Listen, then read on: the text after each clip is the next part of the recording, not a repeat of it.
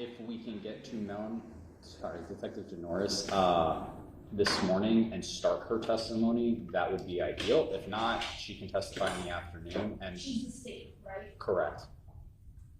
She's also going to. I'm also going to be introducing a jail call through her as well and publishing a jail call. Is there an agreement from the parties on the contents of the statement? So that need to be skipped over and redacted? So late last night, I finished going through the entire 11-hour statement. I finished around 2 o'clock in the morning. So I didn't want to call Mr. Tomas at 2 o'clock and wake him up. I have timestamps of what I believe are either irrelevant or inadmissible. Mr. Tomas and I spoke briefly this morning. The only actual issue I believe that exists, there is a point in time in which when Detective Norris walks in at some point, she goes to Ms. Lang, I have a question for you. What happened on Monday? And I can't remember the exact words that are used, but Ms. Lang volunteers that she smashed the window of the truck that we discussed during the Williams rule. Ms. Lang's response to all that in context is that was immediately after the victim had pistol whipped her. I can mute that portion in time because obviously the court says that could not be used as a Williams rule. I do think it's relevant in this case, in that context, but if the court's order is that cannot come in, I'll mute that entire portion. So Norris comes back in and that's an isolated mini conversation. Yeah, it's I have my timestamp here. It is during the full 11-hour statement. It is at 8:29, 8 hours and 29 minutes, and it goes 8 hours, 29 minutes, and 17 seconds. But it is isolated. Correct, yes. That's the only actual portion about the truck that's ever involved, but I do think it goes directly to the state of mind of the defendant. It goes directly to the defense's argument that had been brought out multiple times now that the victim had pistol whipped her prior to, that she was in fear, et cetera, et cetera. I think it goes directly to her state of mind. If the court's ruling still is that I cannot bring that up, I would just ask to revisit it on rebuttal at that point in time, but I understand whatever the court's ruling is. Let's just work backwards. Do you want that in or out, Mr. Tomas? Okay, so it'll be redacted, sure, muted, however way. The other parts regarding this person getting arrested, that person getting arrested, are both sides in agreement for those? So I've muted. Well, sorry. Let me phrase it this way. I have my lit support currently working on muting all specific mentions of any actual acts of domestic violence or arrests that are brought up. I intend to elicit testimony from Detective Norris that this was a volatile relationship, that there were acts of domestic violence that were occurred, but I don't want to get into the specifics because, as Ms. Lane mentions, let me ask you this: how are you going to ask Norris about their relationship? Did the defendant tell you that this was a volatile relationship? She actually, the exact words that Ms. Lane uses in her statement was this was toxic as hell. Okay. Did she tell you that this was a toxic relationship? Did she tell you that it was volatile? Did she tell you that there were acts of domestic violence that were committed by Pedro Jimenez against Ms. Lane? She will answer yes. But all of those words that came out of Ms. Lane's mouth are in the report, right? To a certain extent, yes. Ms. Lane gives specific examples. She says she woke up in a bathtub. She doesn't give a time, a date, anything like that, but she says it happened a while ago, which is also corroborated by Ms. Lane's statement to other officers that, yeah, Pedro had a past, but that was very long ago. Ms. Link also talks about how, with the bathtub incident, she says, well, that was the last time I got arrested. But why revisit it again with Norris? What's the purpose? Because as of right now, those things really haven't come into evidence, right? The actual acts of domestic violence that are spoken about are not really. What's the purpose of having Norris highlight? I'm not highlighting. Half a dozen so. No, I'm not going to have her speak about any of them. And as we talked about yesterday, the only thing that I'm going to have her talk about is did Ms. Link tell you it's a toxic relationship, etc.? Did she tell you there were acts of domestic violence? I don't intend to have her say, yeah, she told me about the bathtub incident.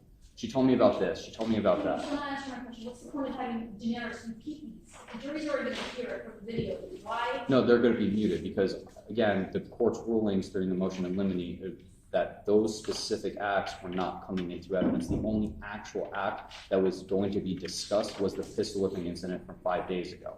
So what I'm asking Detective Norris to testify to is, did Ms. Link tell you that there were acts of domestic violence? She will say yes, and then I will stop. Did she say that there were acts of domestic violence that Ms. Link also committed against Pedro Jimenez? She will say yes, and then I will move on.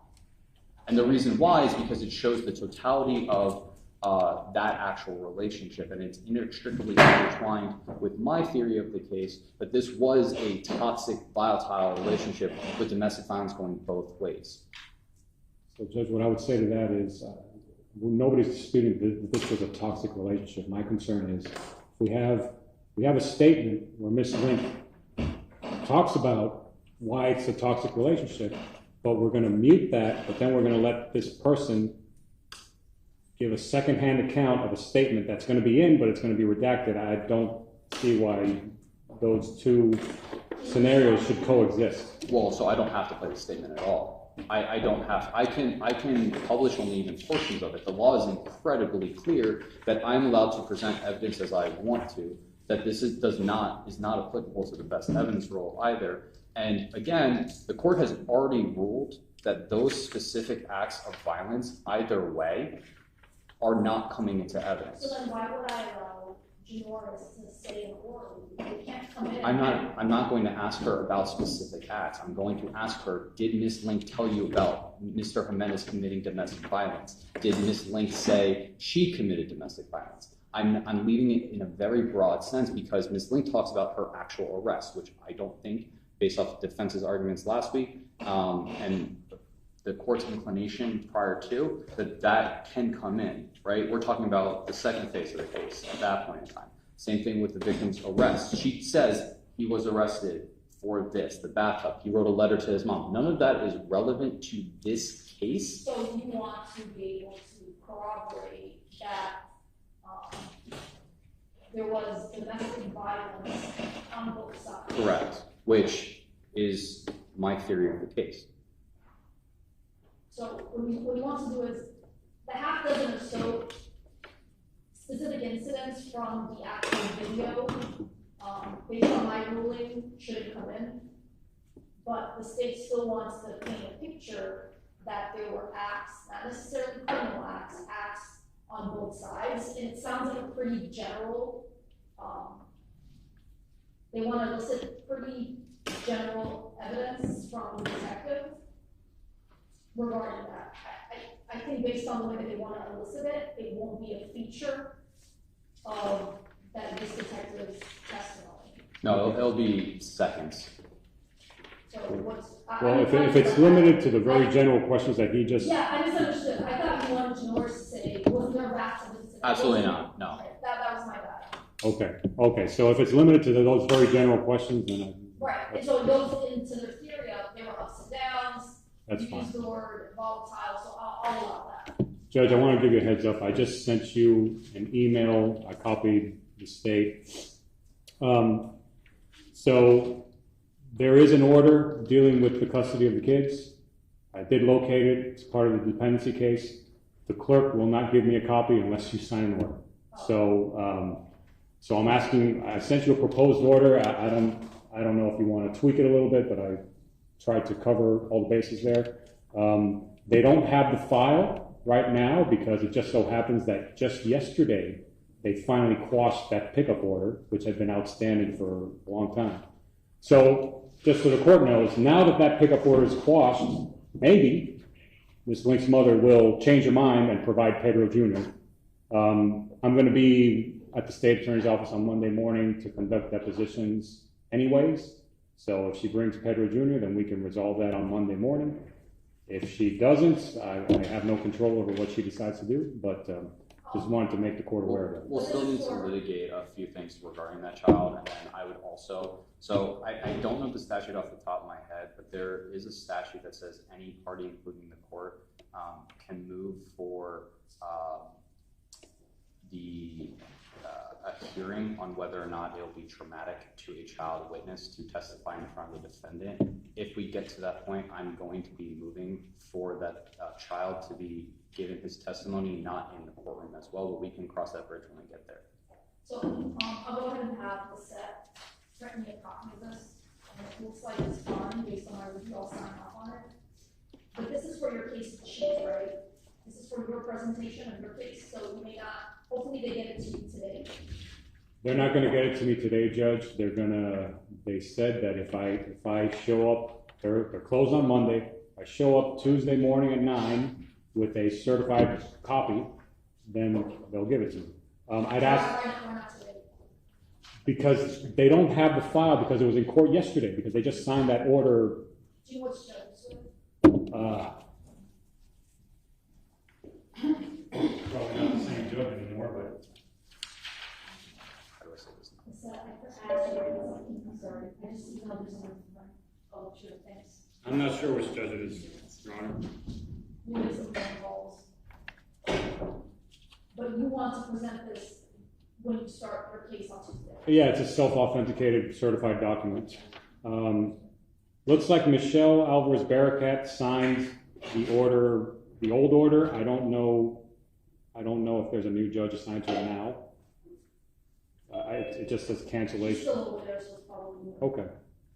We'll make some phone calls. And Judge, I'll send you, if you don't mind, once there's a certified order, if there's a way that you can email it to this supervisor clerk, and I'll send you the email. Just, I don't know, so. Once my JA gets it, I'll have her send it over to the clerk. She can copy both sides, and I think I can ask for a certified copy, which probably I'll probably get it before you get it on Tuesday. I would think you would.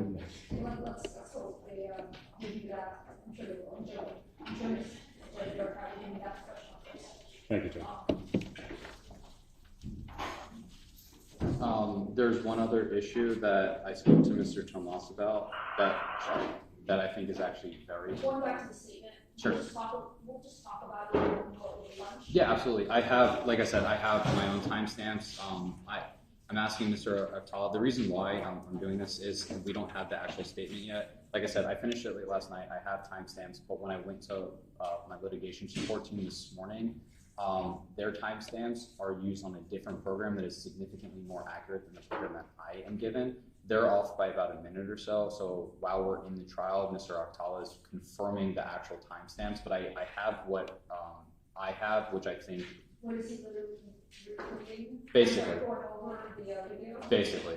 Your Honor, so there's essentially internal timestamps that are already embedded into the actual interview, so I'm just cross-referencing those. And then I'll be able to provide a copy of that to everybody, but I can speak to Mr. Tomas about what I'm actually planning on redacting and removing from that video itself.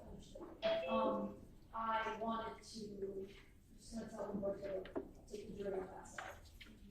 Can I revisit a little bit what we discussed yesterday regarding the First Miranda?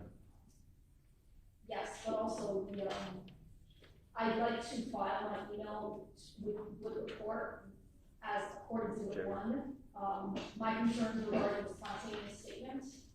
Okay, nothing in this email is anything different than what we generally discussed before, but it sort of narrows down my concern about the way that the spontaneous statement came out, and my belief that the instruction I gave to the jury about how the jury should view the spontaneous statement, I think I'm correct. So I just wanted the appellate court to see what I was thinking and the case law that I provided to you all yesterday, so that will be Court Exhibit 1.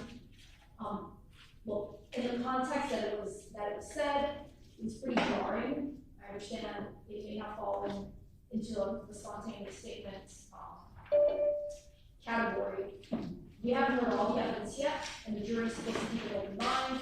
If Ms. Borrell testifies and more evidence comes out about Ms. Link and her self-defense claims, I think that statement is less impactful. Does that make sense, Mr. Tomas? Yes, Your Honor. We still have to look at we're only halfway through the trial, we still have half more evidence, half have as much more evidence that needs to be admitted, and there's nothing stopping you from saying something along the lines of the family knew it was quote unquote a bad relationship, and it's not unreasonable to believe that something bad was going to happen to either side, something along those lines, right? Okay. Not yet. Yes. All right. Did you and Ms. Link talk about the Miranda waiver? What is it doing? Yeah, 40-01. Yes, she wants the whole thing in, including. I went back and I looked over the Miranda waiver in the second one. While the police say something along the lines of, so you want to talk to us, we have to go over your rights again. They use the word again a couple times. Which, sorry not to cut the cord off, that's muted. Oh, well, I was going to say, that doesn't indicate that she has invoked her right to remain silent. Just because they're going over the Miranda rights a second time, or again, it's not a comment on the silence. So, yes, the state is going to mute that. I don't think they need to mute that, because this doesn't indicate that. My concern is a comment on the silence. So, Yeah, I would just ask they play it, but no commentary, no unsolicited comments from the witness like we had yesterday with that right, detective. my point is, it's not necessary for us to talk about the first Miranda. Yes. Because the second Miranda doesn't indicate a comment on her silence or the invocation of any rights, number one. And number two, since it's in the benefit of Ms. Link to have this statement come in, I would think that we would want to streamline it. Yes. Do you understand what I'm saying? Yes. So if you, as you and your lawyer, believe strategy-wise, it's better for you to have the state come in, it looks like it's coming in with certain protections. For example, the jury's not going to know that you were arrested. Does that make sense? Okay.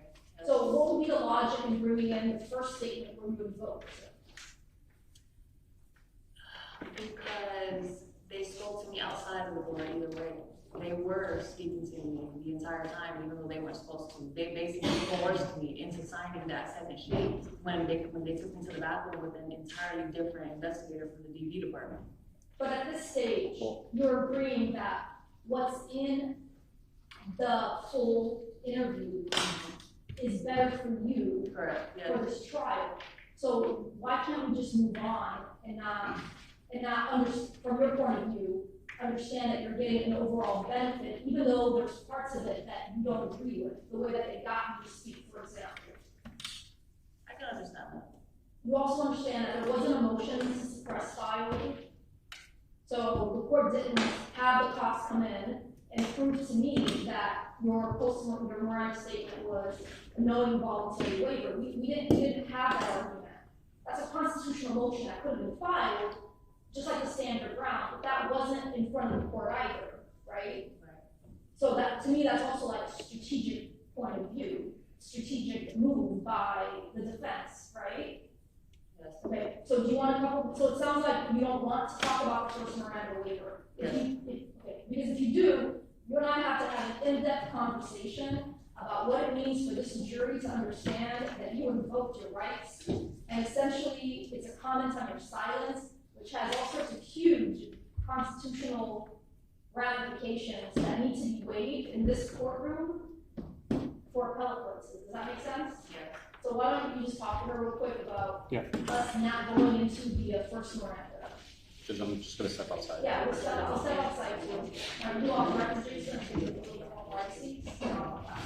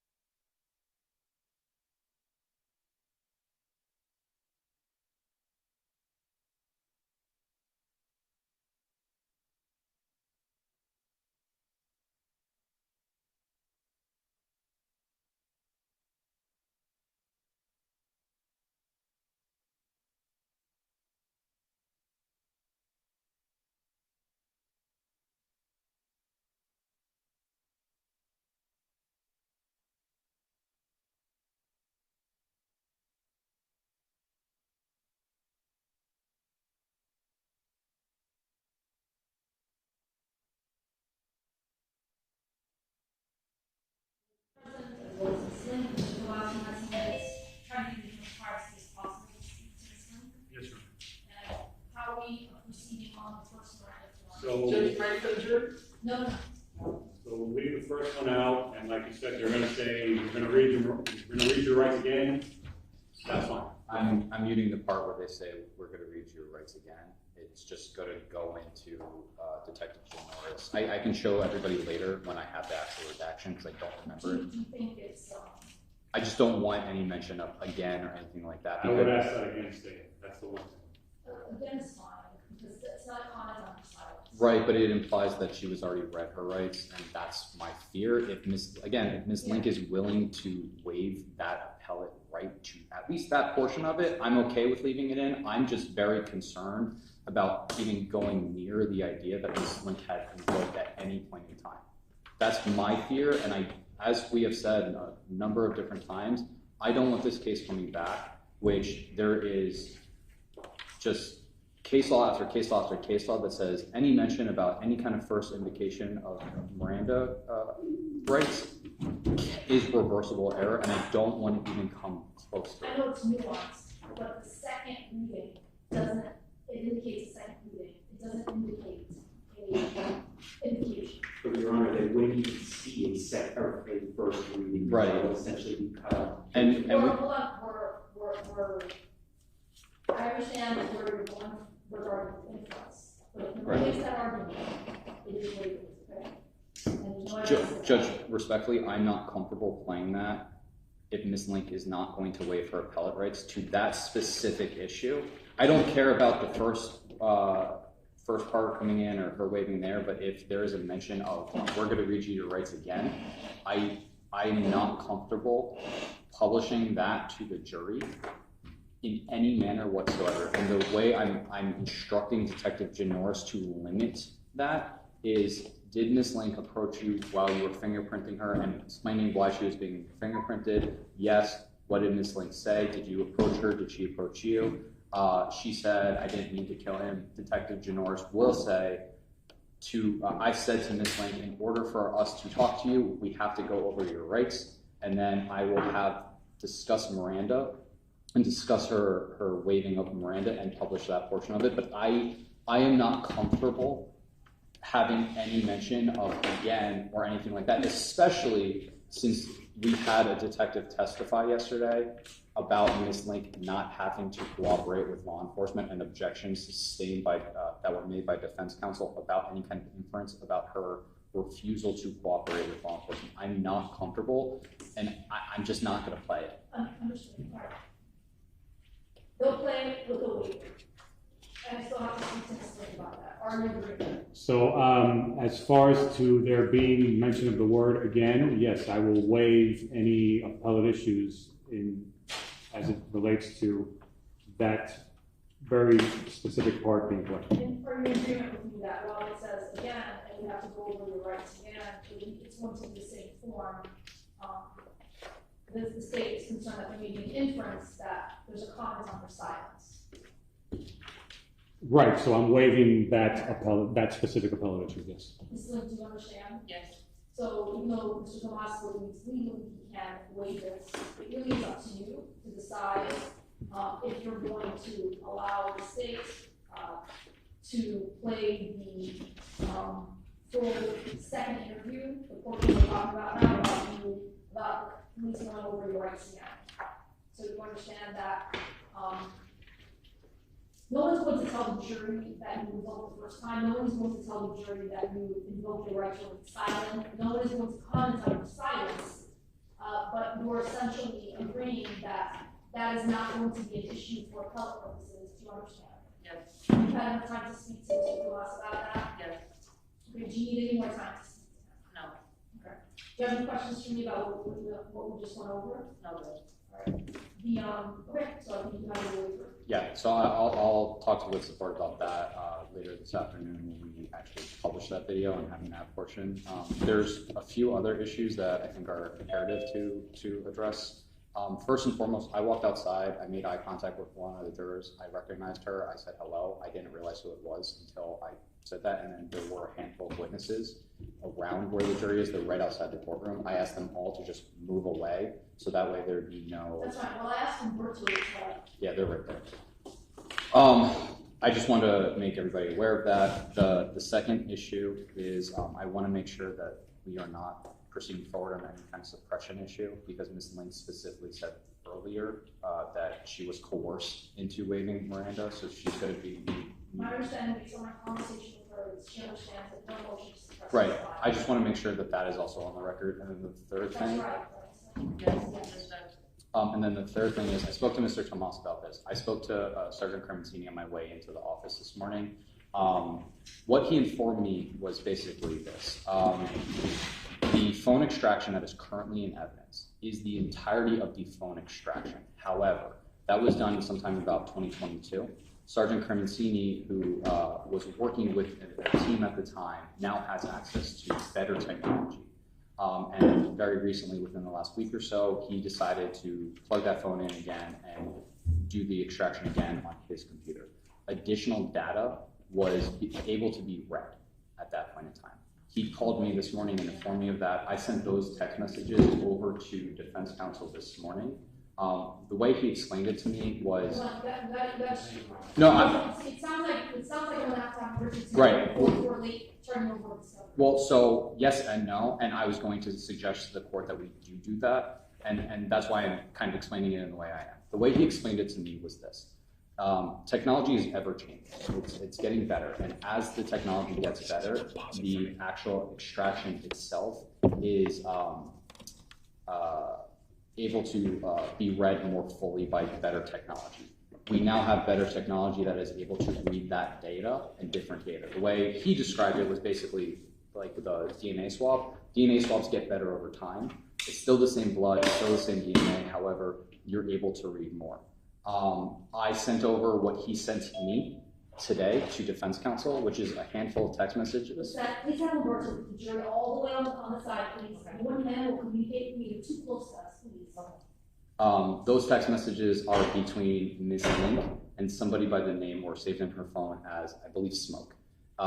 Those text messages include references to shooting people, shooting Smoke's girlfriend, etc. As I said, and as the court indicated about the Richardson, I was going to successfully do one. I don't think it actually. Why is Smoke's text messages relevant to you? It's not. So that's what I was going to say. It's not a discovery violation because all that data still existed and was turned over. It's just a newer program that is able to read that data more. It's inadvertent because, again, we couldn't read it when this was actually turned over. It's prejudicial because it could affect Ms. Link's cross-examination or her testimony because she says in her statement, for example, that she didn't know anything about firearms, etc., but she's saying this to shoot other people. My remedy to it, I will not use it whatsoever, and it will be excluded entirely, and I'm going to direct Detective Crementini to discuss on his direct examination the betterment of technology over time, and if he has done anything recently, specifically about the videos on Ms. Link's phone. So it's only relevant. The betterment of technology is only relevant about the videos on the phone. Correct.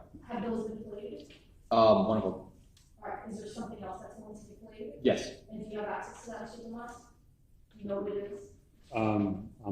I'm not sure if there's any new information that I didn't already have.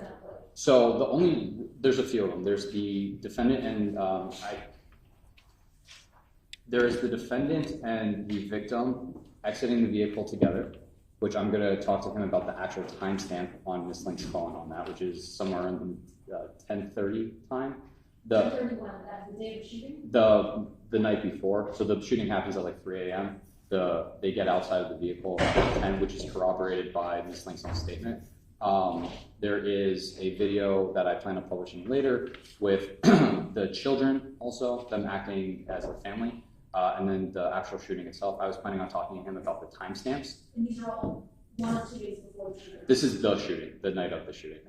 These have already been turned over, and what I'm going to ask Sergeant Crementini is, were you able to verify the 2022 extraction to whatever you did recently? Are the videos changed in any way? And he will answer no. He will actually say exactly, I believe he said it was 861 videos that were on Ms. Link's phone are the exact same from a few weeks ago to the day that it was extracted. There's no change whatsoever when it comes to the videos. So, I guess just so the sufficiency of the investigation, they explain it that, which is why the testimony will come about recency and extraction of videos on the phone, even though they've had it for 3 years. So it sounds like, at least with the videos, I have all the videos already. The Yes. only difference is that they were able to get timestamps from within the data. No, so if you look at my computer, I'll show you. So if you look at, and I know the court can't see it, but just for the purposes of the record, if you look on the actual Cellbrite report, which is what is furnished to me, the shooting occurs and there's a timestamp of when it was created at 6/25/2022, and there is a 6 minute and 57-second video. Part of that was published yesterday. It's created at 3:06 a.m. When this link is seen, it's about 6 minutes into the video.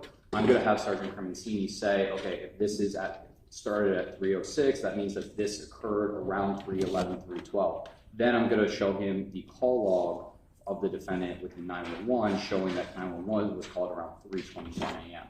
All of this has already been in defense counsel's possession. Nothing with regards to the video has changed whatsoever. The only difference is that the technology changed so that we could better read information, and these text messages that were now being able to be read were now furnished to defense counsel. I do not intend to use them whatsoever. I wanted to make sure that that was on the record, that I am giving the remedy of that exclusion of that evidence, regardless of and the few that you want to play, because you already said that she came looking for him at, what's his name, Brian, what? Kevin Bonilla. Kevin Bonilla's house. It goes hand in hand, that they were getting along. Correct. Until the time of shooting. Yes. So it sounds like it's relevant. So I don't have a problem with the better being able to pinpoint the time that the videos happened based on this new data. That's fine. No. The extraction that I have. This is from 2022. Nothing has changed. What I'm talking about, the data being better and the extraction being better, solely goes to the text messages. I'm just going to ask Sergeant Cremencini, did you confirm when you got better technology? Were you able to confirm that the videos that were extracted are exactly the same? There's no additional videos or anything like that. So, Judge, my only concern would be bringing in text messages or anything else that I hadn't seen up until now, but it sounds like they're not doing that. That's correct. That's so correct. Then there's no problem. Right. And You have to be careful with the word confirm. That's a conclusion, right? Why don't you ask him? well, he can because number one, he's an expert. Number two, he will and can testify about hash marks and how you can confirm that the same data that is on the phone then is the same data that's on now. He will say they're the exact same hash marks. So what? So you will start out by asking him, what's the date, whatever hash mark on this item versus this item, and then he can say factually that they're the same. Yes. And then you can ask him, do you confirm that they're the same? Yes. Do you understand why? I do. I'm concerned. I do. You just saying this and this, or you saying, did you confirm? No, I'm going to lay significant predicates Okay. before I even get into that. Right. And we can also go sidebar to make sure, or voir dire him outside the presence of the jury to make sure that everything that we do is in the correct way, so that way there are no issues later on. I think we can take care of what we're supposed to take care of before these next witnesses testify. Yes, John. Who's going to be the first one? We're recalling Detective Zapata. Sorry. All right, so can I start? Yes, sir. Yes. If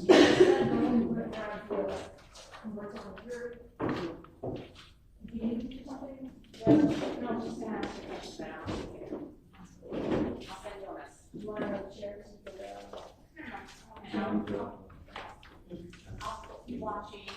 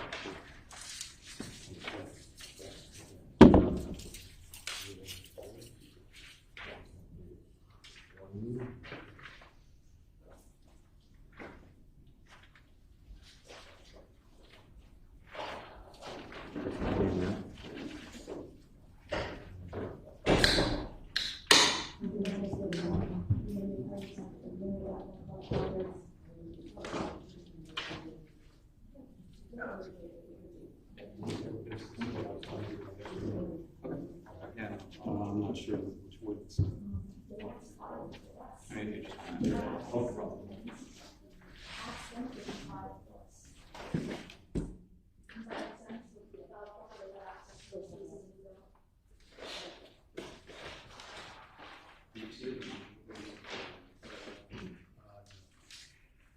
Greg, can I, see?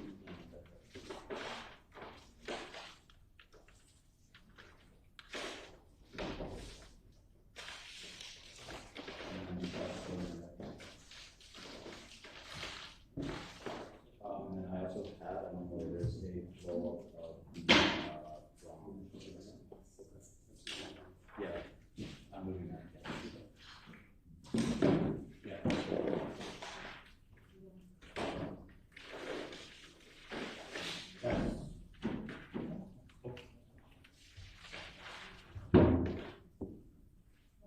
Jurors coming in. Jurors coming in. All right, for the jurors.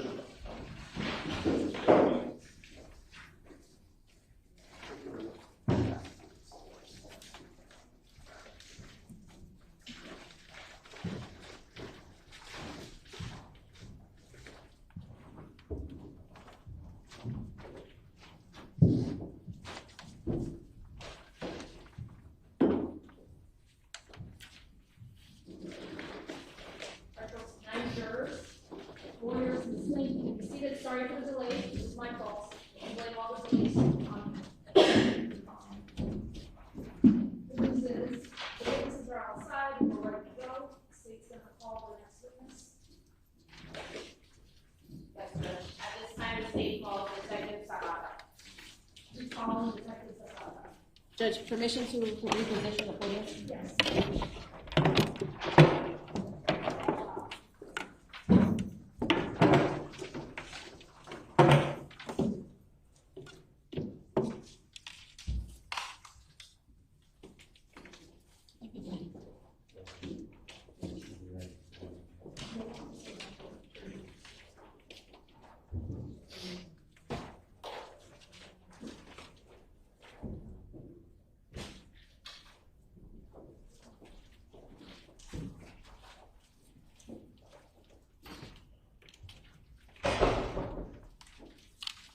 You're still under oath from the last time you testified.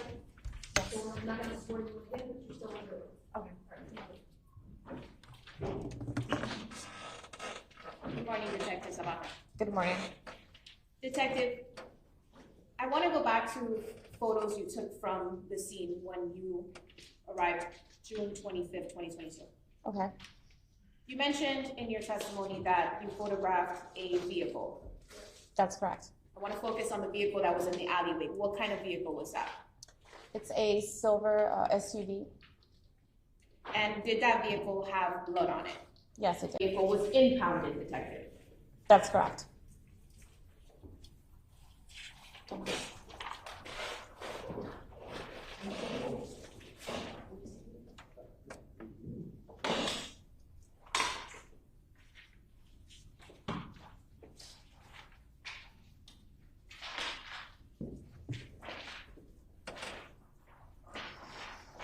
Judge, I now move into evidence based on stipulation by the parties, what has been previously marked as 1T and 1V.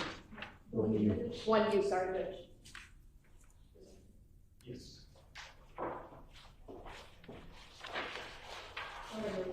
Say exhibit 1T marked for identification now becomes say exhibit 17, and 1U marked for identification now becomes say exhibit 18. Permission to publish, Judge.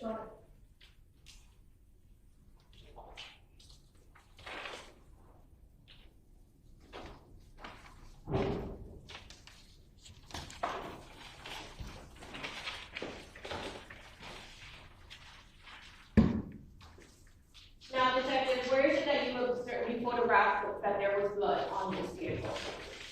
That's on the exterior of the driver's door. Is it right here? Yes, On the driver's side door? that's correct. I also want to show you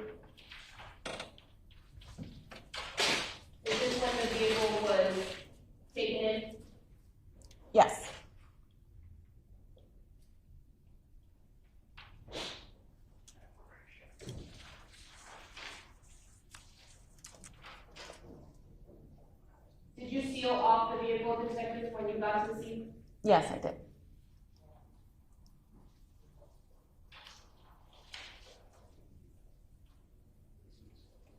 And what is here in the driver's side of the vehicle? On the driver's side, on the driver's seat of the vehicle, you have a few items, such as a set of keys, blood-stained money, a blood-stained cell phone, and I believe a blood-stained piece of paper, maybe a check. Where was there also blood-stained money when you photographed in the alleyway? Where was also money? There was also a blood-stained bell on the alleyway, pretty close to where the victim was located.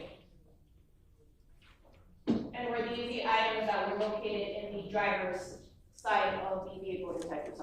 Excuse me. Yes, those are the items. And this credit card, whose name is on it? The victim, Pedro Jimenez Gonzalez.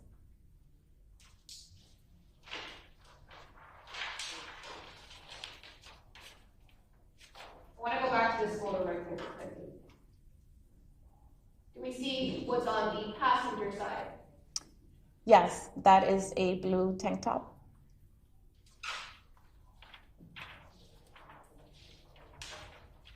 Is that this same tank top that's here? That's correct. Would you say that that is a woman's tank top or a men's tank top? Woman. Hold on, stop. It's the same. She's gonna ask another question. What about this type of clothing?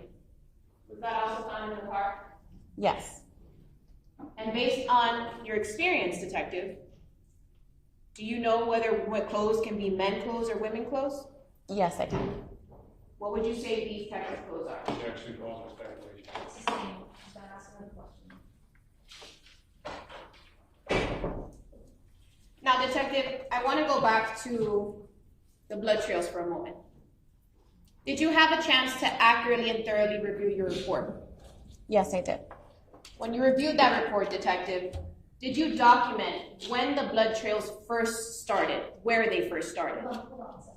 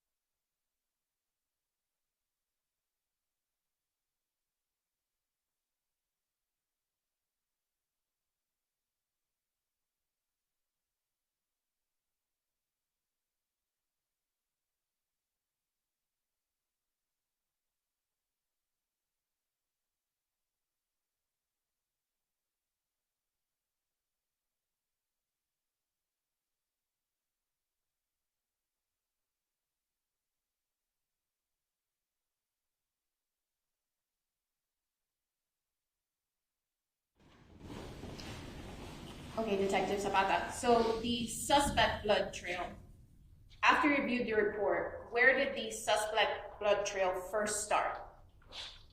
The blood trail appeared to have first started in front of the residence. In front of the residence, there's another set of duplex. In front of that duplex and on a concrete walk path near a tree is where I first noticed the set of apparent blood.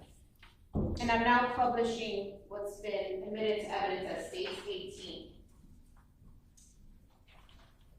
Now, detective, when you say the front of the house, so is this the house, the defendant and victim's house? Yes, And when you say the front of the house, are you indicating somewhere in this area where this silver car is behind the street? yes, So based on your report, was there a blood trail, suspect blood trail, right in front of the doorsteps of the victim and defendant's house? no. Moment to confer, Judge.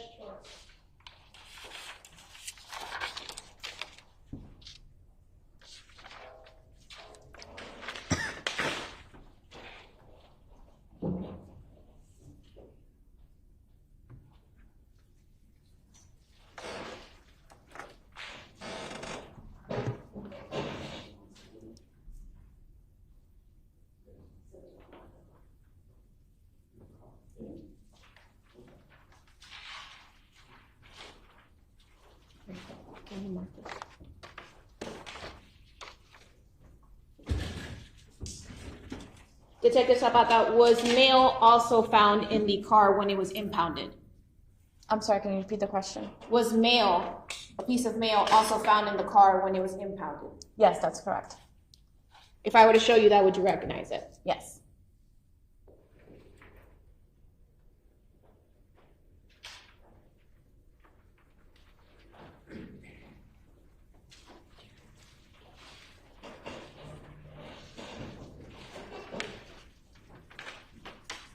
Judge, I now move into evidence based on stipulation by the parties what's been previously marked as States 1V. State Exhibit 1V, marked for identification, now becomes State Exhibit 19. Permission to publish, Judge?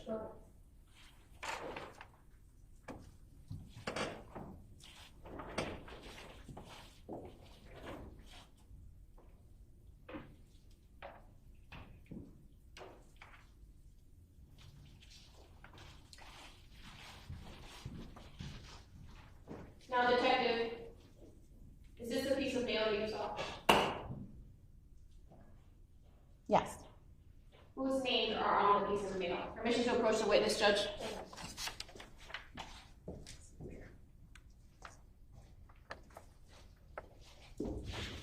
The names are Pedro Jimenez and Daisy Link. And what address is there? The address is 956 Northwest 4th Terrace. No further questions, Judge.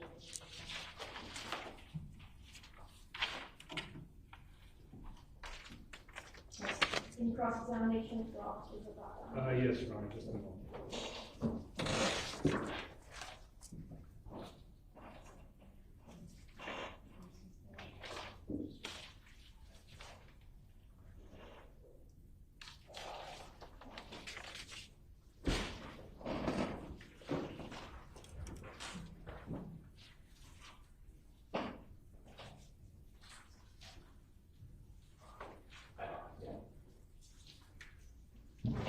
Judge, before I start with her, by way of stipulation, I would ask that what's marked as Defense Exhibit A1 be admitted into evidence. Defense Exhibit A1, marked for identification, now becomes Defense Exhibit A. So, ma'am, we spoke yesterday. I'm going to show you this again. I'm showing you what is already in evidence as State's Exhibit 6.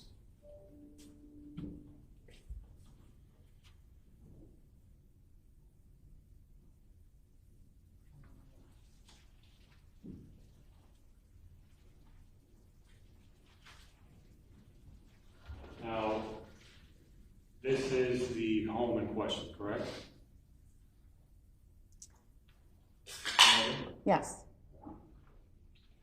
And you are the person who drew this red line yesterday, is that correct? I'm sorry, can you go back to the first question? To the first question? Yes. Your first statement about the residence? The home where Daisy Link lived. Yes. Is this the home?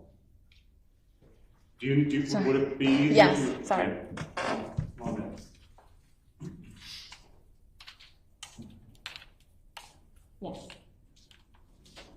this is day semen zone, right? What I'm pointing to right here.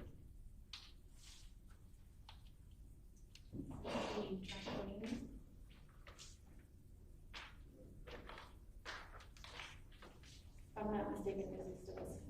Oh, this one. Okay. So I'm gonna show this to you real quick. But you see the line that you are the person who drew this red line, correct? Yes. And you would agree that it's a little hard to see because it's red, but right here, you drew a line that came all the way here, right to this area, which is where the front door of the residence would be. Is that correct? Sorry.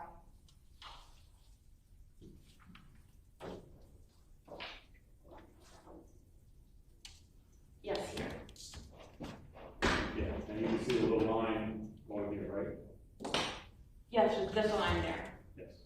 And, okay, I think I should move this one.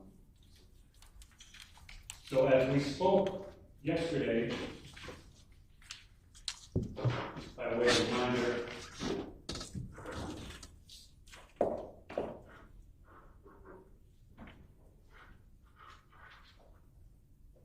there was some, you also drew a line over here, this area here, this area over here, but there was no blood in this specific area right here. Is that Correct. That line was to show the alleyway. Okay.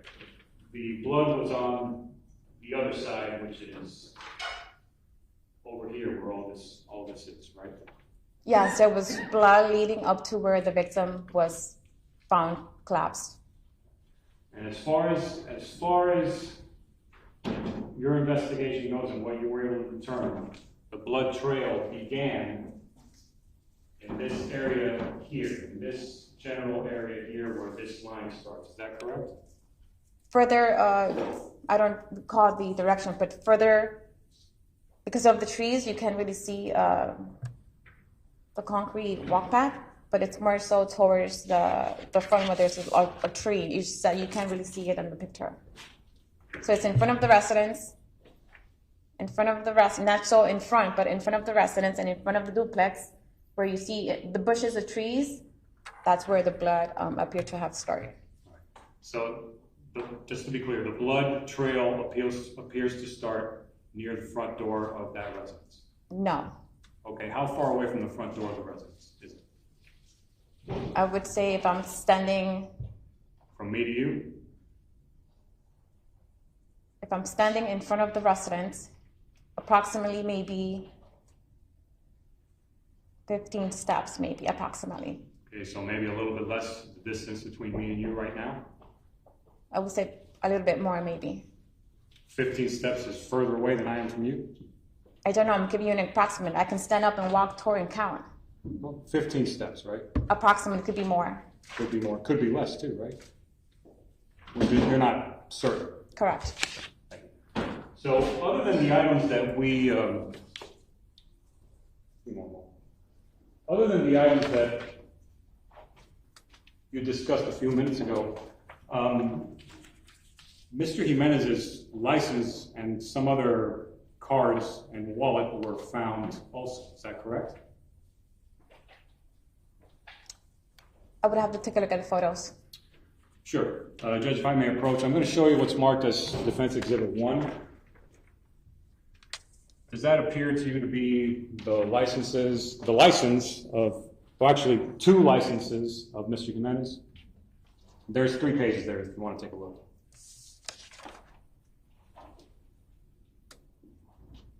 Yes, it says his name on them. And there's 2 of them, right? Yes. Do both those licenses have the same address?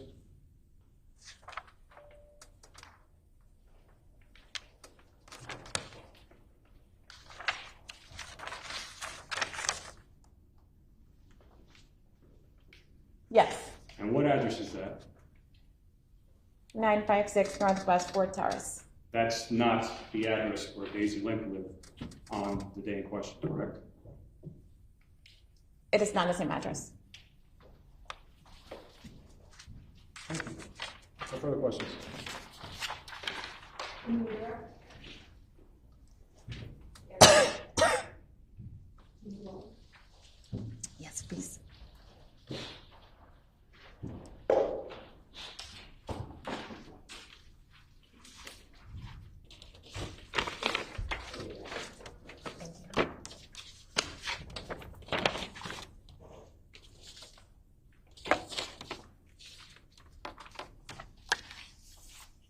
Judge, permission to approach? Ms. Zapata, is the address that was listed on Mr. Jimenez's license to your left the same address that was listed on the mail that was found in the rental car to your right? Yes, it is. And does that mail also have Stacey Link's name on it? Yes, it does. And was this mail found in the car that Miss Link was driving the night the victim was shot? That's correct. Actually calls for speculation as to Ms. Lincoln was driving the car that night. Sustained. You want to re-ask the question? Oh, yes, Judge. Is that the same car that was found on the scene next to the victim's body in the alleyway the night he was shot? That is. No further questions, Judge. Okay, you can step out.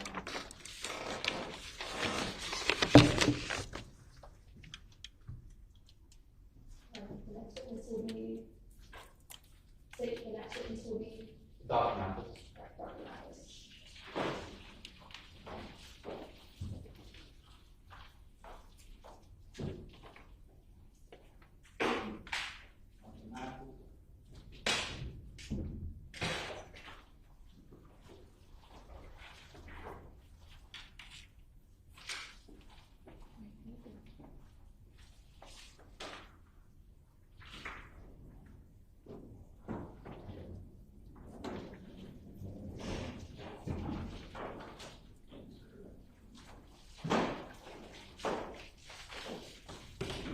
Raise your hand, please. You sound so our friend that testimony about to give the truth, the whole truth, and nothing but the truth. I do. Sorry, just 5 seconds with your.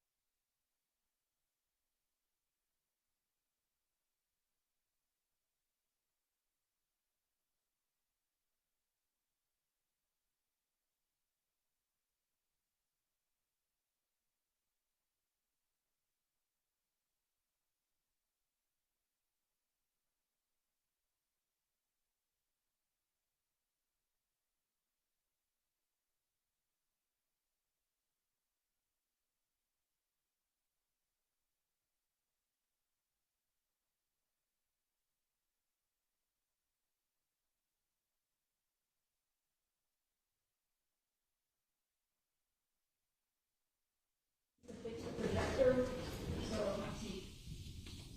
Maybe so.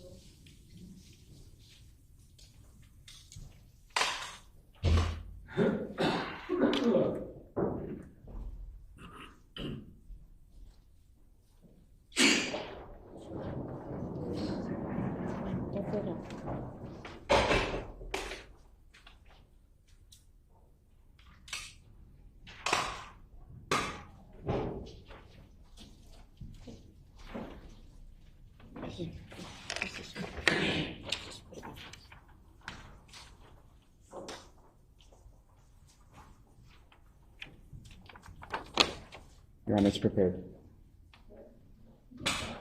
Judge, the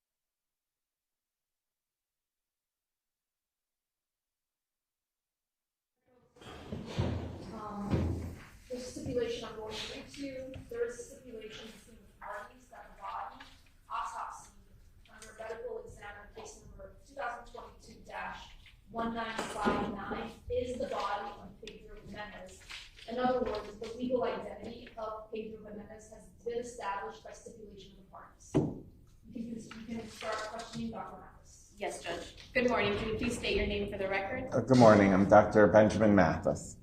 Mr. Mathis, what do you do for a living? I am the Chief Medical Examiner of the Miami-Dade County Medical Examiner Department. And how long have you been the Chief Medical Examiner? 10 days. Last week, they promoted me to Chief Medical Examiner. I've been Deputy Chief for the prior 3 years. Congratulations. Thank you. So you mentioned you've been Deputy Chief for 13 years. I've been at the Medical Examiner Department for 13 years. The last 3 were Deputy Chief. And can you tell the jury a little bit about your education and training in forensic pathology? Sure. I went to Brown University in Providence, Rhode Island for my undergraduate degree in Classics Latin. And then I stayed at Brown for medical school where I graduated with a Doctor of Medicine degree. Then I went to the University of Pennsylvania in Philadelphia for my residency in pathology, anatomic pathology, and clinical pathology. After completing the residency, I came to Miami for a fellowship to subspecialize in the subspecialty of forensic pathology. And are you board certified in forensic pathology? I am. About how many autopsies, Dr. Mathis, have you performed over your career? Around 2,000. And have you previously come to court to testify as to the cause of death of an individual? Yes. About how many times have you done that? Several dozen times. I usually come about 10 times a year. 10 times a year times the 12 years, 13 years I've been here. And were you qualified as an expert on each of those occasions that you came to testify? I have. In what field were you qualified as an expert? Forensic pathology. Now, Dr. Mathis, can you tell the jury what exactly a medical examiner does? Sure. A medical examiner is a forensic pathologist who works for the government generally. And we're charged with investigating deaths of individuals who die either under circumstances or because of who they are that the state has an interest in. So all non-natural deaths will go to a medical examiner, accidents, suicides, potential homicides, drug overdoses, inmates from the prison, those who die in police custody. And then when we investigate their deaths, we need to determine the cause of death, what caused them to die, and the manner of death, which is how we classify their death. We'll perform whatever investigations or studies we need to do, whether it's a record review, looking at their medical records, to performing a full autopsy, performing special dissections, having special tests run, studies done, also that we can determine what the cause and manner of death is. And were you working as a medical examiner for Miami-Dade County on June 25th, 2022? I was.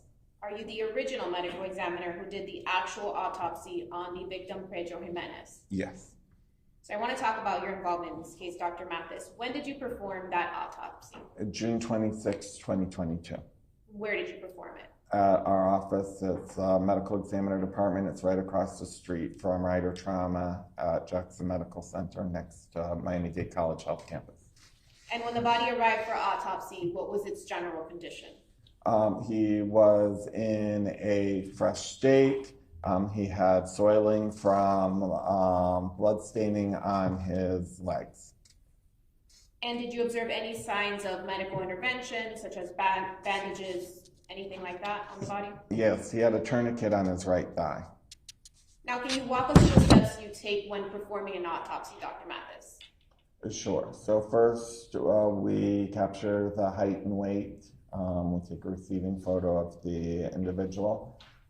Then, if it's a suspected homicide, we'll get pictures of the hands. Then we'll collect fingernail clippings as evidence. The body will then be washed. We'll take photographs, overall photographs of the individual. And then if there are any tattoos or injuries, we'll take photographs of those. Once the photographs have been taken, then the doctor will take any written notes about the external appearances of the body, of the tattoos, of the injuries. And then at that point, an internal examination, or what people colloquially will call the autopsy, will begin to be performed. So you mentioned a lot of steps there. Yes. So I want to break that down. Can you explain to the members of the jury what an external exam is? Sure. So external exam sounds just like that. We're taking note of the external features of the body. First is the routine, their body size, their body habitus, their height, their weight, their eye color, their hair color. And then we will, after all the regular stuff has been documented, then we'll turn toward tattoos and scars. And then then we'll move into injuries. If there are any external evidence of injuries, then we'll document those down as well. So you mentioned that you document tattoos. Did the victim in this case have a lot of tattoos? He did. And was one of those tattoos the name Daisy? Yes. Now, you also mentioned you start with external injuries, so I want to talk about those. What external injuries did you observe on the victim's body in this case? Yes, so he had a through and through gunshot wound on his right thigh and a through and through gunshot wound on his left foot. Now, Dr. Mathis, you mentioned a through and through gunshot wound through the right thigh and left foot. Yes. So I want to break that down. I want to start with the left foot.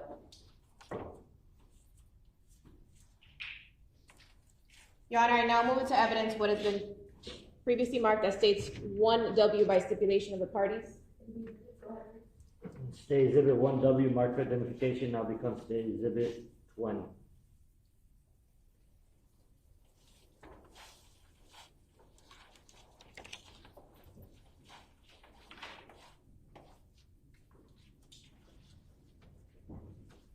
Now, Dr. Mathis, is this the victim's left foot?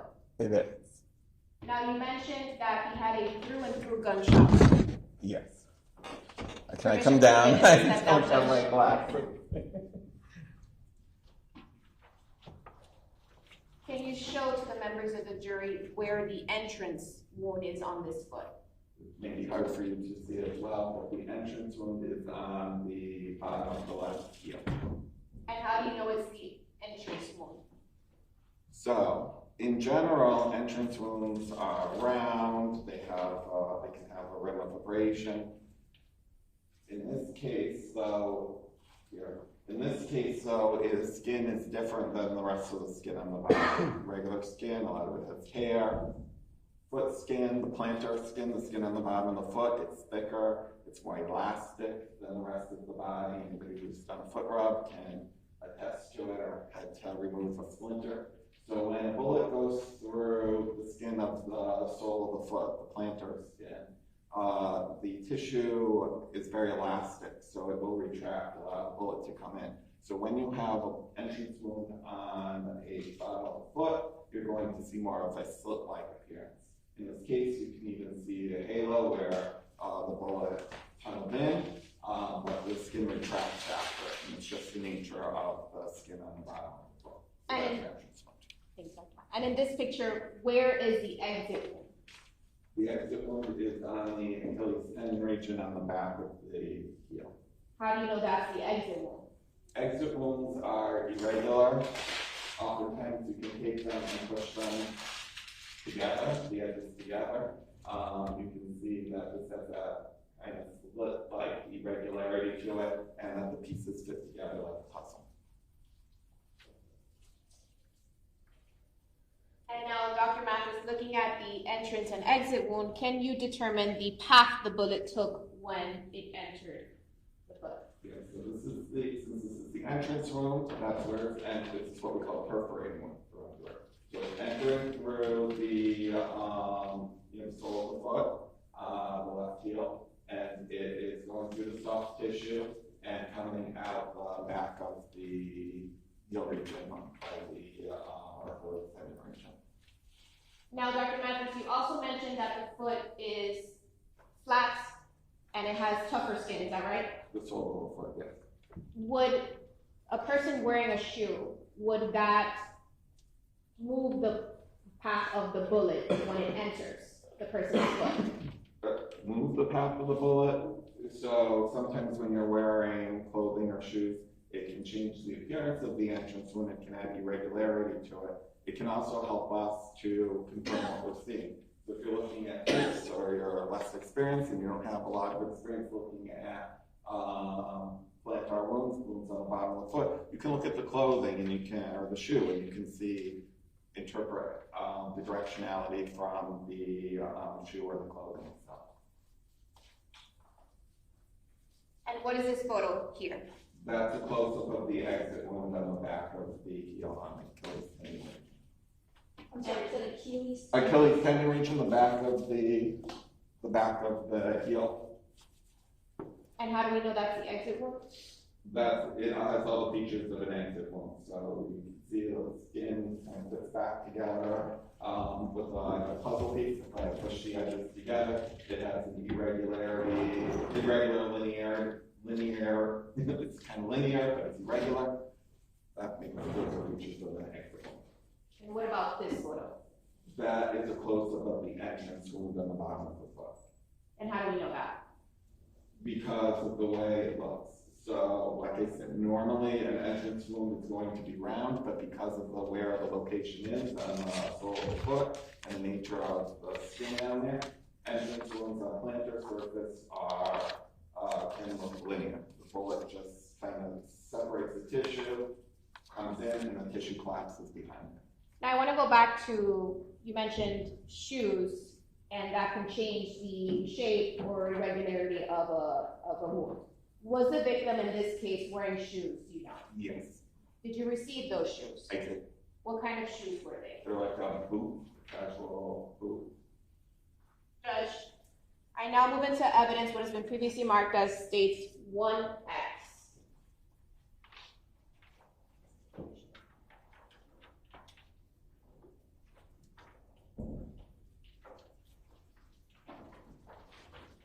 By stipulation of the parties, Judge. State Exhibit 1X marked for identification now becomes State Exhibit 21.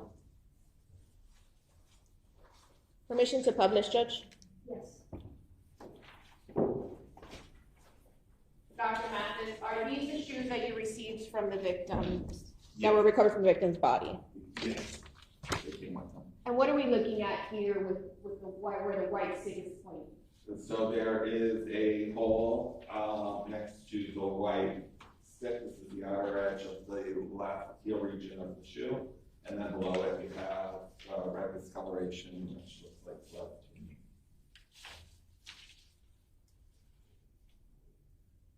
This is just a further out photograph, so you can see the entire shoe.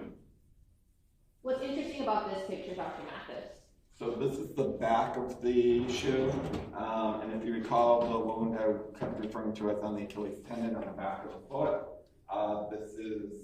correlates with it. This is where it came out from. So it came out of the skin, and then it came out of the shoe, creating this irregular defect here. So that's where the exit wound came out of. Yes.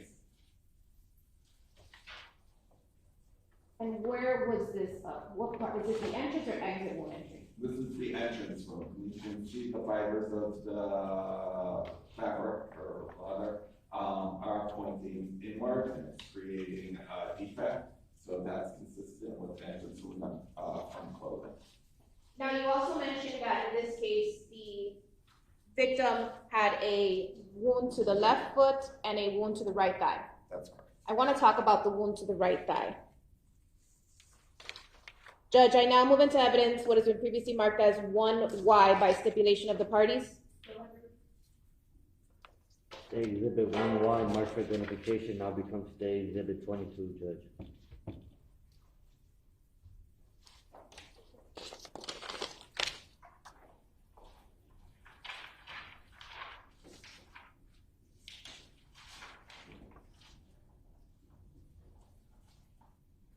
Now, Dr. Mathis, is this the wound on the right thigh?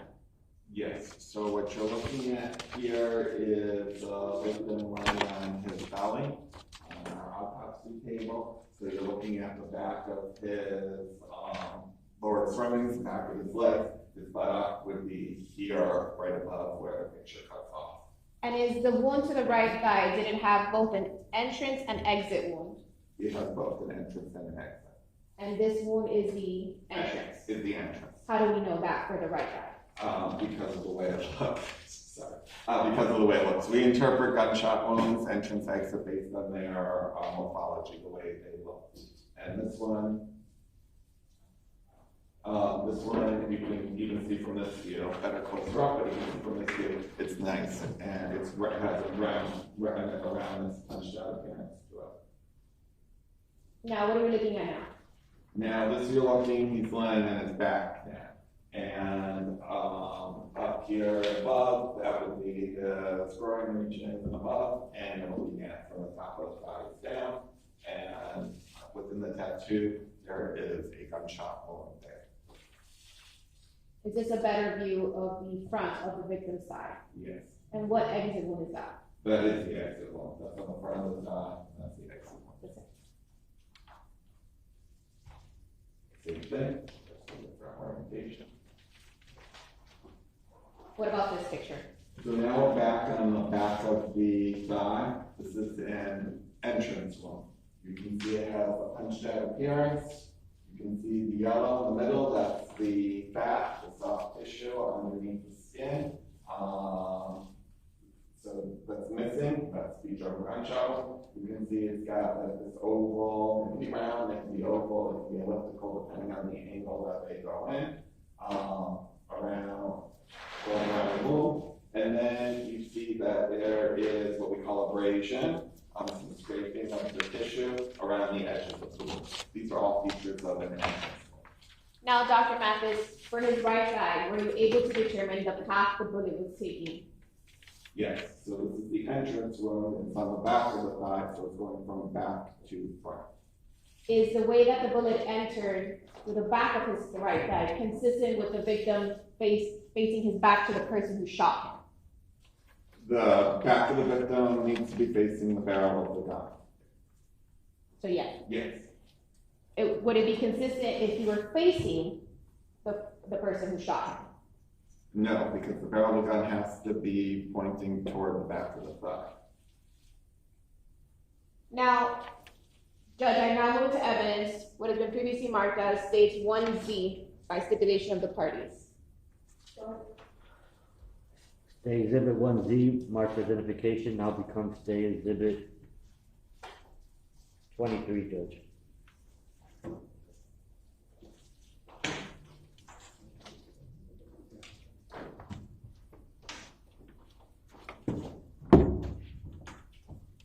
Judge, permission to publish? Yes.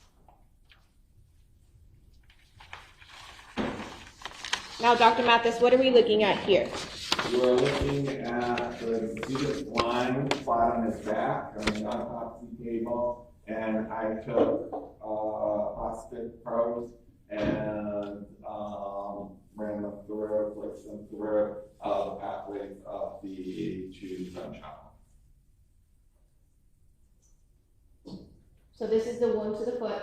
Correct. And now it kind of makes more sense when you saw the shoe and how it looked on him. Harder to appreciate when you're just seeing the whole stuff. With the probe, it makes it easier to visualize. Now, Dr. Mathis, I want to take everything together, what you said. We spoke about the left foot, the path of the bullet. We spoke about the right thigh and the path of that. Judge, I now move into evidence what has been previously marked as 1K by stipulation of the parties. Stay exhibit 1K, marked for identification, now becomes stay exhibit 24, Judge. Judge, permission for Yes. the witness and myself to stand over here?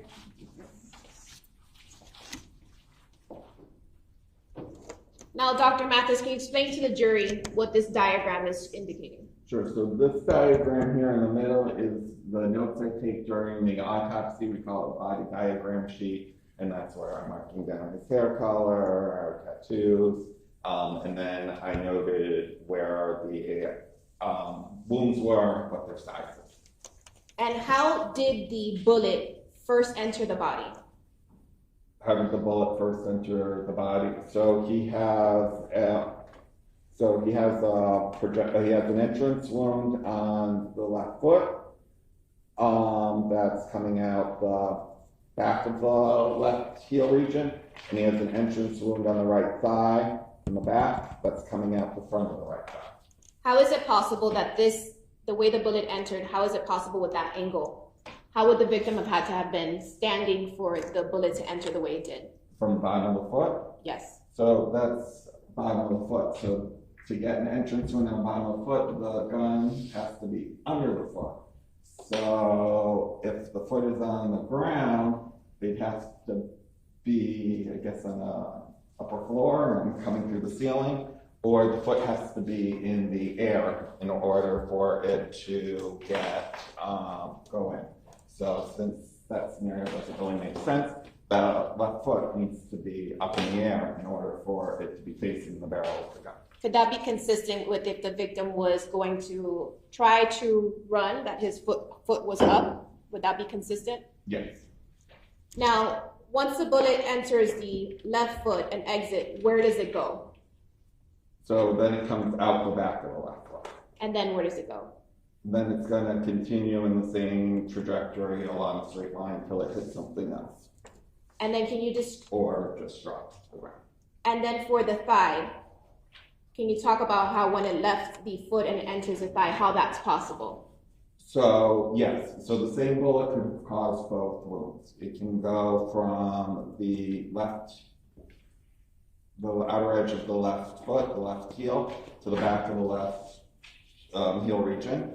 And then the foot's up in the air, it can go into the back of the right thigh and out the front.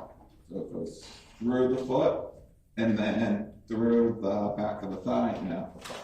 And you're indicating that the record reflects that the witness had his left foot up and his front was facing the judge. Right, so your right leg has to be forward, your left foot is up, and you could create that pathway. And your back has to be facing the person who's shooting. Yes, the back of the foot, yes, because that's where it has to come inside.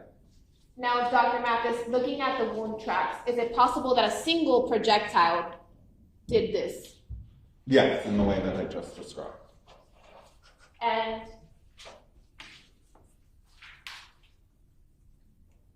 okay, we're good. Now I want to talk about the internal examination.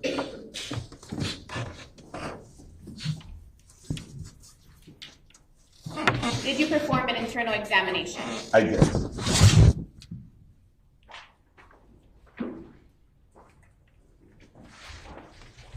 Okay. And what internal damage did you observe as a result of the gunshot wounds? So inside the body, his organs, those were all good. I had to do a special dissection on his right thigh to document the injuries going on within the soft tissue. And he had a lot of blood and bleeding in the muscles of his right thigh, in the region of that gunshot wound. And he had holes in his femoral artery and femoral vein. You mentioned he had holes in his femoral artery and vein. Did the bullet strike or sever those major arteries? Yes, the bullet struck those arteries. And now, Dr. Mathis, based on your expertise and experience, would an injury to the femoral artery, such as a gunshot wound, cause rapid or severe blood loss to someone? It will cause severe blood loss. The blood comes from the heart, is pumping. The femoral artery comes off after the aorta branches into the iliacs. The femoral artery is one of the branches that comes off the iliac artery, and it supplies blood flow to the rest of the leg. So it's a very important blood vessel, and it will bleed, and you will lose a lot of blood from it. And are you able to estimate about how quickly a person can lose consciousness or die from such bleeding? So when we're talking about a femoral artery, it will take longer than, say, if you have a hole in your aorta or a hole in your lung or a hole in your heart. It's a bit downstream. So it can take several minutes, and then there are things that can mitigate it. If you're applying pressure, or if for some reason the muscle tissue is compressed around the wound, anything that's going to apply pressure to that area can slow down the bleeding. Now, you also mentioned that several things can mitigate that. Let's say, Dr. Mathis, that there was no mitigation. There was no covering or trying to prevent the blood loss. If pressure is not being applied correctly, how fast would the victim take to die from this type of wound? It'll take It can still take several minutes. And is, based on your knowledge, was that consistent with what happened to the victim in this case? I don't think there was a long survivability period, but I wasn't aware of that at the time of the autopsy. For us, it didn't matter, but it will take. It's not going to be that you're shot and you suddenly collapse. There is a time period where it will take for the blood to come out of the body, reduce the blood volume so that the heart no longer has enough blood to pump up to the brain to give it the oxygen it needs. And how is it that the blood is going to come out the body? Is it going to come out rapidly? Is it going to splatter a lot?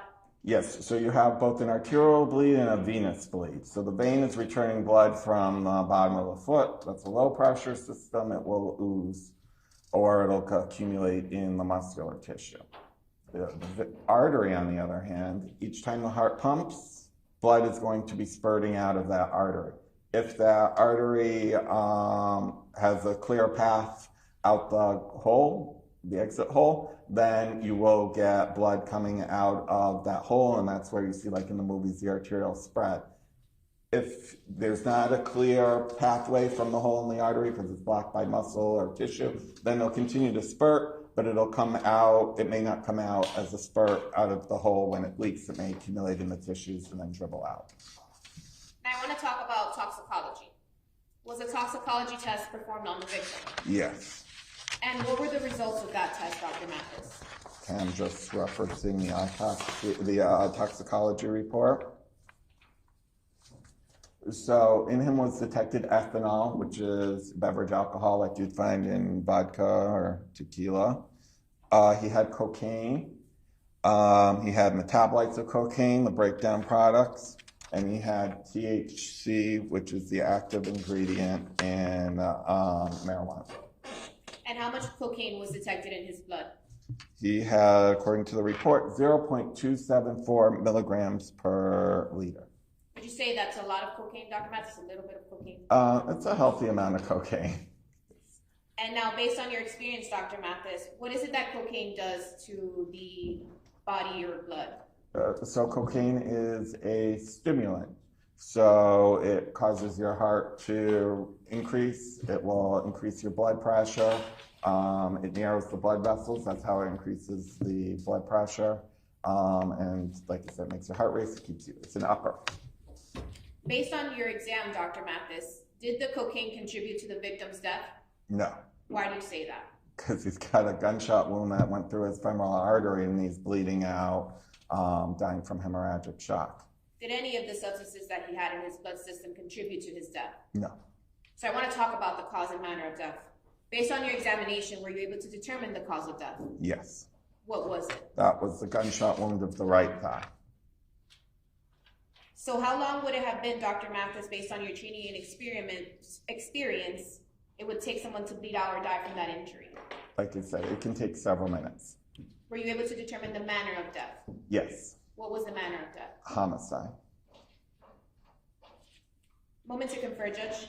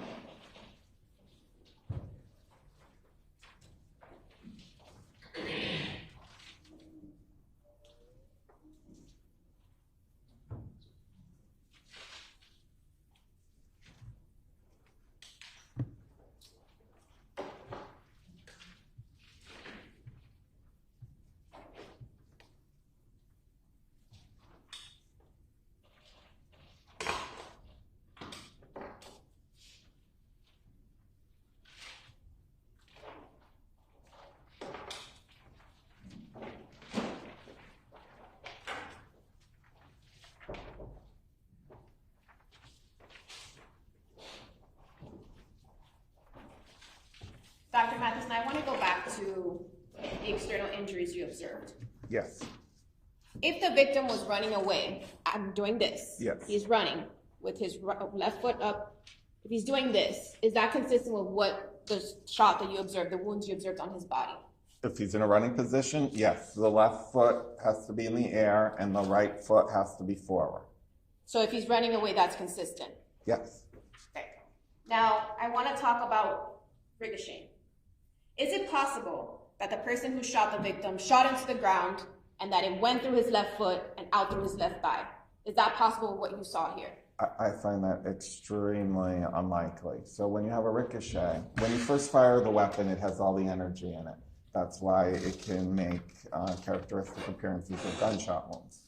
In this case, the bullet not only went through the shoe, the boot, twice, went in and went out, went through the foot, went through the thigh, in, and came out. That takes a lot of energy. So ricochet's, one, not going to be able to do that, and two, the wound on the back of the thigh would have had to have, if it managed to even get out of the left shoe, which I find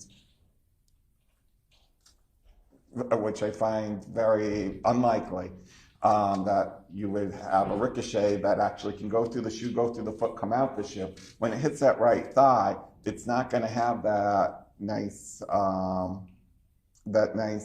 oval wound that you saw. So I can't see this being a ricochet, no.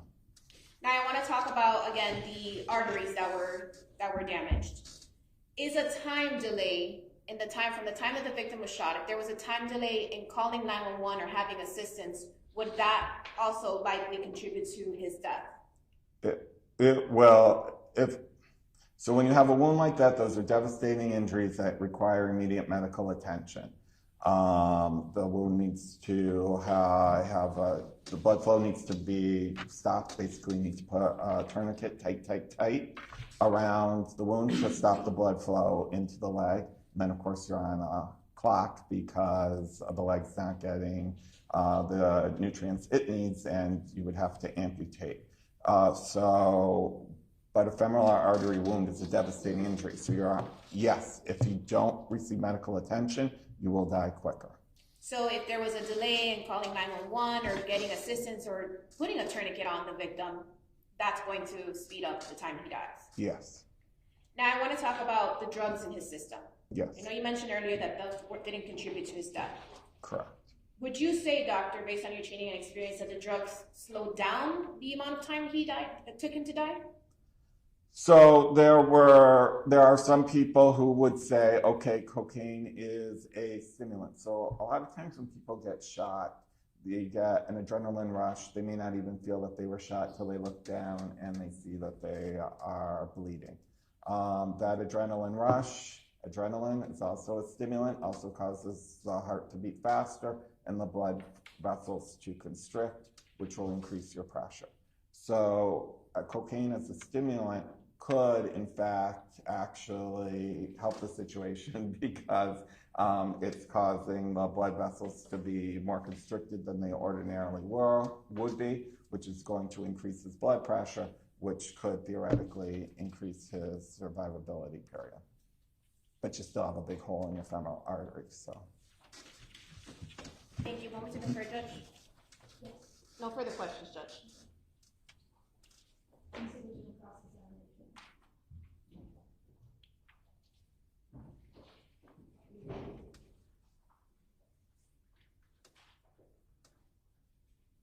Morning, Doctor. Good morning.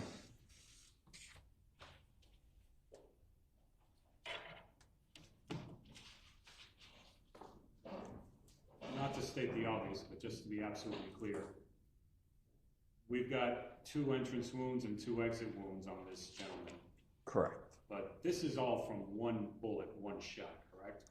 It's consistent with that. So if the circumstances indicate that there's 1 bullet, 1 firing, this is the most reasonable way it happened. There's nothing that you're aware of that would suggest to you or indicate to you that there was more than 1 shot in this particular instance, correct? Right.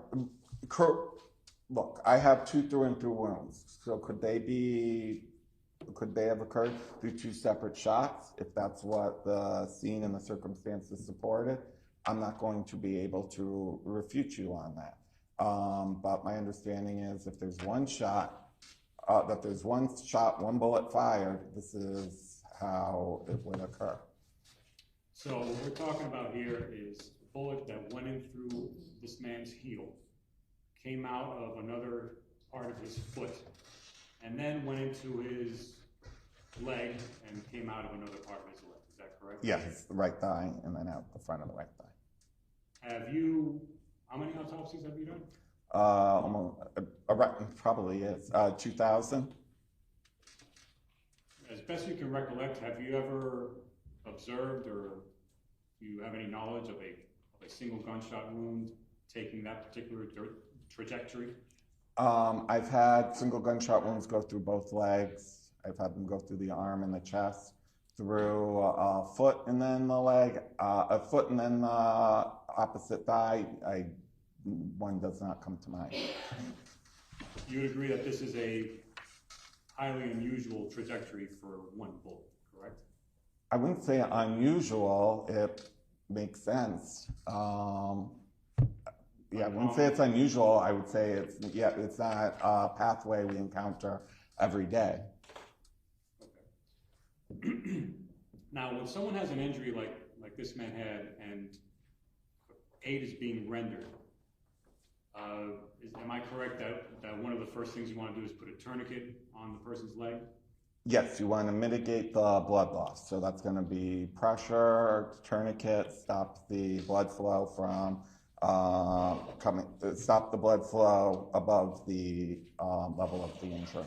And that was done in this case, correct? That was administered? He came in with a tourniquet on, so at some point one was placed on him. Now, the amount of cocaine that this man had in his system, you testified earlier that it's not part of the cause of death, correct? That's correct. However, that amount, it is a potentially lethal amount, is it not? Any amount of cocaine is technically potentially lethal. But this amount, this isn't just any amount, this is a goodly amount, yes. Okay. A goodly amount. It's not just a small amount. It's consistent with recreational use. It's not like somebody you see like a body packer or anything like that. But it's not just, sometimes we'll see people, regular cocaine users, and they're probably coming down and they have just a tiny little bit of cocaine coming along for the ride. He's using, yes. So this is, we're in Miami, there's cocaine in Miami. But this is not just, like you said, not a little bit, this is a rather significant amount of cocaine that this man took, right? This is recreational use of cocaine. It's not, like I said, it's not the little bit we see with somebody that's coming down. They're in the active phase of using. Now, am I correct that that when somebody's using cocaine and they use other substances, particularly alcohol, that increases the toxicity of cocaine, correct? It can, yes. Okay. That combination, cocaine and alcohol, it produces a metabolite called cocaethylene, correct? That's correct. And in your autopsy, you tested for cocaethylene, correct? Yes. And he had 0.150 milligrams per liter of cocaethylene in his blood, correct? Yes. And when looking at the alcohol, he had 0.108 blood alcohol level. Is that correct? 0.108 in the ocular fluid, 0.107 in the blood. So if he had been operating a motor vehicle, he would have been driving under the influence. Correct. Because the legal limit in this state is 0.08. Correct? That's correct. All right. So he had this very high amount of cocaine in his blood, along with this amount of alcohol in his blood, which would have been enough to trigger a DUI had he been driving. Objection, prejudice, calls for legal conclusion. Yes.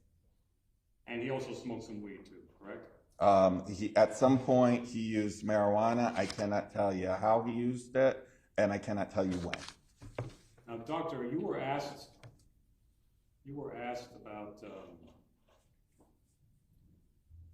whether or not some of these substances delay or could affect how take somebody to bleed out. Can you explain that a little bit more, please? Yes, so just as I explained before, cocaine is a stimulant, and it, just like the adrenaline rush that will occur when somebody gets an injury, it will increase the blood, it will increase your blood pressure through constricting your arteries, and it will cause your heart to beat faster.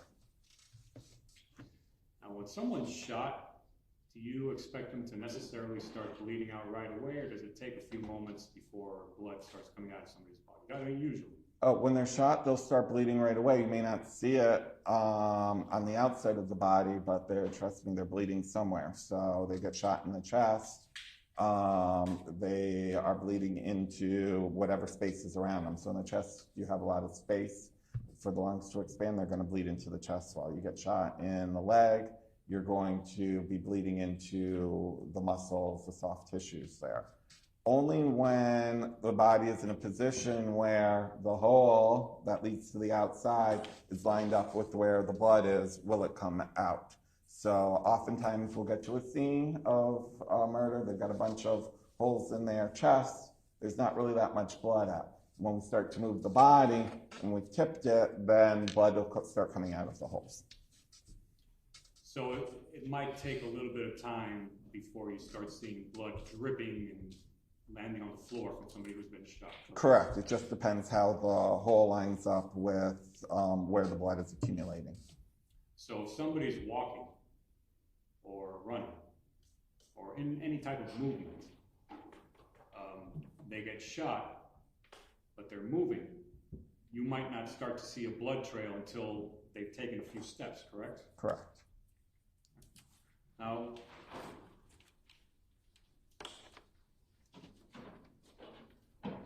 so you were asked about whether certain things are consistent with your findings. I want to give you a scenario, and you can tell me if it's consistent with what you found. Okay? Yep. Right. So let's assume that we have somebody who is very high on cocaine and alcohol and THC. And that person is running around stalking somebody outside their home. Okay? Yes. That person is told to leave. They don't leave. At some point, there's a confrontation, and the person is asked again to leave. The person screams and says, "I want to die, I'm ready to die." And then they run towards a house with the intention of breaking into that house, which they have no right to be in.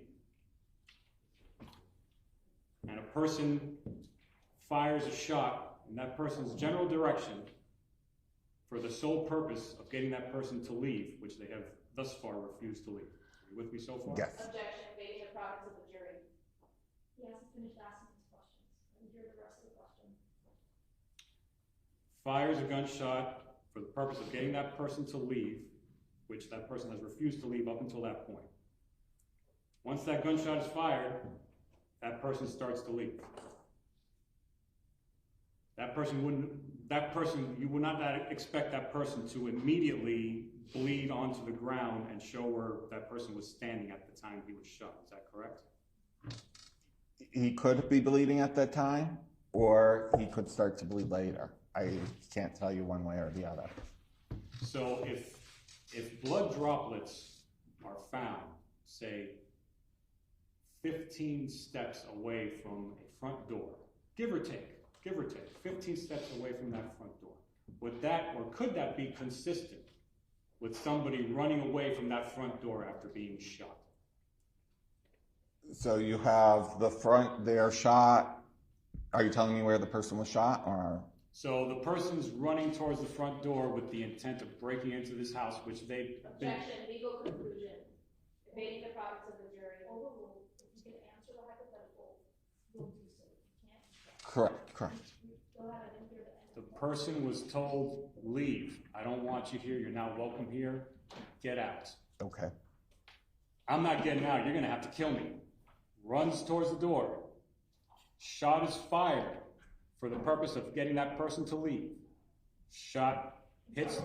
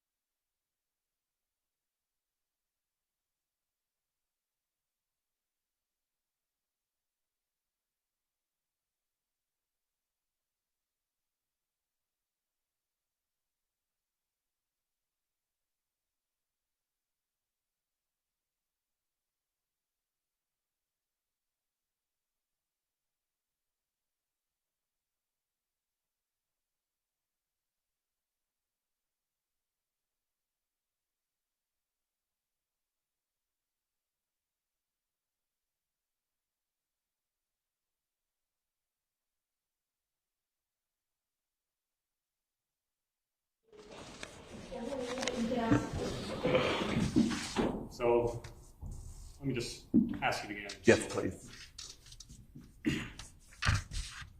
This man is whacked out of his mind on cocaine, alcohol, marijuana. He's been asked to leave. He refuses to leave. He's in a heightened state, very aggressive. Screams, I'm ready to die. I want to die. It's not leaving. It's not welcome in the house. It doesn't have permission to be in the house. Has no license or has no authority, no right to be in that house. He's going to that house, running towards that door. Shots fired for the purpose of getting him to leave, which he has already refused multiple times to do so. Shot goes into his body. Once that happens, he's not going to the house anymore, he's running away. He takes about 15 steps running away from the house, give or take, 15 steps before blood starts to drip out and hit the ground. Is that consistent with what you've seen here, with the wounds in this case? Could that have happened? So you're asking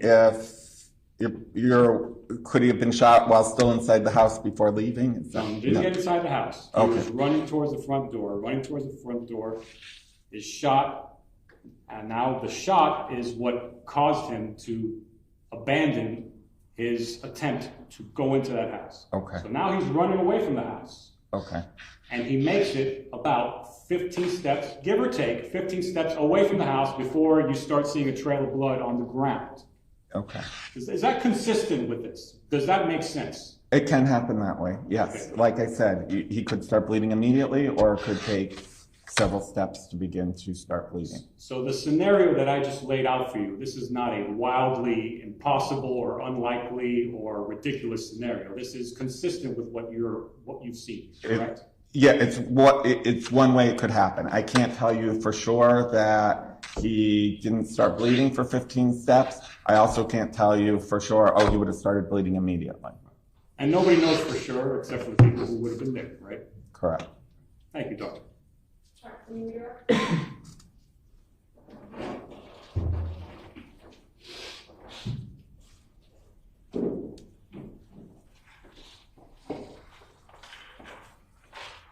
Hernandez, you were asked on cross-examination about if a tourniquet was placed on the victim, it would help slow down the bleeding. If placed tight enough, yes. You don't know when a tourniquet was placed on the victim in this case, do you? No. So if there was a delay in when the tourniquet was placed, would that slow down the bleeding or cause him not to die? The delay in the tourniquet, he'll be bleeding the entire time until a tourniquet is put on, tightly. So anytime up until that tourniquet is put on, the pressure's not being applied, the wound's going to be bleeding. You may not be able to see it on the outside, but it'll be bleeding on the inside. So if a person waits 10 minutes to call 911 and the officers then take some time to get there after, would that contribute to the victim's death as well? Yes. Now you were asked about the blood coming out, and they're coming out of holes, and it may not bleed at that time, or it may.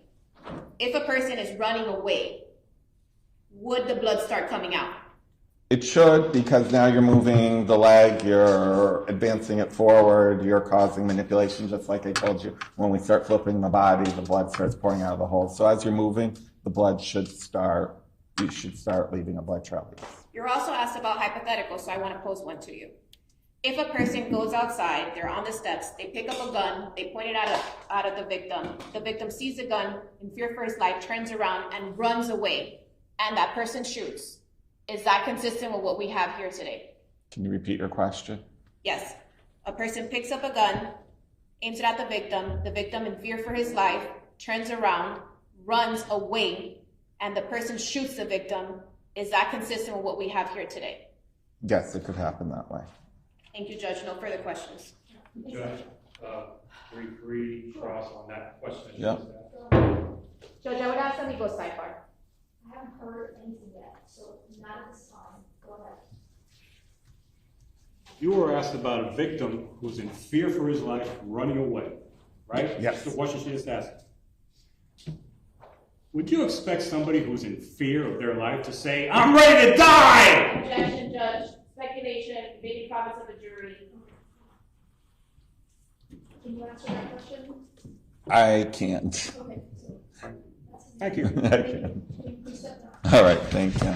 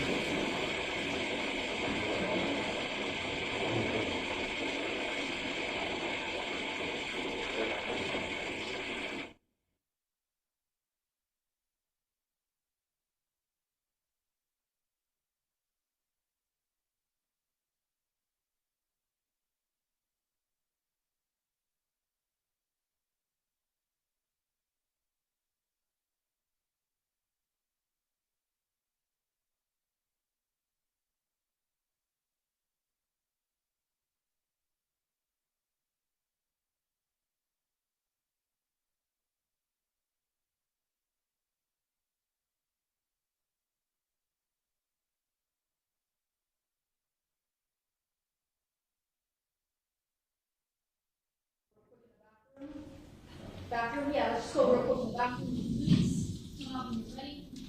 All rise for the You jurors. guys can self-govern with water in there.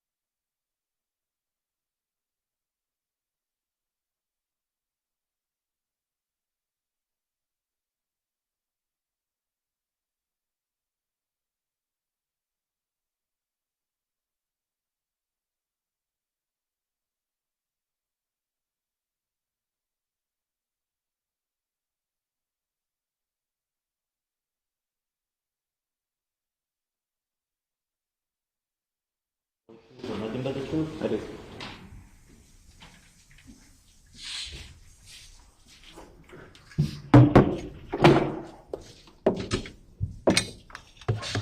It's on. I think it's 16. Yeah, 16. Yeah. Good afternoon. Can you please introduce yourself to the members of the jury? Yes, my name is Sergio Cremesini, And where do you work? the Miami-Dade Sheriff's Office, And what's your title there? a sergeant at the moment. How long have you worked at the sheriff's office? Thank you. I was hired September 16 of 2013, What unit do you work in currently? the Homicide Bureau. And do you have any training or experience on cell phone extractions? Yes, I do. Can you please tell the members of the jury what that is, your training and experience there? Sure. So within my current role within the Homicide Bureau, I'm the supervisor of a specialized unit within the Homicide Bureau. And within that unit, myself as well as some of the detectives that are assigned to me, we've attended various trainings in the areas of digital forensics, specifically cell phones, as well as just general cellular records as well. And in order to work in that unit, do you have to go through that training? Yes, in order to conduct the work that we do, there are prerequisite and required trainings. And I think you already said this already, but specialized training specifically for cell phone extraction, that's something that you have to do? Yes, so there's a few different trainings in regards to actually conducting the cell phone extractions that I've taken, specifically by a company called Cellbrite, which is the primary, one of the primary softwares that are utilized in conducting these extractions. And with those trainings, they're broken up into a few different areas, but primarily in the actual extracting or downloading the data from a cell phone or an electronic device, and then processing that data that's downloaded as well. Okay, and generally speaking, how do cases get assigned? Are you asking in the context of myself or in just a case in general? Cell phone extraction, I'm sorry. So in the case of, or in the circumstance of a cell phone extraction, it could be as simple as the detective, whoever it may be, just picking up the phone and calling and just informing us of whatever assistance they may need. Okay, and generally speaking, is this, let's say a detective calls you up and says, hey, Sergeant, I want you to extract the phone, or is it randomly assigned? So within my unit specifically, it's myself and a detective, one other detective that I supervise that has the training and the equipment to conduct that. So within my unit, the phone call would ultimately end with either myself or that other detective. Okay. Now, were you involved in a case PD 220625210513? Yes, I was. How did you get involved in that case? So in that case, I was provided ultimately with 2 cellular telephones to attempt to conduct forensic extractions. Who provided those to you? The relevant telephone is from a detective, Daniel Morales. Now, you said relevant phone. What are you talking about there? So of the 2 phones that were provided, one of the phones I was able to obtain a full extraction from due to the password being provided. The other phone was an iPhone that was password protected, and the password was not known.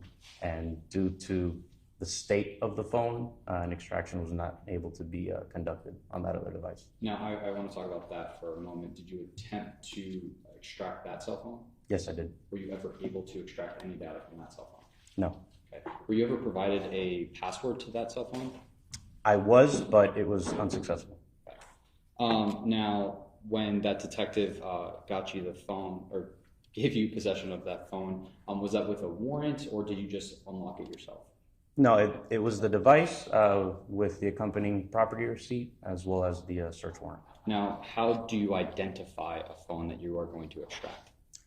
Well, depending on how it's provided, but typically in an instance where a search warrant is provided, it would be whatever is identifying features are explained in the search warrant, and that then in conducting a physical review of the device to ensure that it's the correct device that accompanies the legal process. Now, after you confirm that you have the correct phone, what do you do, if anything? So typically you take that device and you just do a visual of it, ensure that it is that it's working, that it's powered on, and then from there take it to a specialized equipment, and then begin the extraction of that device. Okay. Can you explain to the members of the jury what a Faraday room or Faraday box is? Yes. So pretty much think of it as a large room that any signal cannot get into. So if you were to take your phone inside, it would be completely shielded from any Wi-Fi, any cellular, or any sort of connection that could communicate with the phone. So it isolates it completely from any sort of outside signal. Okay. And generally speaking, does data change on the phone? It can, yes. Okay. How does it change, or is there anything to stop it from changing? So with any cell phone, there's always going to be things that change on the phone just by the way that phones work. There's always things happening in the background. There's always applications that are open, and there's always things that are continually evolving. That doesn't mean that the files themselves change, but there are additional files and additional logs and records that occur just with the phone being on. Now, I know that we talked about this briefly, but once you plug a phone into a computer, what happens with that? Do you download the phone? How do you go about that? Is there a program? Yes. So in this case, I utilized a piece of equipment manufactured by a company called Graykey. And with that, after unlocking the phone and connecting it to the equipment, it downloads a full extraction of the entire file contents within a phone. Oh, sorry.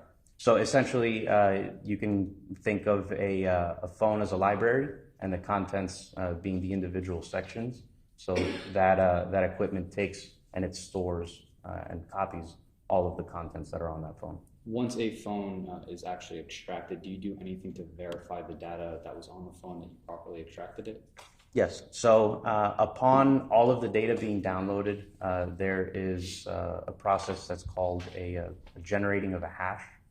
And a hash is pretty much consider it a digital fingerprint that can be run or compared against any file. And if just one bit of information, the most minute thing changes, there's going to be a different value that's generated. So that's a way that once that extraction is complete, the state of the extraction and the data that was downloaded can be verified that it is the same and that is continuously the same and does not change. Okay. Let's talk specifically about when you first extracted this phone. Did you do that and confirm that the data that was extracted was the same data that was on that phone?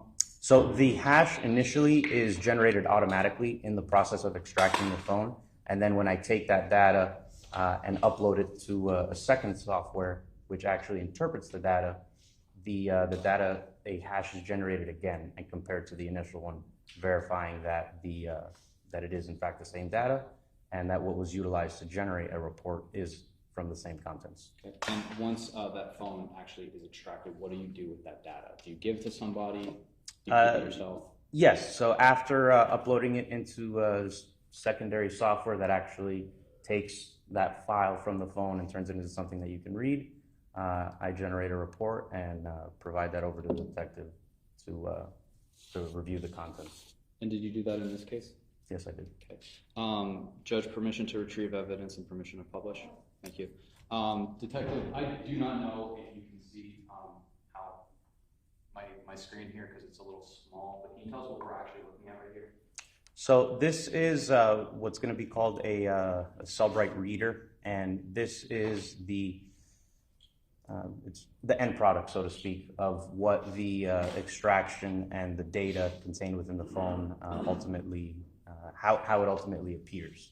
Now, you mentioned a moment ago that there was a phone that was provided to you by Detective Danny Morales. Is that this data? Yes. So the case number, there's going to be a case number there at the top left, and that's going to be the digital forensics unit case number that was assigned for the extraction of that specific device. I want to show you a few specific points from this phone. You need to step down. Thank you, Judge. So, Detective, if you actually, can you just tell us right here what the date and time that this, where it says created? Hold on a second. Maybe you need to reposition yourself and reposition yourself.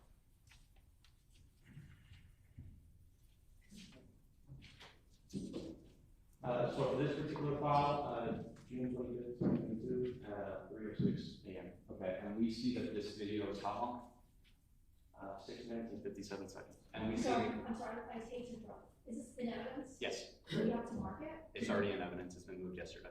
Oh, what number was it? 16. 16. Okay, so remember folks, this is in evidence. So if you need to look at it in the future as you deliberate, it is accessible to you. Go ahead. So we see how long is this video? 6 minutes and 57 seconds. And if you could tell me what the timestamp is right here. It's at the 6 minute and 7 second mark. And we see an individual right here. So at 6 minutes, 7 seconds after 3:06, can you generally tell us what time that is? Right about 3:12, 3:13 a.m. So this video would have been created, or this portion of this video would have been about 3:12, 3:13, you said? Yes. Let me just publish this video.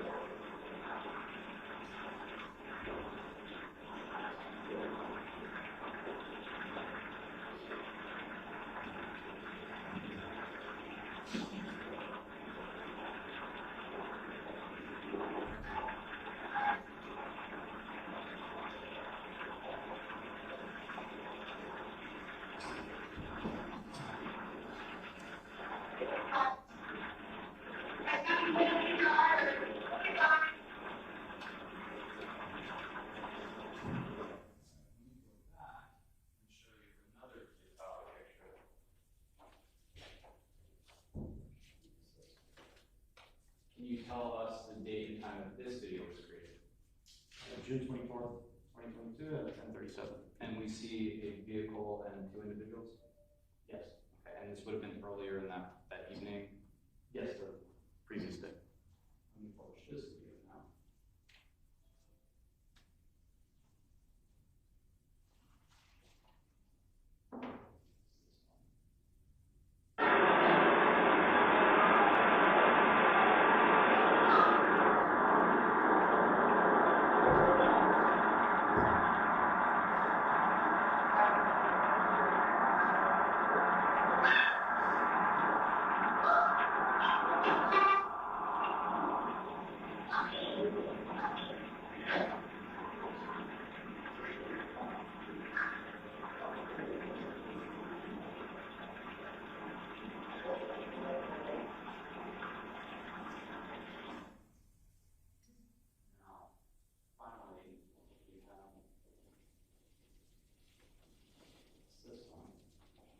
Can you tell us the date and time that this video was created?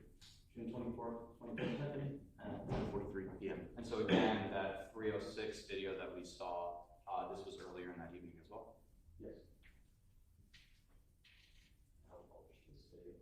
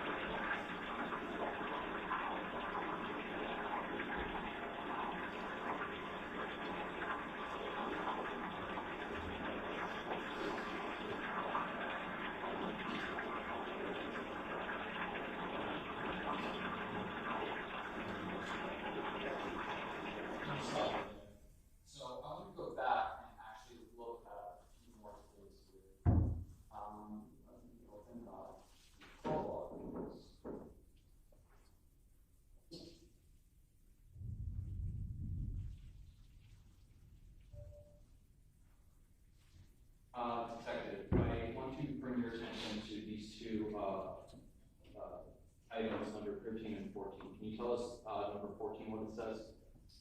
It's going to be an outgoing call, marked or dialed to 9911. And can you tell us the date and timestamp there? June 25th, 2022, 3:21, and a couple seconds, a.m. in the morning. And right above it, number 13, can you tell us what that call is? So same, just 1 9 less, and it's also going to be an outgoing call. So it's fair to say that's a call to 911 emergency services. Yes. And the date and time on that? June 25th, 2022, 3:21 a.m. Almost 3:22. The first video that we saw, that first timestamp was at 3:06 a.m. and it was 6 minutes long, give or take. Yes. And you testified earlier that that means with that timestamp of when we saw an individual walking in front, that was about 3:11, 3:12, 13. Is that correct? Yes, that's correct. And obviously 3:21 is a 10-minute delay. About. Let me move on here, and I'm going to scroll down to the bottom of this video where it says social media. Can you just tell the members of the jury what these two things are right here? So the first one would be Facebook, and the usage of just the Facebook application, and then we'll TikTok, another social media application. Okay, sorry, Facebook and TikTok are social media account? Yes. Let me ask you about Instagram. Is Instagram also a social media account? Yes, Instagram is actually currently owned by Facebook. Okay, if you could tell us what we're looking at right here. So this is going to be within the user accounts section of the phone extraction, where it's going to categorize, just generally speaking, any accounts that were on the phone. Not limited just to social media, but any email accounts, social media accounts, things like that are going to be categorized in this section. And this one specifically is a Instagram account that had been utilized on this cell phone. Okay, and this, excuse me, this Instagram account would have been utilized on this phone? Yes. Meaning that this is this person's Instagram account? I'm sorry, ask it again? This Instagram account would be belonging to this phone or have been accessed by this phone? Yes, this is indicative of that account having been utilized on that specific device. And if you could just publish the images of jury, that right there. Daisy, Link. Great, I have no further questions, Your Honor. Let's see if there's any process on it. No, Your Honor, thank you. Your excuse. Thank you. All right, folks, we'll go ahead and take our lunch break now. Let's come back so that we're ready to start right at 2 o'clock. So I'm giving you an hour and 15 minutes to plan to eat and also travel time. There should be less foot traffic in the building today. We don't have more reserves all seen on Fridays. These are my instructions about ignoring the parties and those in sleep, you bump into them in the hallways, etc. Please don't talk about this case among yourselves, and please do not do any research about this case. If you become aware of any violations to the orders that I remind everyone every day, please bring it to my attention as well as my daily notes. He will take your notes, just like he's been doing all week, and he'll tell you where to meet him so that we can reconvene and start talking at 2 o'clock. Third floor, please. All rise for the jurors.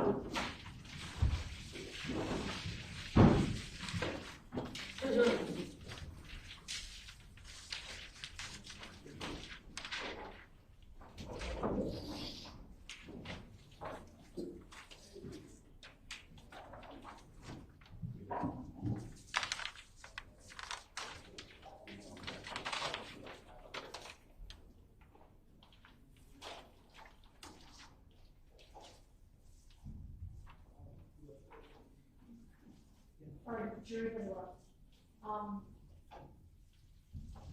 What Clemency just testified to, the jury can't take it back with them, right? Well, so this is her phone. What we can do is Mr. Thomas and I can sit down and agree on certain items to put into a demonstrative to send back to the jury. Because obviously there are stuff on this phone that cannot go back. It will obviously be dependent on cross-examination and rebuttal, because there are text messages I intend to publish to the jury from this phone on cross and potentially rebuttal as well. But we can sit down and come to Okay, cross that bridge when you get there. If you guys don't do that, if that's not possible.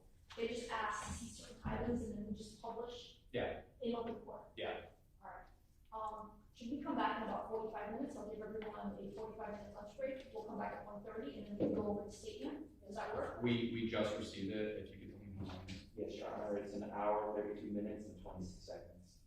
So we should be able to rest today. All right. fair enough. I just wanna make sure that you show the areas that are agreed upon for the redactions, the areas that are not agreed upon for the redactions at 1:30 when we come back. I can give you my ruling. Sure. But it seems like it's 95% of them, the parties are agreeing, right? Yes, Your Honor. And, I actually don't think there are any disagreements. I'm sorry. we're not gonna be using any, written transcripts for them to follow along. No, unfortunately, as I mentioned to the court in an email yesterday, Mr. Tomas, the vendor, for whatever reason, did not provide a full transcript. The only thing that we were able to do was generate an AI transcript. Yeah, look, it is what it is. I think at the end of the day, unless it's an agreed upon official transcript, they always rely on the evidence that they review, right? Yes. That's the default instruction. So, okay. Mr. Tomas, unless you agree that this AI generated one can be used as demonstrative, they shall rely on their memory. I'm sorry, or what they, if you want, we can show them these, the AI generated, transcript. If you agree it can be used as an aid, I'll let you tell me that at 1:30. Your Honor, one of the issues I'd like to raise with that is that that doesn't have the appropriate redactions to match up Oh, I with the see. video. All right, then forget that idea. All right, so we'll just look at the video, and, so we'll come back at 1:35, okay? Actually, why don't we do, we'll come back at 1:35, so everyone can have the full 45 minutes. 1:35, my meeting's due open. 135? Or Yeah, 45? 1:35. 135, all right. 1:35, sorry, okay, I'll proceed. Five minutes.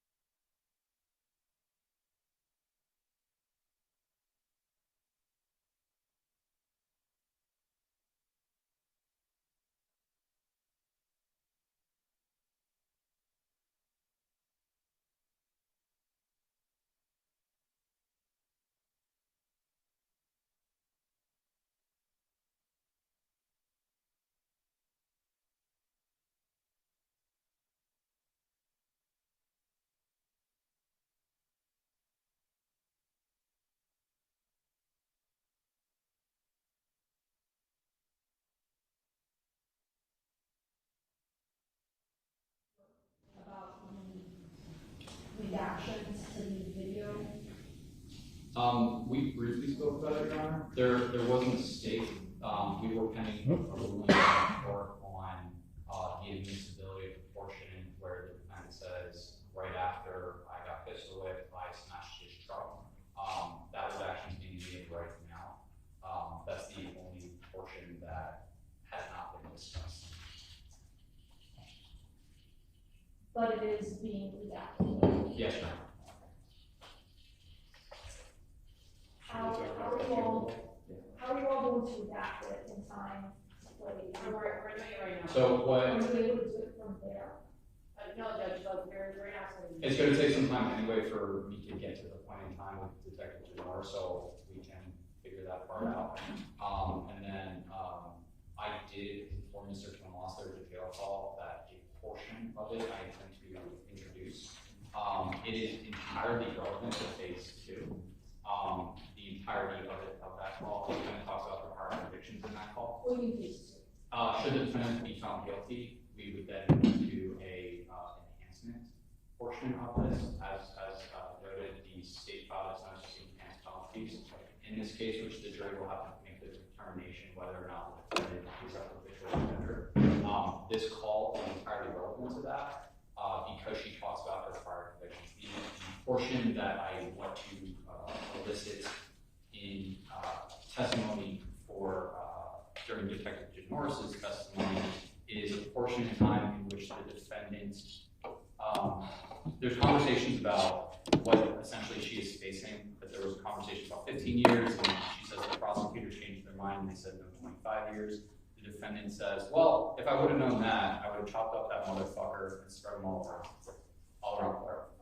Just focus right now. Why would I let the jury hear that she admits her crimes? No, I'm not introducing that portion. Like I said, the only portion that I'm intending to introduce for this portion of the testimony is what I just said. If I knew how much time I was facing, I would have done this. The reason that I want to introduce that is because, number one, it goes directly to her intent and will directly refute the statement that I'm about to introduce as well, that this was a mistake, that this was a misunderstanding, that she was protecting herself. This goes directly to that, and specifically elements 3, I think, of this crime that she's afraid to mind that goes directly to this. That's on the jail. Yes. Okay, what's your response? So Judge, this jail, I don't know exactly when it was, but it's my understanding that it was, what, in the last month? Last couple weeks. Last couple weeks. So we've got that, a lot of time has passed. She's talking about what she's facing. So, first of all, this conversation, this very small part of a 15, 20-minute conversation, I would submit that it's far more prejudicial than probative.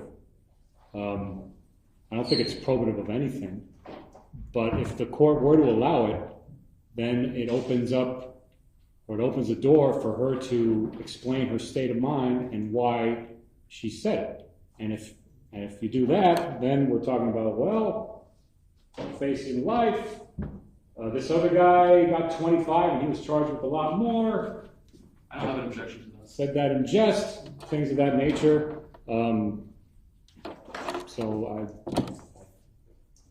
So I think it just opens up. It opens up for a lot of problematic issues. I don't have an objection to her talking about that. About the time that she's facing and the state of mind in which she said. You don't have a problem. I have zero problem. I have a huge problem with Judge, there's no pending. When I use the word duty Yep. in front of the jury, why did I go through that? And I use that very diplomatic, neutral word instead of prison, minimum mandatories, enhancement. We talked about that during voir dire, that they would not be a part of the sentencing phase. Your Honor brought it up. I brought it up. I forget the gentleman who mentioned that something about how he would be uncomfortable sitting in judgment of it because he could potentially be taking somebody's life away. And then we discussed that this was not a capital case, that she is not facing the death penalty, So why would I etc. now allow them to hear what she's potentially facing? Judge, I'm not making. Nobody has made a motion of limine to limit that portion of this case. Normally, the state brings that up in a motion of limine because it is inflaming the passions of the jury to say, well, this woman's life is in your hand, and if you convict her, she's facing this. I do not have a problem, and I am not making a motion in limine to limit that. I don't think that it would be a compelling closing argument to make, but regardless of that, this call is, number one, a business record. Number two, it is the defendant's statement, so it's not being introduced for the truth of the matter asserted, for a statement by party opponent as well as a business record, so it's admissible as such. And then number two, the reason that it's more probative than prejudicial is because, again, element 3 of this crime is that the defendant committed this act with a depraved mind, which goes directly to this case. The defense's argument, theory of the case, I'm introducing her statement in which she says this is self-defense. Mr. Tomas, during a number of different testimonies, has elicited the testimony, especially with Dr. Mathis, about how the victim was charging at the defendant, screaming at the top of his lungs. I think during opening statement, he said this was a guttural, vicious, almost demonic statement that the victim made, which Ms. Link, in this jail call, in this portion of the jail call, and it's about 30 seconds, says, well, if I knew how much time I was facing, I would have chopped him up and spread him all around Florida. The reason why that's so important is because she says this was an accident. She didn't mean to do this.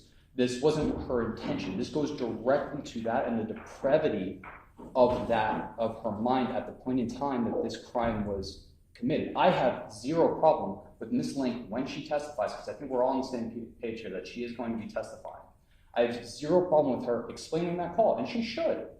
Okay, your request is denied. It is highly inflammatory, highly irrelevant. It happened 3 years after she was arrested. The context of which she's making that statement is during a breakdown of plea negotiations. It's also not connected in any way temporally to the commission of the crime or any statements she made post-Miranda. Well, Judge, it's also more, nope, pleadings are closed, no more argument. You started first, you went second, you're going third, and that's it. It's also more prejudicial than probative. That's my ruling. I understand your ruling. I just want to put two things on the record. Number one, during the court's ruling right now, I can see it on the computer screen. Ms. Link is rolling her eyes every time I open my mouth. I would ask the court to admonish Ms. Link once again. I know that we had a conversation sidebar about that in the next of kin. I think that this is becoming a feature of what Ms. Link is doing during this trial and trying to, I don't know, get her 15 minutes of fame. And number two, I think this goes directly to the defendant's consciousness of guilt, of what he would have done. Thank you. You have asked, sir.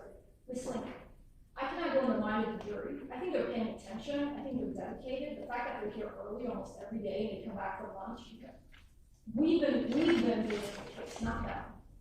You're not allowed to make any facial expressions. I already said it before. This is a tragedy all around.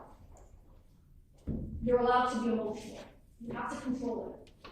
Because I literally told the next of kin, through Mr. Rubita, that I could see their emotions, and I asked him to have them limit their emotions. It was cumulative over a few-day period. I haven't been looking at you. I don't know if you're rolling your eyes or anything of that nature. I know that you got emotional when the body-worn camera was played, just about everyone did. But the jury needs to decide this case based on the evidence and not from any outside influence. It's actually in your best interest to control any facial expressions you may be doing, because if they don't like what they're seeing and they don't tell me, I don't know what's in their heart, and I don't know what's in their mind. Does that make sense? Yes, Judge. Okay. So just the only other thing that I wanted to inquire about is the order that you were able to get a certified copy of. Can I use that, or do we need to get like an original from the? I don't have an objection to the introduction. I still think that the court needs to take judicial notice that a termination of parental rights does not exist in this case. There was objection to me doing that. I think I was inclined to do that. That's fine, and I would seek to admit that order as a certified document. I have no objection. He has no objection to that. All right. Yeah. But you do realize that what you gave us is not a termination of parental rights. Yes, I didn't use the word terminate. I said he lost his rights, and that's actually true. He has a pathway to get his rights back, but he would need to get drug treatment, which the order says he hasn't, and he would need to curb his domestic violence, which the order says he hasn't, and we already know from what happened that wasn't happening. So Ms. Link was the custodial parent, and his rights were limited to Zoom calls that were completely at her discretion, and one visit a month supervised with his mother, who did not live in the state. So if we do play back the record, Mr. Tomas did say that his rights were limited. I didn't say terminate, I said lost. Fair enough. Alright, fair enough. I just wanna make sure we're all on the same page and what that document actually showed. Since it's a document that my JA was able to get from the Bearcat State Aid over in the dependency/juvenile division, I think the state is satisfied. It is a business record, and I would take judicial notice that there's I'm gonna give you a copy of mine. order terminating his parental rights. It seems like Mr. Tomas, what we have is an order limiting his parental rights, correct? Yes. Limiting. If I could just have a moment to step outside to inform my officer. We can go off record for a few minutes. This is the other one. This is the one. While he does that, state orders back here. 2.2, can you look to see? Mr. Tomas, can you pull 2.2 from the jury instruction on edited recording?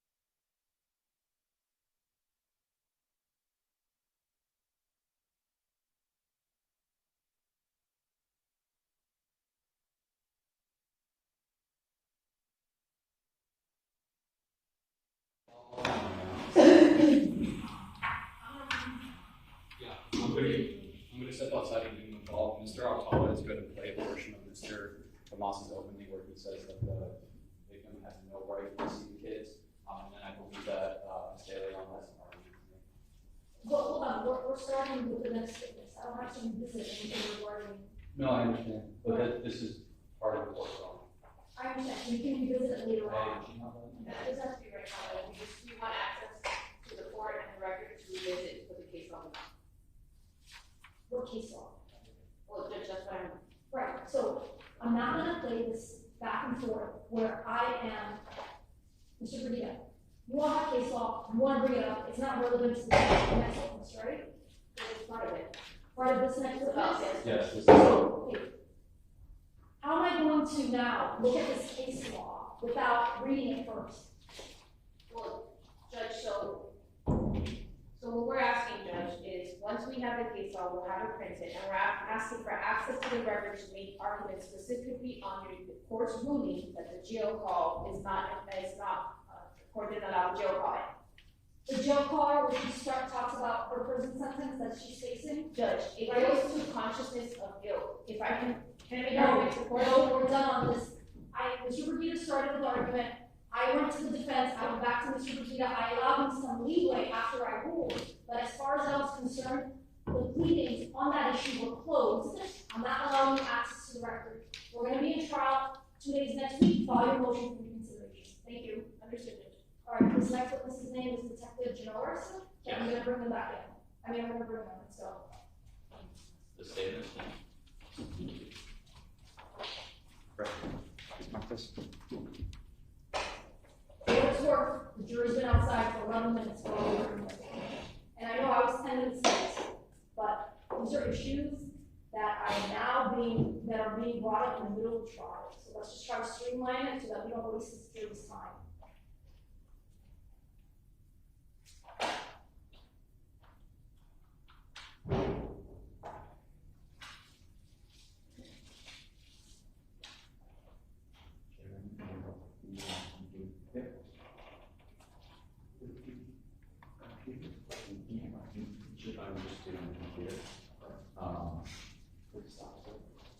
No, it's all started just with getting to work. No, don't worry about it.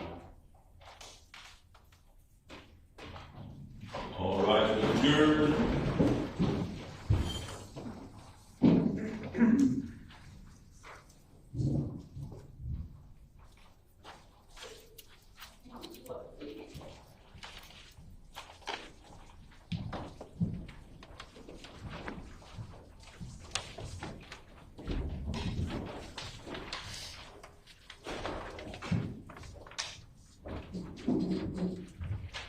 All 9 bills accounted for. All right, all jurors are accounted for, the lawyers are single present, all seated, thank you. This should be the last witness for the day. It's Sergeant Melanie, Detective Melanie Norris. Detective Melanie Norris.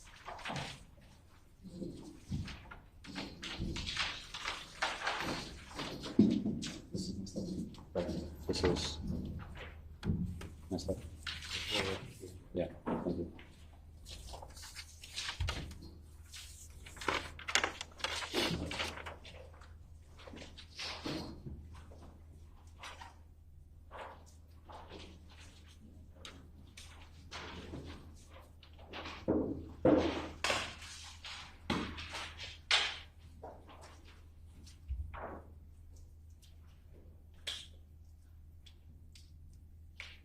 I didn't get the name listed. Melanie Norris. She's Oh, right. on the left.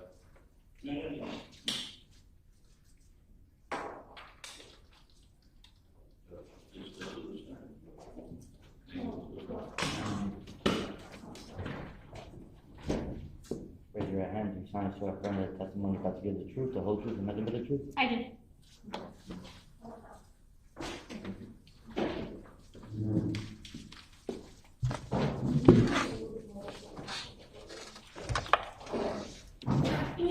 Thank you. Good afternoon, Detective. Can you please introduce yourself to the members of the jury? Good afternoon. My name is Detective Melanie Norris. And where do you work? I work in the Miami-Dade Sheriff's Office. How long have you worked there? I've been there now for 8 years. And what department do you work in? I'm currently assigned to the Homicide Bureau. And can you just briefly walk us through your training and experiences? When I started, I was on road patrol in our South District. After a year and a half, I became a field training officer. So I would train the new recruits that would graduate the academy. After some time doing that, I was transferred over to the Homicide Bureau in 2021. Were you working in your capacity as a police officer on June 25th, 2022? Yes, I was. Now, how did you first become involved in this case? I was contacted by Detective Danny Morales, who advised that there was a homicide that occurred in the city of Homestead, and I was requested to respond. Did he advise you who found the victim? He told me that the victim was found by his wife. Okay. And did he advise you what, if any, injury he was suffering? He had a gunshot wound to the leg. Okay. Are you aware if the victim was declared deceased on scene? I believe he was. Did you arrive to the scene? Yes, I did. Was that scene at 1237 Northwest 14th Street in Homestead, 33030? Yes, it was. Is that a Miami-Dade County? That is with the Miami-Dade County. Okay. When you first arrived on scene, who, if anyone, did you make contact with? I made contact with my supervisor, Sergeant Jason Waite. And what, if anything, did he advise you of? He advised me that Detective Joseph Cruz would be the lead investigator on the case. Now, before we move on, can you explain how homicide teams actually work? Yes, so we are a team consisting of one supervisor, who's a sergeant, and we have between 3 to 5 detectives on that team. When we are assigned a homicide investigation, there's always going to be one detective that's the lead investigator. And because the multitude of the cases and the amount of work that needs to be done in a homicide investigation to be thorough, the whole team will assist and handle different leads that are assigned by the lead investigator. Now, you said that the lead investigator in this case was Detective Cruz, correct? Yes. Now, are you making decisions on your own, or is he giving you assignments? No, all decisions are made by Detective Cruz. Prior to me making any decision, I would advise Detective Cruz what I came across, what I have, and at that point, he will guide me in what he would want me to do. So it's fair to say that everything you learned, Detective Danny Morales, Detective Suyapa Hubbard, everything that they learned is flowing to Detective Cruz? Yes. So that he can make a decision on what to do? Yes. Now, did you speak to Detective Cruz on scene? Yes, I did. Were you given a brief on the investigation and facts as he had them on scene? Yes. Did he make any requests of you? He requested that I respond with him to headquarters to interview Miss Daisy Link. Okay. Did you respond to headquarters that day? Yes, I did. And was that to potentially interview the defendant? Yes. Okay. Now, at the point in time that the defendant was transported to headquarters, was she a subject of the investigation? No. Why not? She was merely a very important witness. She was also the wife of our victim, which is very important for us because we believe she would have very relevant information as to what the victim was doing prior to him being shot, if he had any enemies or anything of that sort. Did you believe it was a good idea to bring her in? Yes. Now, when you first got to headquarters, is that where she was brought in for an interview, is that recorded in any way? Yes, it's video and audio recorded. Okay. And everything that happens in that room is going to be captured, more or less? Yes. Now, when you first interacted with the defendant in the interview room, did you contact anyone to assist you? Yes, I contacted our Crime Scene and Evidence Bureau so they can have an investigator respond. Why did you do that? To take pictures, and also she had clothes that was full of blood. I didn't want her sitting in the interview room for a long period of time in clothes that had blood that was potentially her husband's. So I wanted to make sure I could get her to change and photograph her before that. Can you explain what the defendant's demeanor was like when you were first interacting with her at headquarters? She's very defensive during that interaction. Did she say anything to you? She said, and not exact quoting, but something along the lines of... Objection, speculation. Just the words she said. Okay. So the objections overruled. Why was I treating her as a person that shot the victim? Okay. In your mind, were you treating her as the person who shot the victim? No, I simply wanted her to get out of bloody clothing that she had on. Did you attempt to give her clothing? I did. When you attempted to give her those clothing, what was her reaction?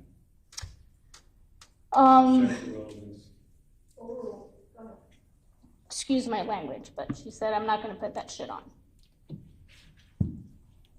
Did you offer her anything to eat or drink at that point in time? I did multiple times. Did she accept? No.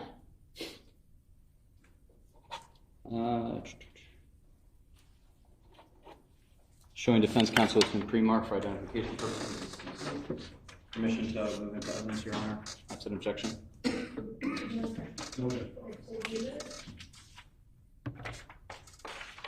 Stay Exhibit 2C, marker identification, now becomes Stay Exhibit 25, Judge.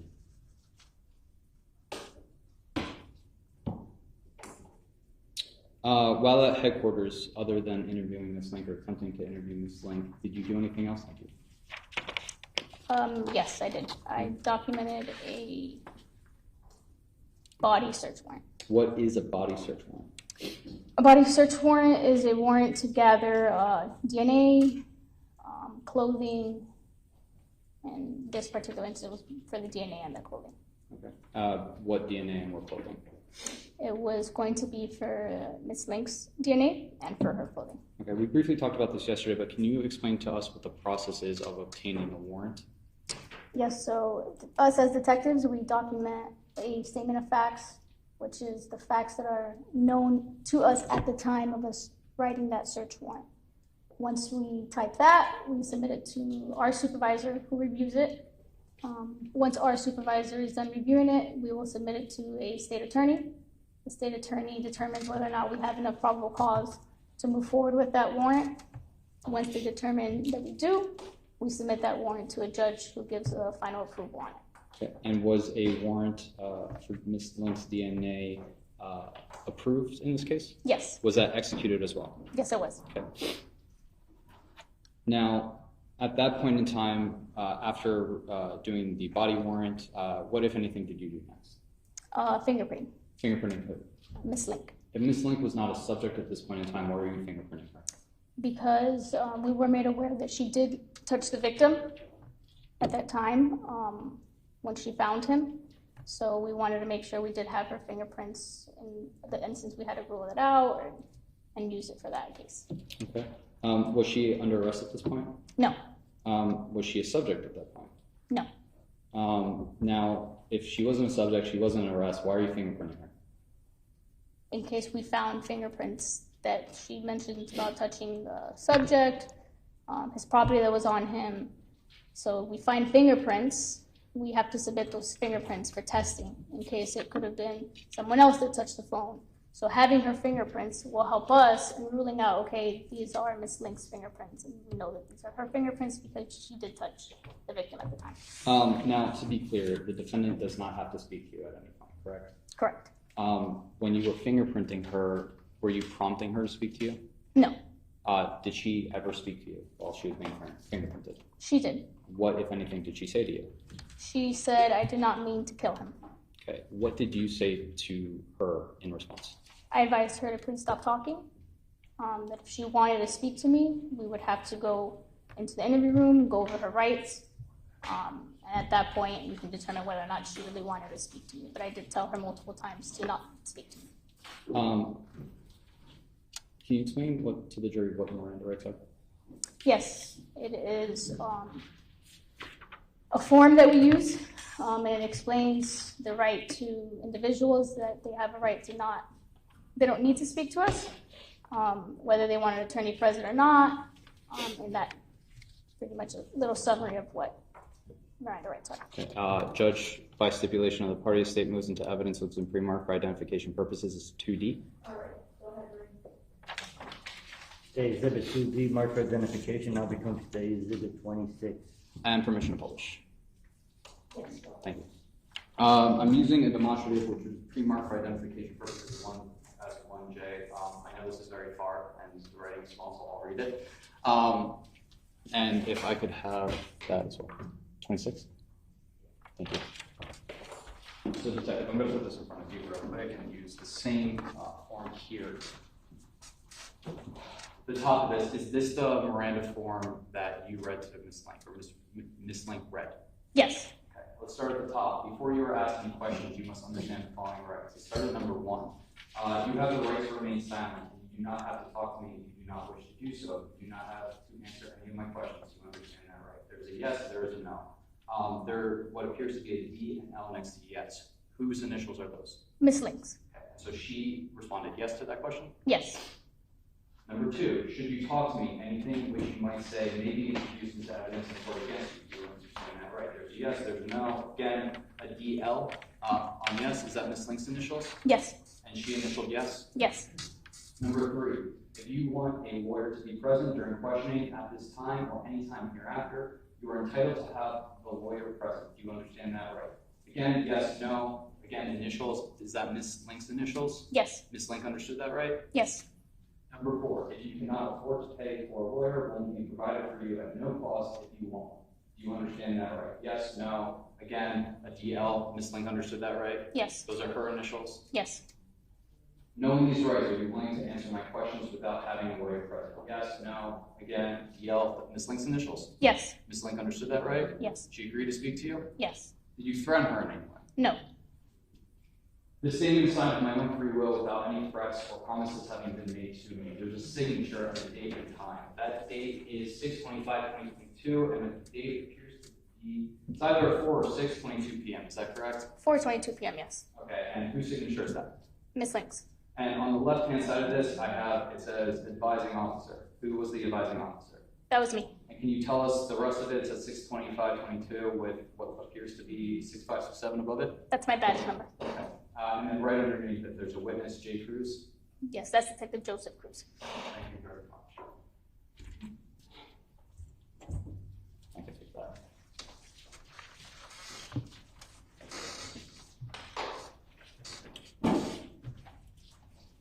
Now, I want to briefly talk about the defendant's statement. What, if anything, did she tell you? Just briefly. She told me that her and the victim were involved in an argument. Judge, I would object best evidence from what we're going to hear this. Oh, this is summary, correct? Yes, ma'am. Okay, and states it planning on introducing the statement? Yes. Go ahead. Well, here, let me ask you this. Did she advise that she knew who the victim was? Did she, at the time of the interview, did she advise that she knew who the victim was? Yes. Yes, she did. Who did she say the victim was? Her husband. And that would be Pedro Jimenez? Yes. Did she advise of any domestic violence between her and Pedro Jimenez, in which Mr. Jimenez was the aggressor? Yes. Did she also advise of any domestic violence, prior domestic violence, where she was the aggressor? Yes. Did she also advise you of an incident that happened a few days prior? Yes. In which Mr. Jimenez, she claimed pistol whipped her? Yes. Did she advise that she picked up Mr. Jimenez that day? Yes. What did she say about that? That she responded to one of his friend's house because it was getting late to go pick him up.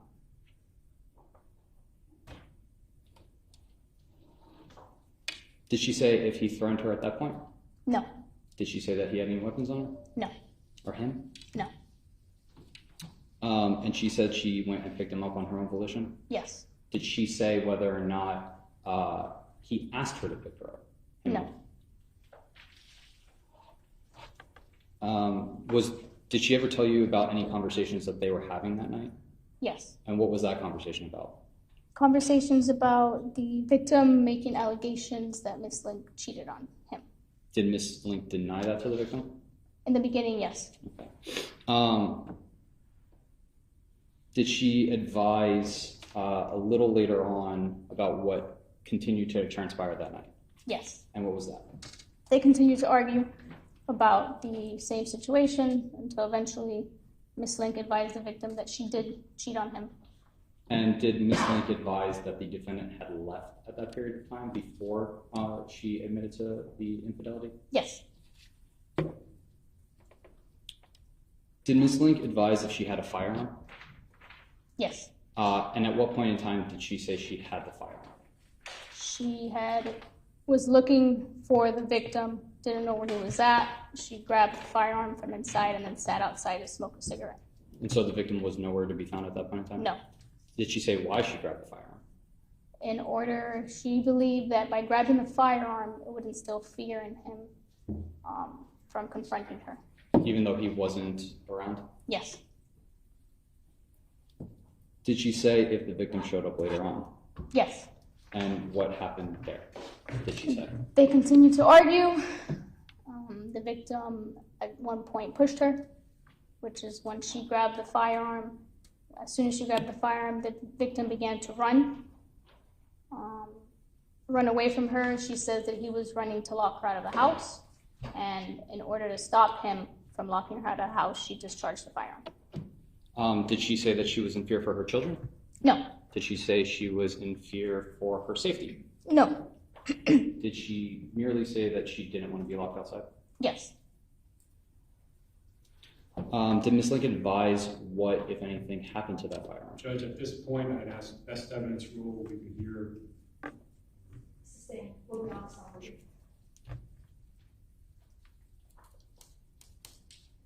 Did you ask Ms. Link to draw anything for you? Yes. And why'd you do that?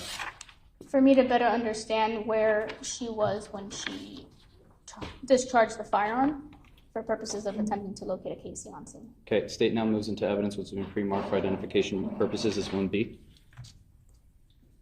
2B, I'm sorry. State Exhibit 2B, marked for identification, now becomes State Exhibit 27. And that's my stipulation, right? Yes, sir. And I also have a demonstrative of this. Detective, if you don't mind just taking this from me, I'm going to give you a couple of markers here. Truthfully, just use whichever one works a little better. Thank you.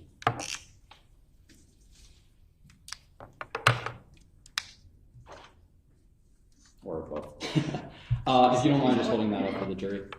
What exactly are we looking at here? So here we're looking at the street, and these are two duplexes. This one in particular is a duplex where Ms. Link and the victim resided. Okay, and this is the drawing that Ms. Link made? Yes. Okay, can you just walk us through exactly what Ms. Link told you about this and mark where she was standing and where the victim was standing? Yes, so she says she was sitting here on the porch where the staircase is. The gun was directly next to her. The victim was standing here in front of her. And there is a circle at the top of it. What was that? This is what she said. The victim ran towards this way, and she shot the firearm when she was approximately by this circle. Okay. And there's like a little line right next to that as well. What's that?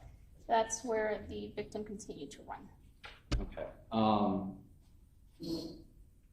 Did you find a casing ever?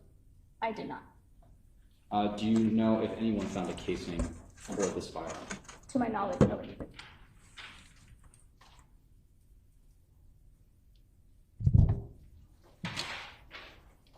Now, while on scene, and I would move to It's a this is a demonstrative. So we want to do that. Just preserve it for closing. Sure.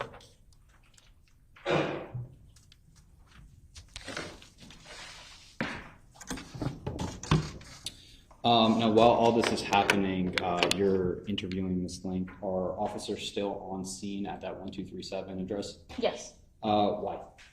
They are still conducting their part of the investigation, which is the scene, the body, whatever portion everybody was assigned.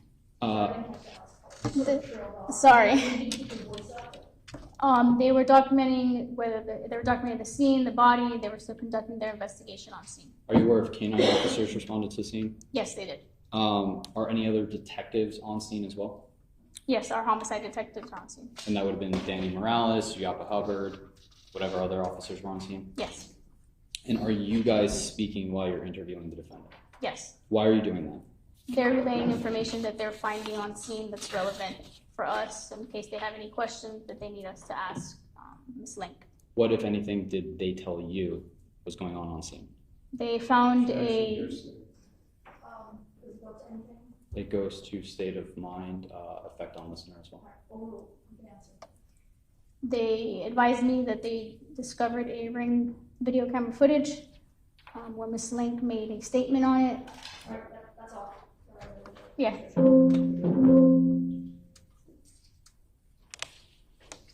Permission to publish evidence previously submitted, Your Honor?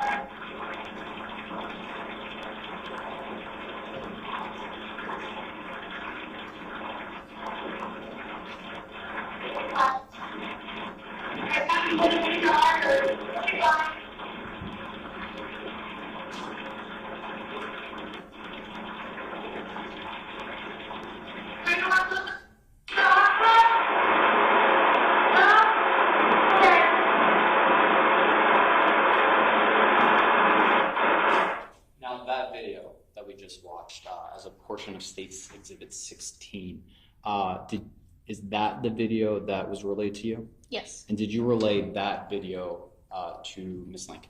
Yes. What was her reaction to that? She said that she did not say that.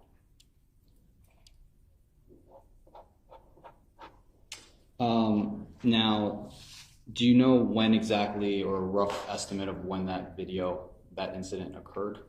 That was approximately 10 minutes prior to the 911 call. Okay, so there was a 911 call in this case as well. Yes. Did officers learn who made that 911 call? Yes. Who made that 911 call? Ms. Link.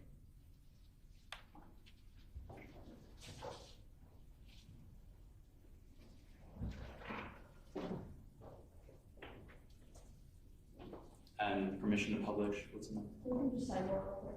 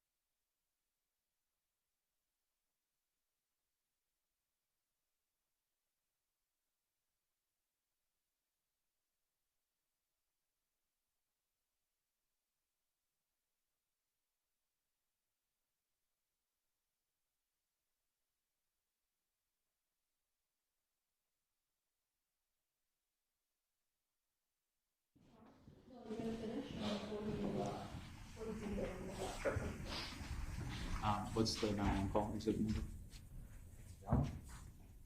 I don't know. Can you tell me the exhibit number for 911? One. Claim now states exhibit 1. Saturday, June 25, 2022, 03:21 and 57 seconds. Are you ready for anything to fire? What is the emergency? I don't know why I just hear a guy screaming. Just go everywhere. Okay, stand on there. We're going to check your phone to see where you are. Okay. Do you know what happened to him? Stand on there with me. Is he awake and breathing?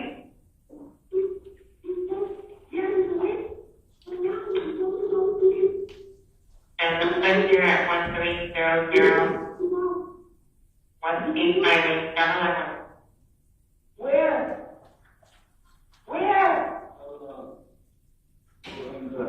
Are you in Homestead now? Yes, I'm in Homestead.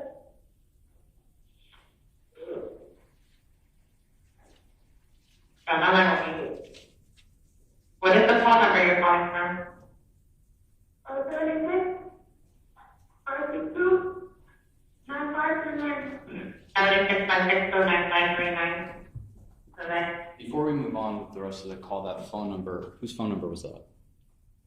That I don't know. Did Daisy Link give you her cell phone number? She did during the interview. She did. I can get home and release on the line as well. Violence is everything from, do you know what part of his body he injured or? I think it's inside there.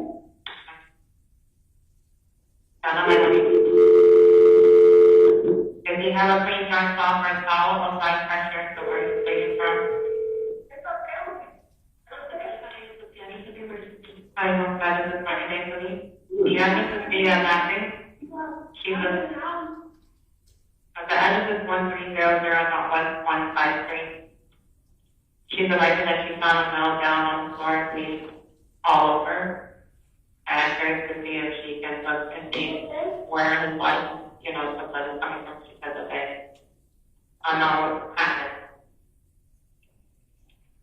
I have her on the line.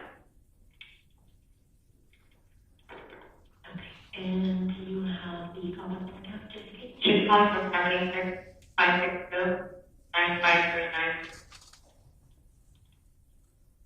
And where are you sitting today?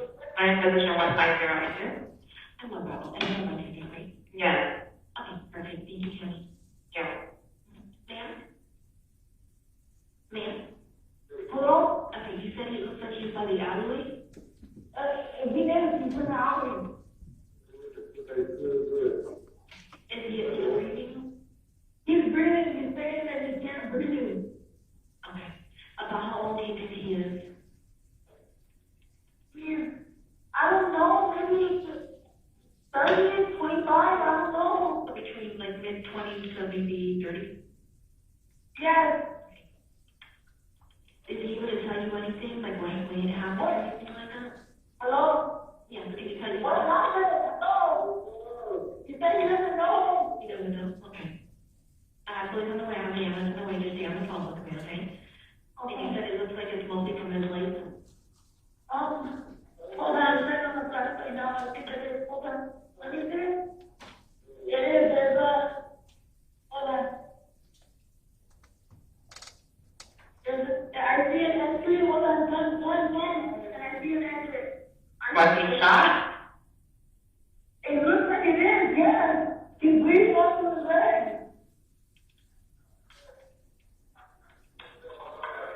I can't pick you up. So just let him know that help is on the way, but you can't pick him up, okay? Just let him know that help is on the way. I agree. Ma'am, were you able to get a clean dry off the towel, the blood pressure? And his leg? I took his shirt off and I tied it around his leg. You tied it around your head?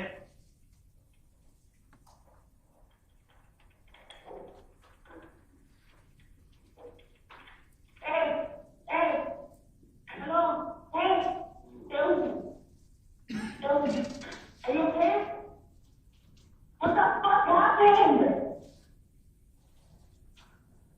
reading it? Yeah, hey, you do me the or not yet? They're going through now. I see I'm coming through now.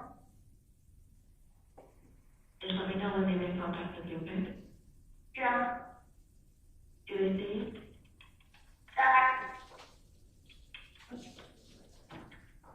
Hey, tell me right here, tell me.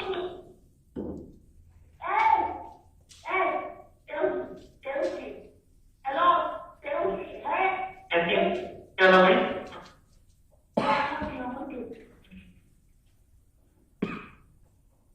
Tell me. And you see the Tell evidence? me. I see him here. Tell me. And you can still see They're it? here.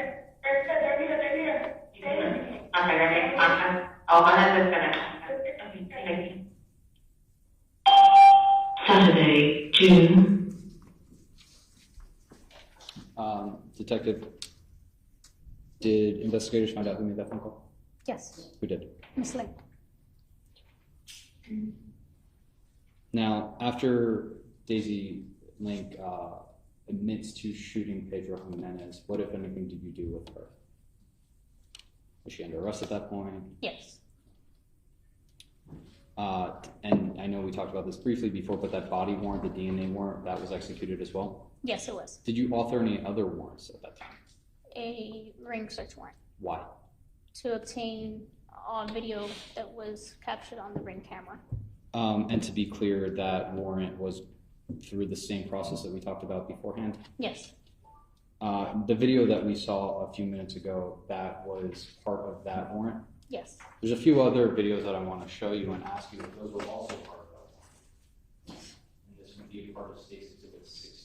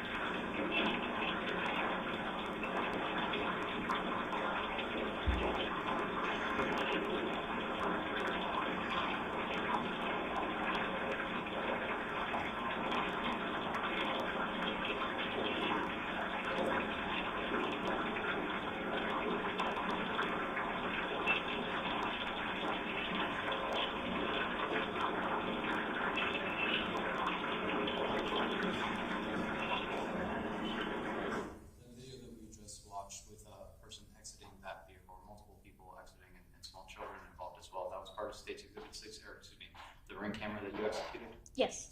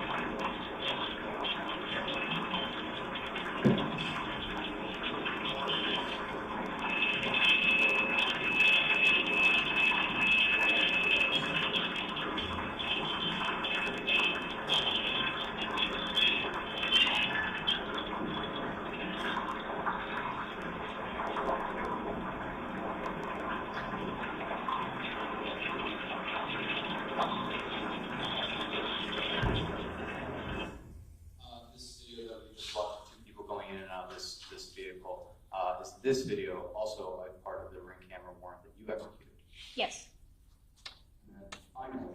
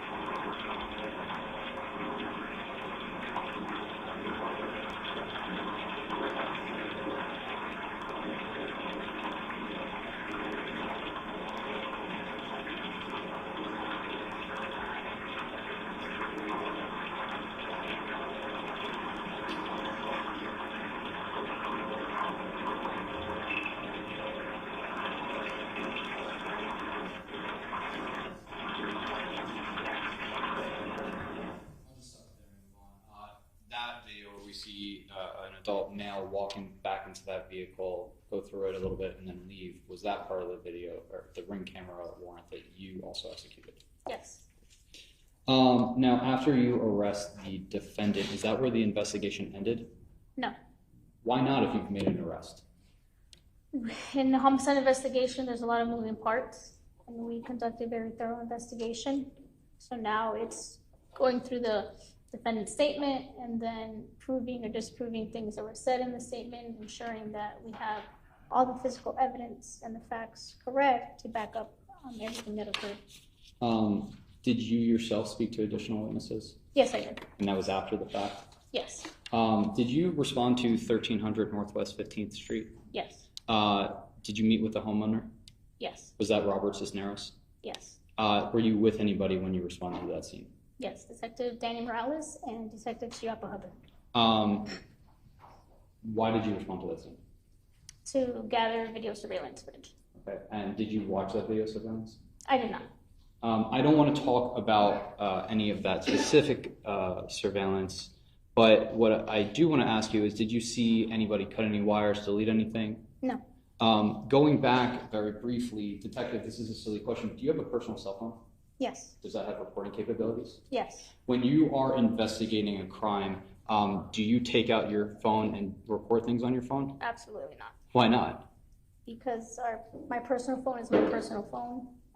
It is not subject to anything that I do that is work related. Do you have standard operating procedures that allow you to use your cell phone? For my personal cell phone, no. Okay. So it'd be fair to say you are not allowed to do that. Correct. Is there anybody that you reach out to in order to gather any kind of video surveillance evidence as well? Yes, we have a video forensics unit that is certified and takes specific trainings in retrieving video surveillance footage. If you have the capability to record something on your phone, why are you reaching out to them to collect evidence?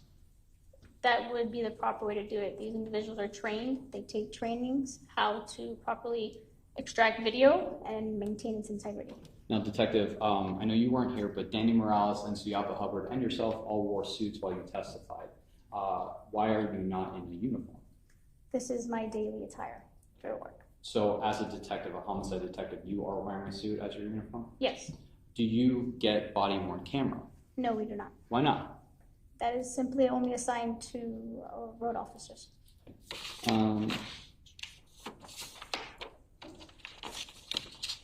Showing defense counsel has been pre-marked for identification purposes as states 2E. I'm gonna take a break now. Yeah. All right, we're gonna take about a 10-minute coffee break. It'll be a comfort break. The video that will be played is about an hour and a half long, so just be prepared. If you need to take a coffee break in the middle of that hour and a half, you can do so. You all will just raise your hand. But just so you know what's coming after this break now. Okay, it's the video that will be played. Judge, can you just move it into evidence? All rise for the jury. I'm sorry, real quick, if you move this evidence, let's just have Green mark it. State moves into evidence with some pre-marked for identification purposes is 2E. State Exhibit 2E, marked for identification, now becomes State Exhibit 28, Judge. Thank you. That has to be said on the record in front of you all. All right, you can go back in there.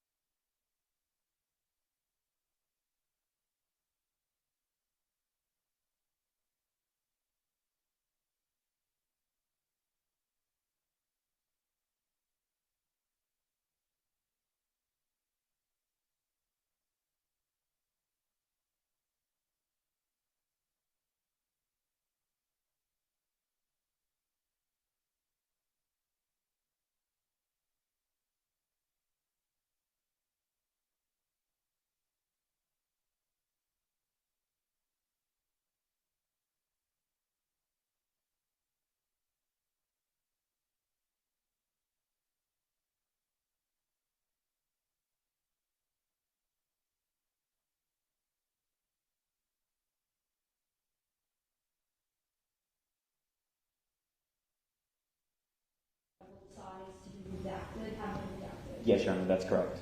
And you said that it's an hour and 30 plus minutes long, or an hour and 20 plus minutes? Hour 32. Right, and at certain points I do intend to stop and ask Detective Norris some follow-up questions, but. Understood. All right, we'll just take one thing at a time, and I'm going to read to the jury 2.2, instruction on edited recording.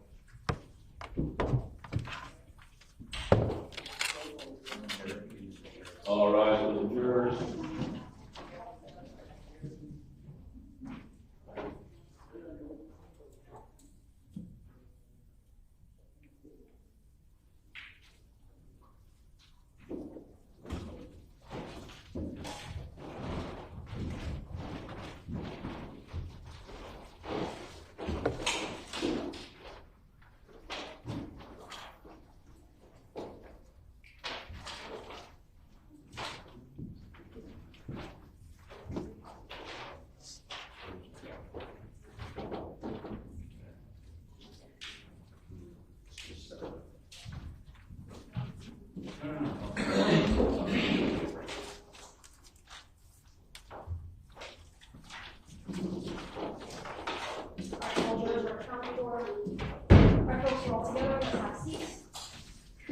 The video that was see that was introduced into evidence is a video recording. I have to read to you an instruction on what you're going to see. Members of the jury, you are about to view and listening to a video recording. The court instructs you that the recording has been edited to eliminate irrelevant portions that will not add to your understanding of the case. The fact that the recording has been edited should not concern you in any way and must not impact the way you view and listen and consider this evidence. Go ahead, Mr. Rubio. Thank you, Your Honor. Permission to publish? Yes.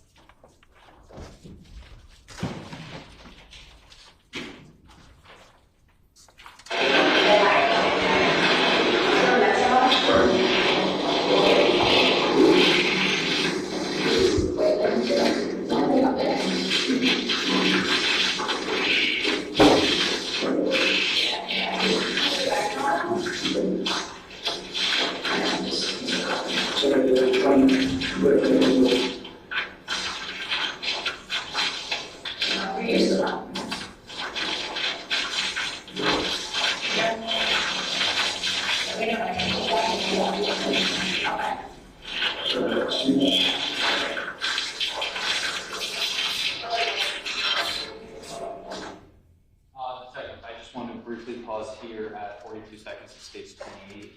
We saw Ms. Link enter and she has these brown paper bags on her hands. Why?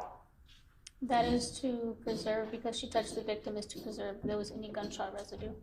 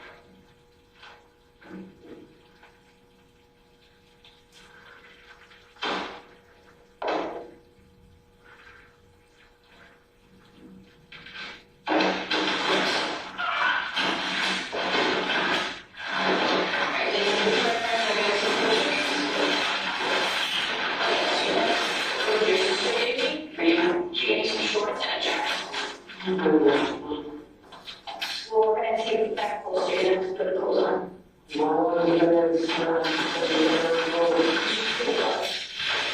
And you want to keep clothes on the blood, we can't get it off the shirt. And you can just check. If there's no blood on the shorts, then I gotta see, but I don't want to leave the blood. Can we send the rest of them to pictures, please? Do me, listen to my instructions. Just give me a second, I'm gonna take a photo of you. Okay, very simple. You're not gonna address the front. I really got shady hands if I did this. I'm not, I have blood all over you. Why did I have to take pictures of me like I did for? Daisy, I'm taking pictures of you because you have blood all over you and you have injuries. You're losing your hair. That is in the car accident. So that's fine. Let's take pictures. We're gonna take pictures. He's gonna do something to your hands. Okay. And then you're gonna change your clothes so you can have not bloody clothes on. I don't want you to sit here and clothes full of blood. Right? You know what I'm saying? There's no sense in you sitting here with clothes that are for the mom.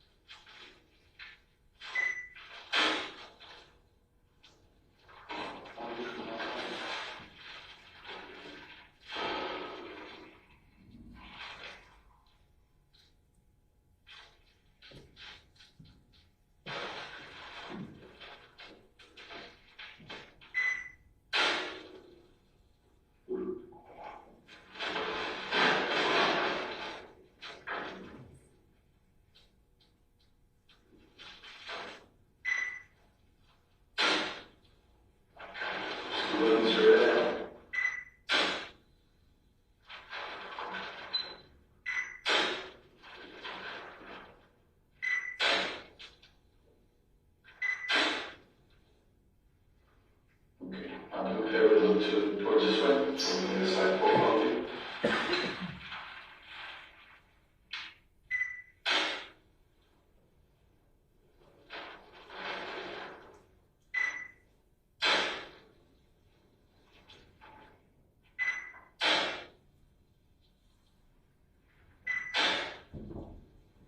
Okay, and then just look the opposite way.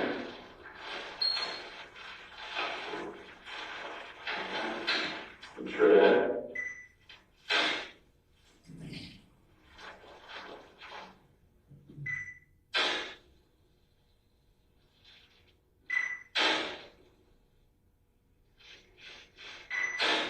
And you can face the wall.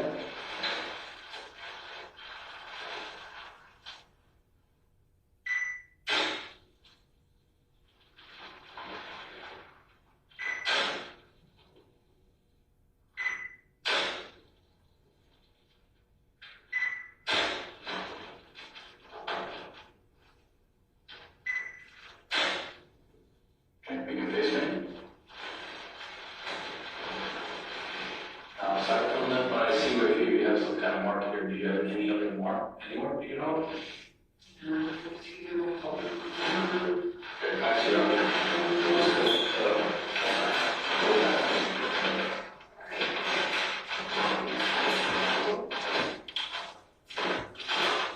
No, just Lower? yeah.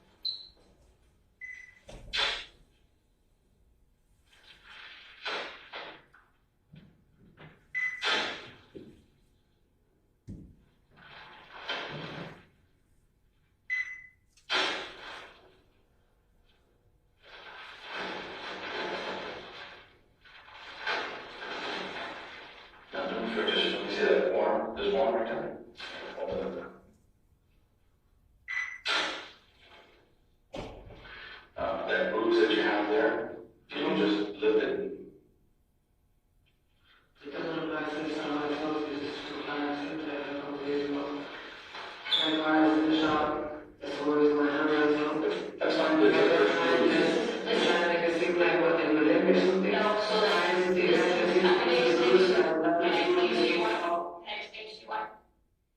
Because you have been on our care, correct? You have been in our care, right? So there's no confusion that later on down the line, or take pictures of the injuries you already have. So later on, someone doesn't say they were caused while they were in our care. That's the only reason. No one's implying anything at all. Okay? No one at all has implied anything. That is the reason why we're doing this. Okay?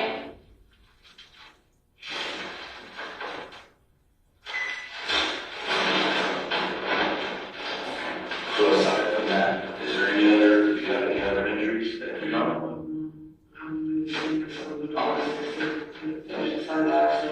No worries, no worries. Do me a favor, just put your hands together like this.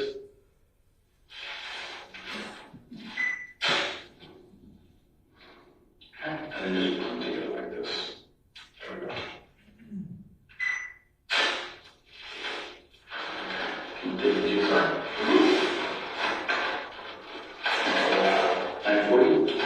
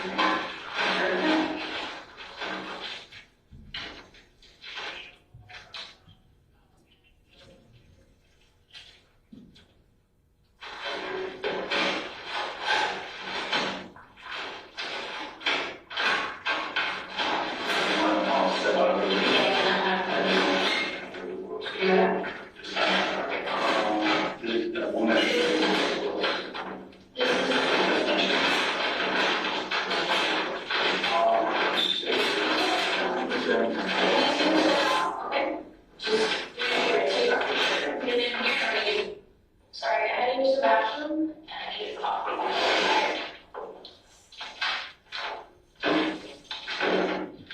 This is my partner, Joe. Did you meet him already? No, I said, I know that you said in that video, well, let me ask you this, to be clear, that's you. Yes. And you said this is my partner, Joe. Is that Joe Cruz that we were talking about earlier? Yes. The lead detective in this case? Yes. Thank you.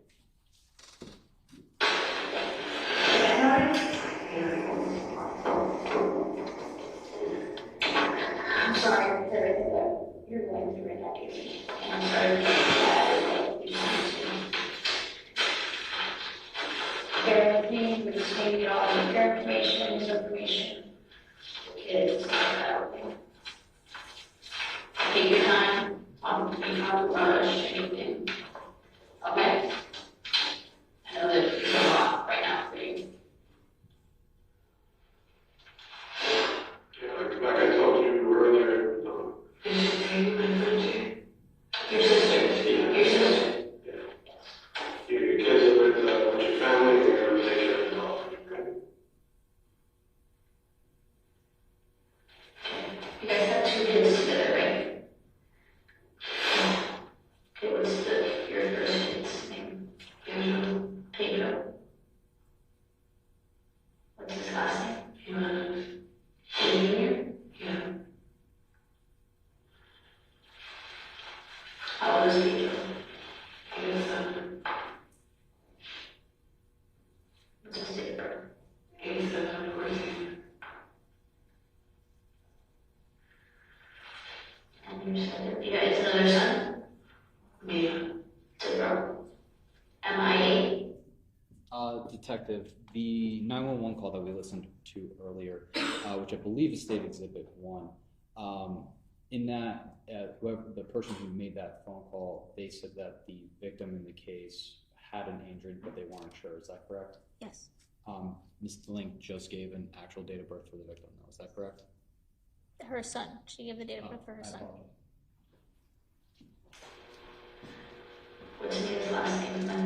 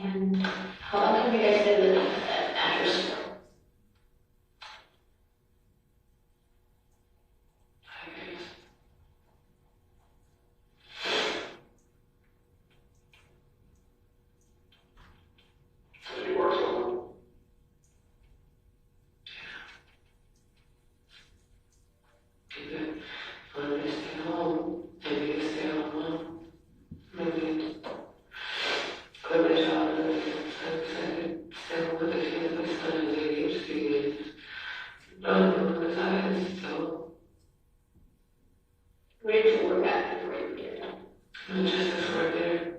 Logistics coordinator? Oh, I'm sure you're doing what? Probably.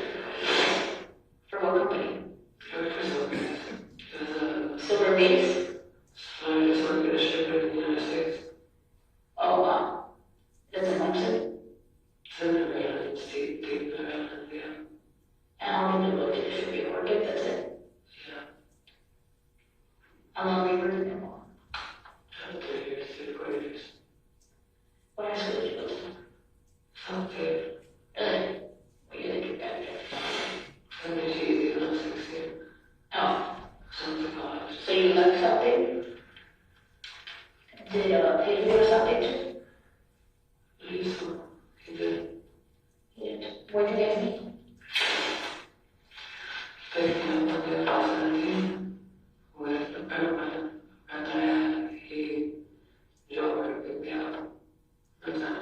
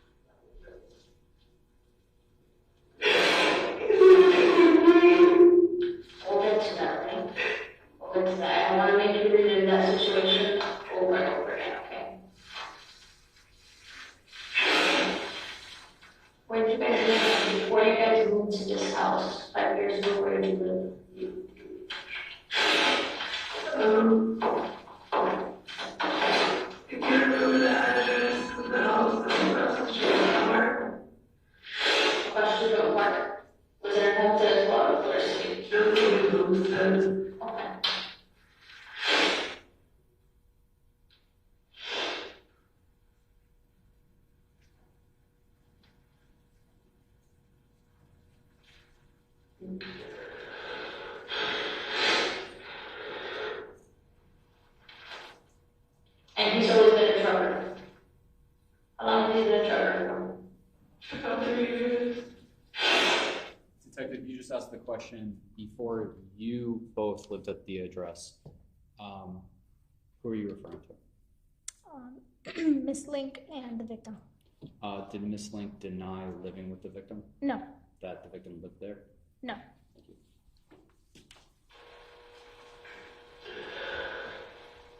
And what did you do before that? Distraction and stuff like that. I don't want that person to get his license, so he could really do it. Started taking a toll on his body, where he was a little bit. Yeah, construction's not an easy job. I just want to just stay there. I wasn't feeling no more.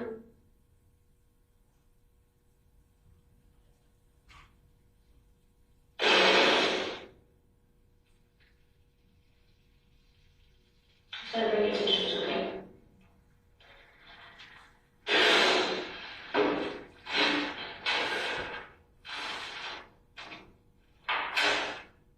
So, there's some stuff that's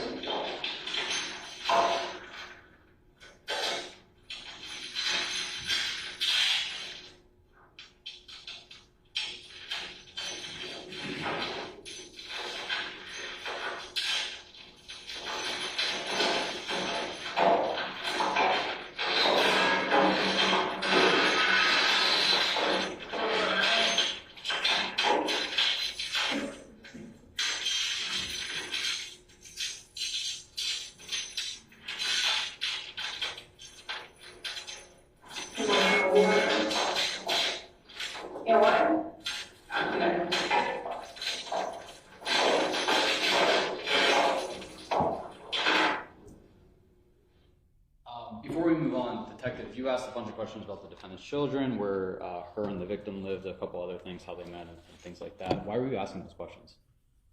Those are preliminary questions that we ask. Is there any specific reason to get some background information or anything like that? Background information as well to know. At that point, we were aware that the children were the resident at the time of this incident. That's something that we need to document. Thank you.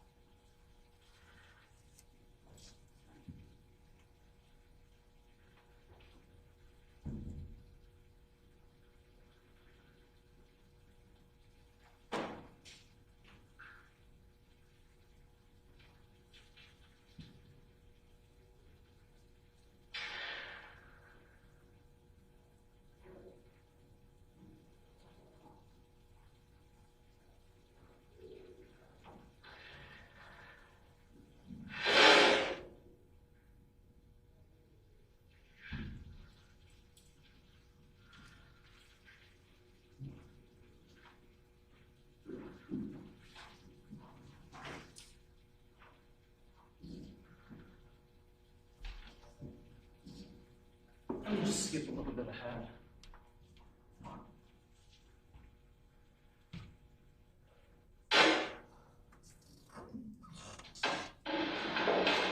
So,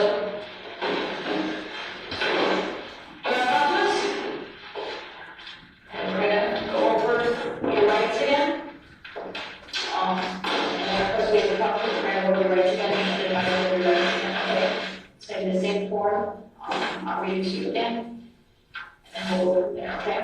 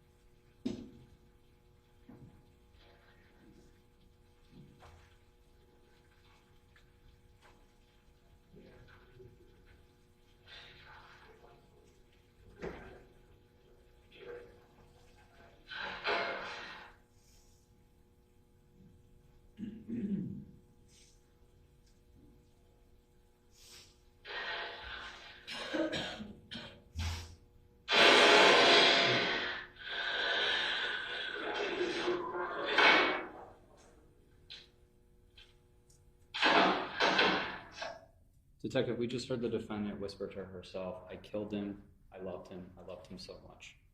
At that point in time, had the defendant made a confession of killing Pedro Jimenez to you? No. To any detectives? No. Would it be fair to say that is the first time the defendant ever admitted to killing the victim? Yes. Thank you. Alright. Okay, so a few minutes ago, you knocked on the door and said you wanted to talk. Okay, so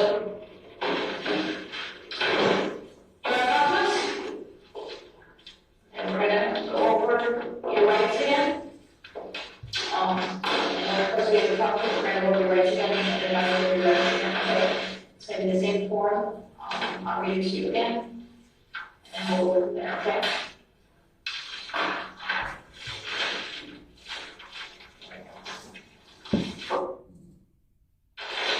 Okay, so if there are any questions, you must understand the following rights. You have a right to remain silent, and you do not have to talk to me if you do not wish to do so. You do not have to answer any of my questions if you understand this right.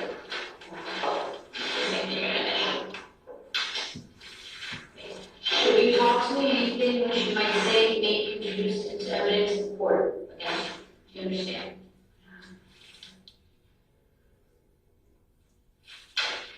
If you want a lawyer to be present during questioning at this time or any time hereafter, you are entitled to have a lawyer present. Do you understand that right? If you cannot afford to pay a lawyer, one will be provided for you at no cost if you want one. Do you understand that right? Knowing these rights, are you willing to answer my questions without having a lawyer present?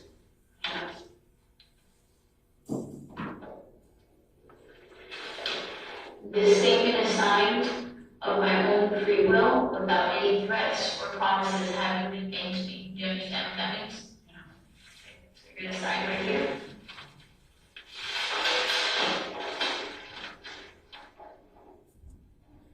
And the date is 6/25/22, and it is 4/22 p.m.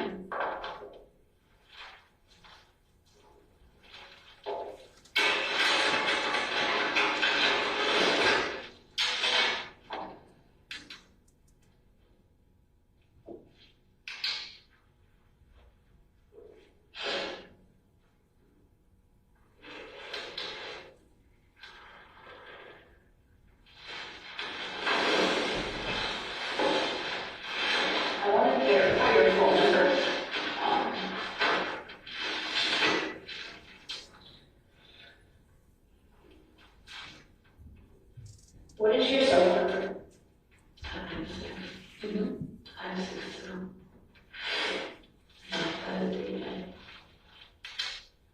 And you have that with what carrier?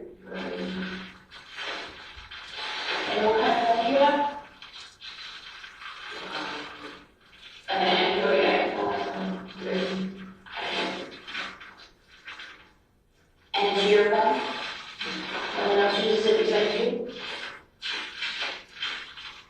Okay, sometimes watch YouTube.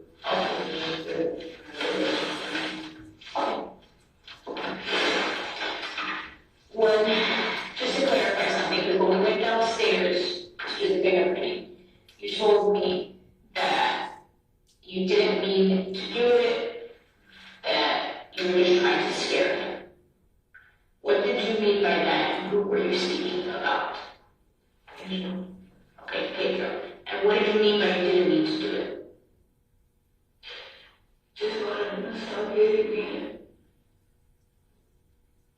So I grabbed his gun and I shot it, but I didn't aim him. Nothing, I didn't mean to hit him. I just wanted to scare him, but I didn't want to scare him away. So let's rewind a little bit. Okay. How long have you been paid for? Last month made 9 years. Last month made 9 years? Okay. And both of your kids are his? Yeah. What was your relationship like?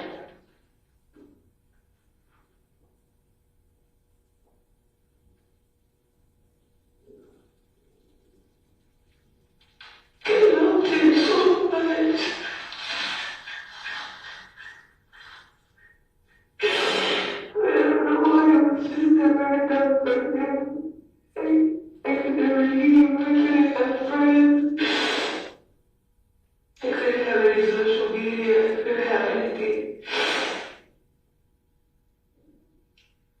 It was isolated for a very long time. Why were you isolated for a long time? It was nothing. It was nothing. I was very good. I didn't have friends. I had to stay in the house all the time. Couldn't talk to anybody except for my mom, maybe. I tried to leave before, but all he did was wreak havoc on everything.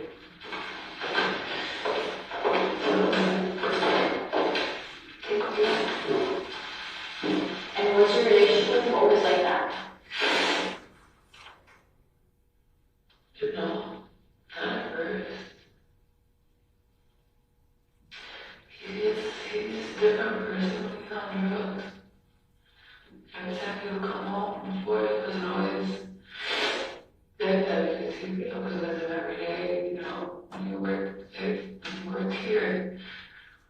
But when he would come back after 3 weeks or a month, he would be anywhere from like 4 to 7 days. And he would just get strung out the whole 7 days on cocaine. Would he use anything else? Cocaine, marijuana, vodka. That I don't know what it is. He just didn't, he was a big drinker. I guess the more money we began to get, the more drugs he started doing every time he would come home. He couldn't find an ounce of cocaine. He said he hid in the house. I never seen it. When did he say that? This was the day that he hit me in my head like 5 or 6 times with a gun. So, like 4 or 5 days ago. Did you report that? You were in the hospital? I was in the hospital, but they started asking me a lot of questions. I got scared and I left. I went to the hospital, but before I got a chance. Detective, briefly, I just want to back up from the statement. We heard Ms. Link say that Pedro did not let her have social media. Is Facebook social media? Yes. TikTok? Yes. Instagram? Yes. Thank you. I was actually going to see a doctor and they said they need to have a MRI or something. Scan my brain. Did they register you? Did they get your information and stuff?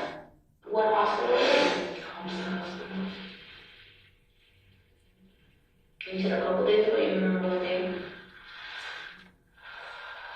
My mom flew down the very next day. So I'm going to say 3 days ago. She flew down to try to get him arrested because I wouldn't do it. She even said, he's a baby that she needs to communicate. He's always on the scene. And where were you when he hit you in the head? I was outside with my cousin David. And he hit David too. At the house? At your house? What's David's last name? Correct. Do you know his date of birth? No. He's a white man? He's dark. He's darker than me. He's Puerto Rican. Okay. Do you know where he lives? Not exactly. He usually comes down.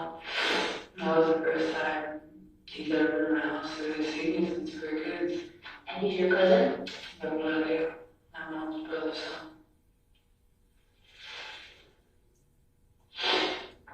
And where did Pedro hit him with the gun? In his face. He was trying to push him off me. And Pedro turned back and he hit him with the gun too. And David didn't report it either? No. How old is David? David is probably about, let's see, like 29, maybe 30.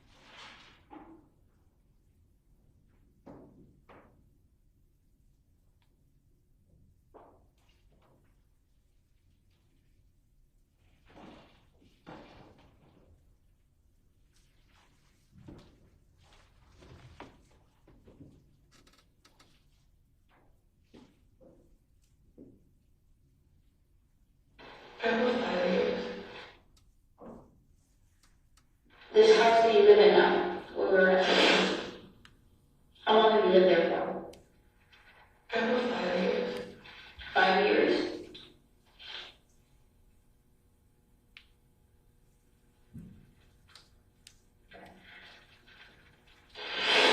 Walk me through yesterday, Friday, so today's Saturday, Friday. What was going on with you guys yesterday? Let's start from the morning. Has he been, well, because I know you told me that he travels a lot with his job. Yeah. Okay, how long has he been home? He was supposed to leave tomorrow. He was here for 7 days. Because he did nothing wrong. He was supposed to leave tomorrow on Sunday. So when did he get back from his last work? Trucking out there, when did he get back?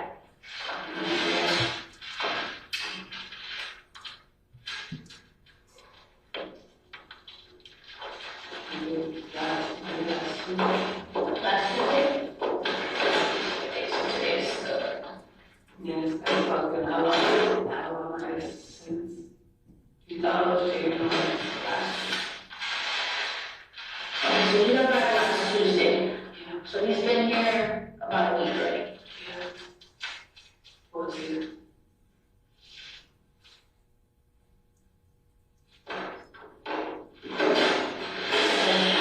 When he got back, he was staying with you, I guess?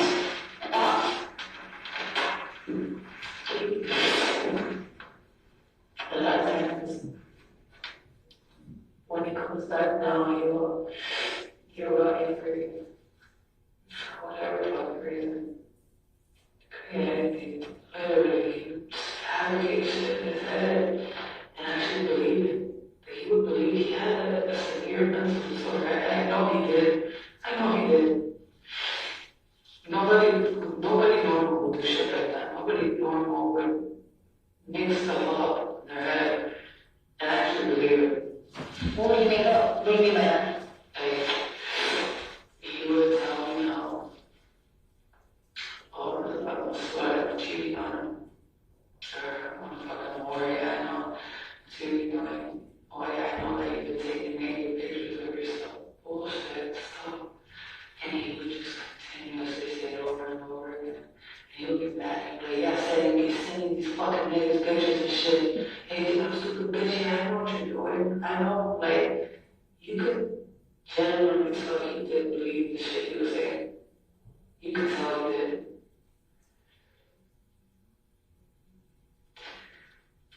So he would just leave sometimes, take the truck to his dad's house. And then he would have maybe his friends pick him up from there. And then if I went to bars, do whatever he was doing. One of the nights and 12,000 come home. 1, 2 in the morning, and then whenever he would go home.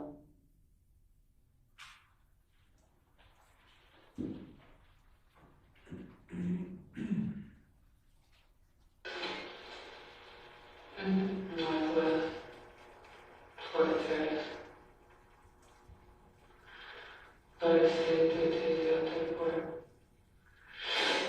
So that's where he would say he wasn't staying with you? That's where he would go to. That's where I used to go to all the time.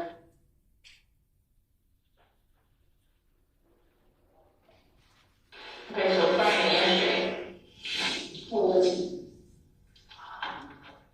The other day. He was with his friend. He was with his friend's house. Okay. And then I remember I drove by with friends to my sister's house and my mom. Do you remember what time that was? I think around 5. In the afternoon or in the morning? Afternoon. My mom flew down, so she went to the semen with her sister. My mom takes care of one of my sister's kids. And she's very sick, she was big, so she said to go see her. And we went over there, and then,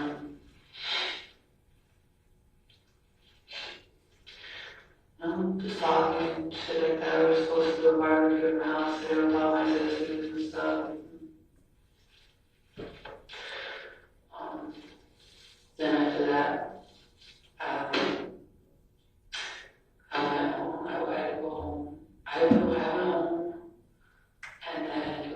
a lot of it, and I learned a lot.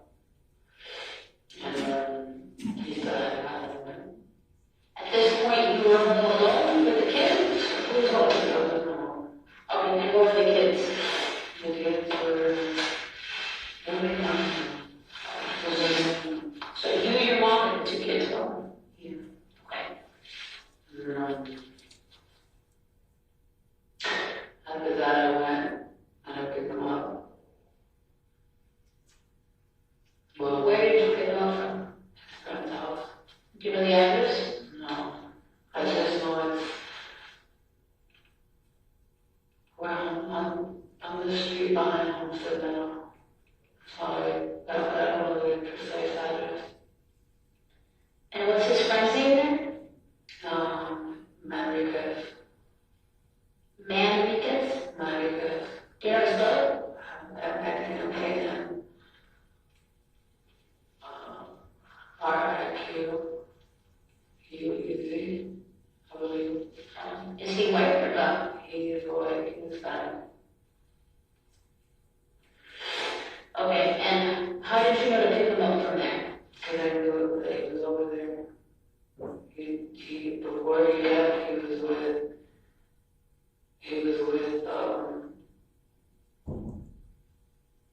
was him, I believe, the brother, and a couple of other, when I see that group of people, the group of boys there, I know he's gonna be there.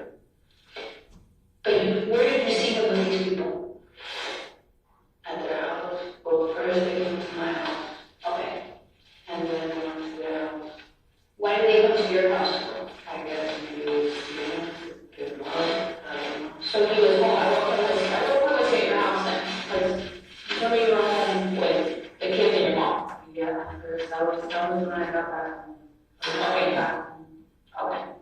And then after that, I guess when I'm going to go back, I'm going to go a little bit to clean it up. Because I know he's coming drunk on the back and he was just on the phone and shit. Did he ask you to pick him up or you decided to go pick him up? I decided to pick him up. Okay. Wasn't an issue. Okay. I picked him up. He was, of course, buying cocaine and I'm not again. It was one. He took it on the outside, so I went inside. And he said, oh, I'm coming. He's drunk on his ass. And then you can see he had like coke bags on him. So when you got there, how did you tell him to come outside? His friend, he normally leaves outside. I went and I was like, well, where's Pedro at? Oh, he's inside the house. Okay. He was out there. I don't know, Manriquez is really the only one I know his name. There's about 5 or 6 of them. I was there. The boy went inside. I waited like maybe 4 or 5 minutes. It's small. It was like mine. There's a lot of traffic goes through there, a lot of people in and out. Worse. So I went and opened the door and I went in the house. And then finally I could see him coming out of the hallway, with the coke bag. What? I'm coming. Jeez. I was getting something from PK. You can see I had a coke bag. And that's when the fun started. My mom ended up leaving back to my sister's house because she was dating when she was in there. So, what do you mean when the fun started? So you took him up from the house, what happened after you took him up? What do you guys do now?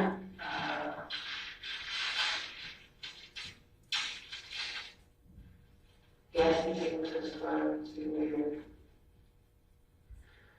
Which store did you go to?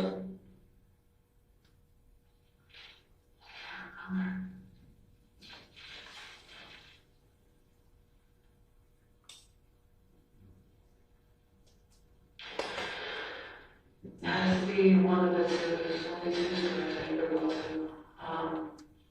They're both on it. One is registered and so one hired. Right behind one hired. It's not registered. Take a plaza. On 187, what, Rizzo, 187 or 182? 187. 187, I need the shop shopping center by 317th Street, I think it is. It's past Campbell Drive. Yes. Either there or the Paramount, that's a little further down.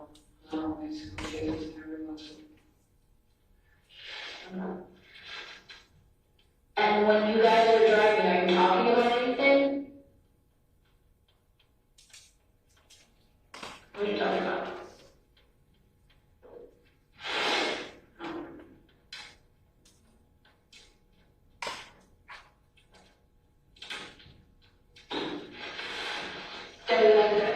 I did see none.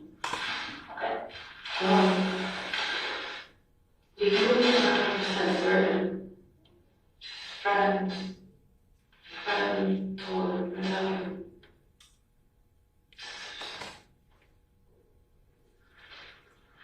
I stopped talking to the guy and everything I know. Nothing serious like that at all. I guess he didn't know. And since he came back, same conversation we had over and over again. So I guess I'm just getting back at him for all the time cheating on me. I'm a fucking whore, I'm a slut, and that shit. Takes care of me, does everything for me. For me to do that shit to him. He is lonely. I understand. I completely understand. We're not here to judge you on that, so don't worry about that. You don't need to explain to us why you cheated or did what you did. It's human. Okay? It's human and it's okay. It's fine. As women, we get lonely. You're home with your kids all the time, raising your kids by yourself, it's always out on the road.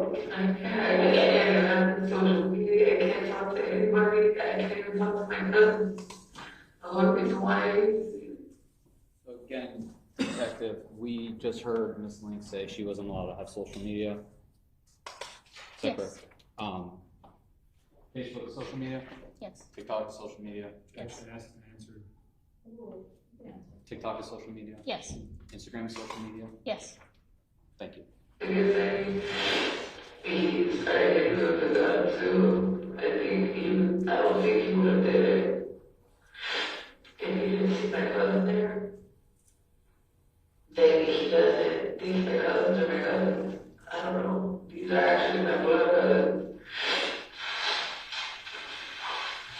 So have you ever heard anything you're talking about? He's saying all this shit to you. He's telling you about you cheating and all that. That's what he's talking to you about. At this point, how are you feeling? Are you sad? Are you angry? Like, how are you feeling? What are your feelings when he's telling you those stuff?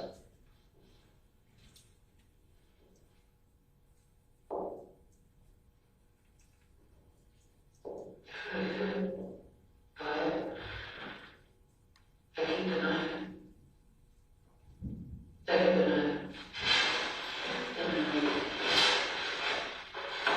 So you can tell him no, and you get a G.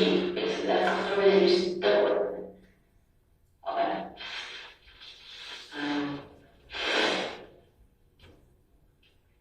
I know that's the house.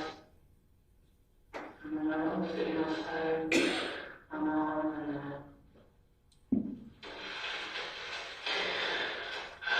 he said funny shit to me over and over. He talking shit about me to my mom. You know?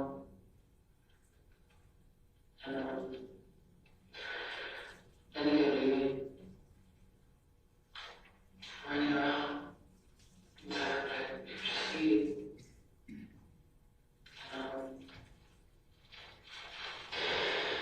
I guess what my mom is not there. Days. He's only here for a couple of days. I feel so bad. Because maybe it would have been a difference. He would have still been on drugs, but maybe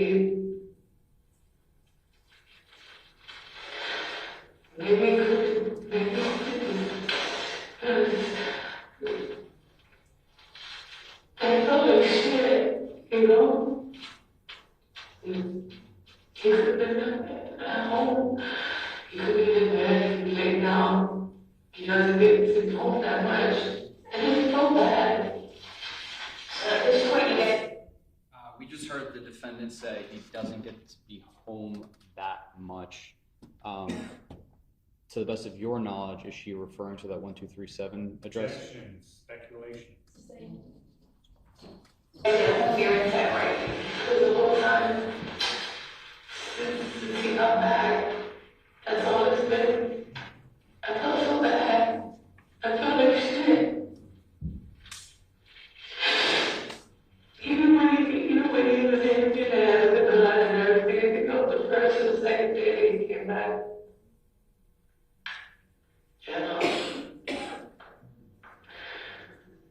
He was broke, pretty much.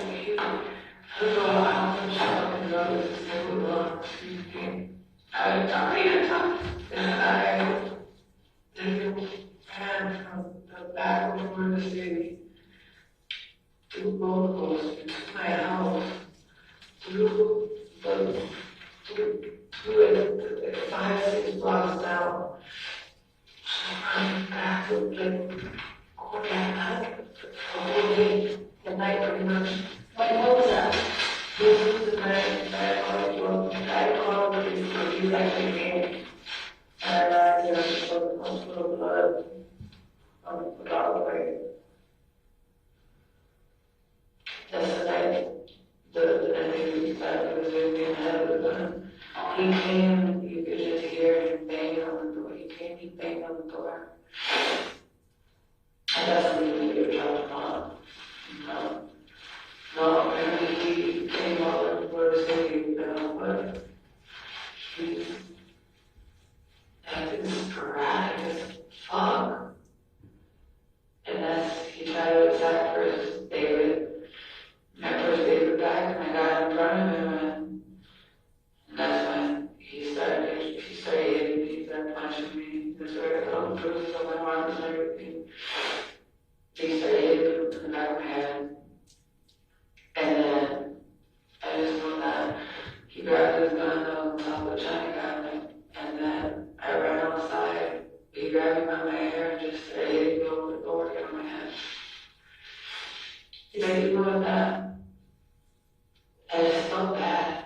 It was nothing but chaos and fucking havoc since he got back. I tried to make excuses for him.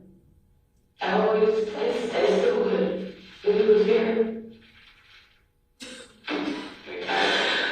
I feel bad for him. I feel bad for him. Because he was right. But I just shoot him because I wanted to shoot him. I just shot the fucking gun so he could be here. I didn't think it was an aim. Let's go back a little bit. You said that you grabbed the gun from on top of the china cabinet. That was a couple days ago. Okay, was that gun always there? He always had it there. Okay. He always had it there, and he would probably take it with him over the road. So when he was out on the road working, where was the gun? In the trunk. Okay. And then when he was home, the gun would be where? He would put it on top of the china cabinet. Or in my kitchen, the cabinets are way on top. Okay. So, Friday, you guys are arguing. Yesterday, you guys are arguing. When you come back, after you come back home, you guys are arguing. Around what time is that?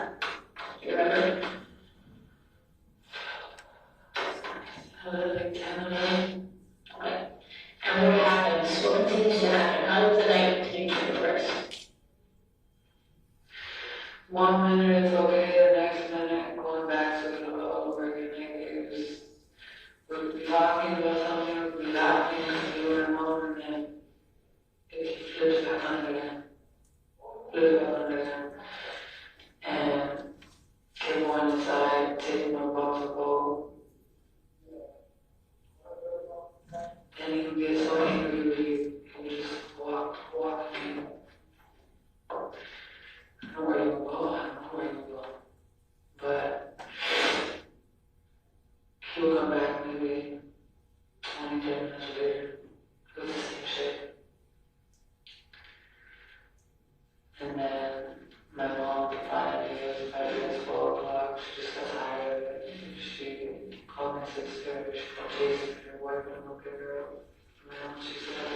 inside of shit. So, yeah. Told her to leave me. What happened after she left? You can see he kept coming back over and over again, like, almost like, because you can see on the cameras, I can see only certain glimpses of him coming back, circling now. You have cameras? No front. Okay. They didn't catch what happened because it wasn't back. Okay, so nothing that happened would be on camera. The only thing that I probably could see is just the glimpses of him coming through the camera. That's why I figured he was, it would be like 5 minutes, and I'm looking through and I'm like, where the fuck is he going? Where is he coming from? Why is he passing, but he's not coming inside? So, finally, I was sitting outside, and I had a gun. At what point did you grab a gun? I got a gun, and I sat outside with it to smoke a cigarette. Because it became, maybe he was gonna hit me if he saw that I had it. I don't know what the fuck I was thinking. I never fucking grabbed a gun like that ever. Guy gets to a certain point where seeing him circling the house where he was, you gotta be really paranoid. You gotta be really scared. So I was outside, I just had the gun there next to me. Where next to you? Just, I was sitting on the porch, and I just had an ice cream sitting on the stairs, so just sitting on the stairs. Finally, I could see the shadow in the back. I could see it in the corner of my eye, where the grill is. And he started talking shit again. Seemed to go over it. And then finally, the gun is still there. I stood up and I was like, I told you, partially, not all of it.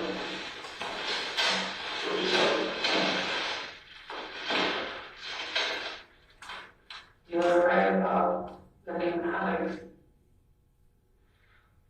But I wasn't doing anything with him like that. I got scared because, and I stopped talking with the boys because apparently he was fucking around with like 4 girls in total, making us all think that they kind of wanted to be with us and shit. So one of the girls in particular was one of Pedro's friends from all along now, trying to get him. So, fast forward, I decided not to shit off with the kid and everything.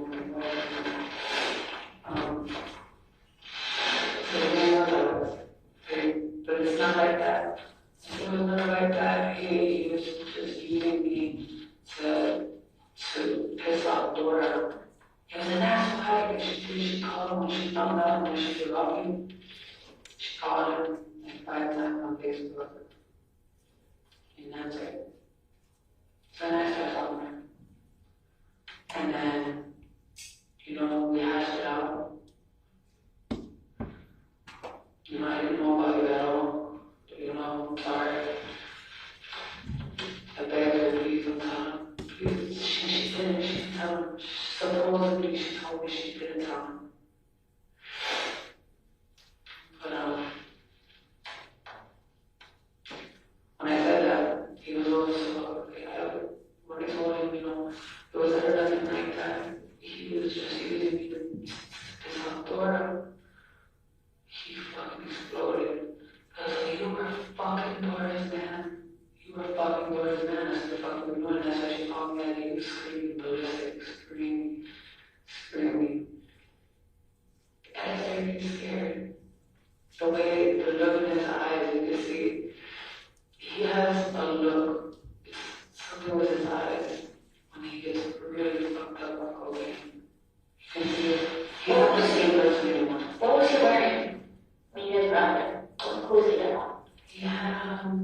a black, I believe it was a black shirt with tank top, but I ripped it off him. So I could look trying to get under there right now. We'll get to that. I just want to know what he was wearing. He had a pair of cargo pants on. I can't remember what color they were. I think maybe black cargos. Did he have anything in his hands? Yeah, like, do you have anything in his hands? No. Okay. Okay, so now you guys continue to argue. Well, he's yelling at you. This morning, and I'm tired, I'm done just pushing on and down. But that's when he pushed me back and I fell to the floor. I know that he grabbed me by my hair. I was trying to get to the stairs, and he just leaned over and I grabbed the gun. And he let me go, because I had it in my hand, and you could see he turned around. He tried to take off. He was like, they were gonna lock me in the house.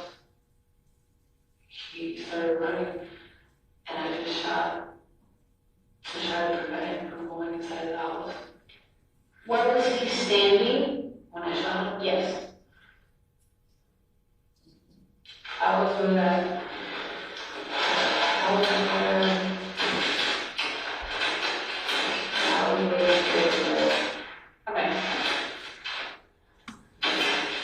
So, tell me where your house is.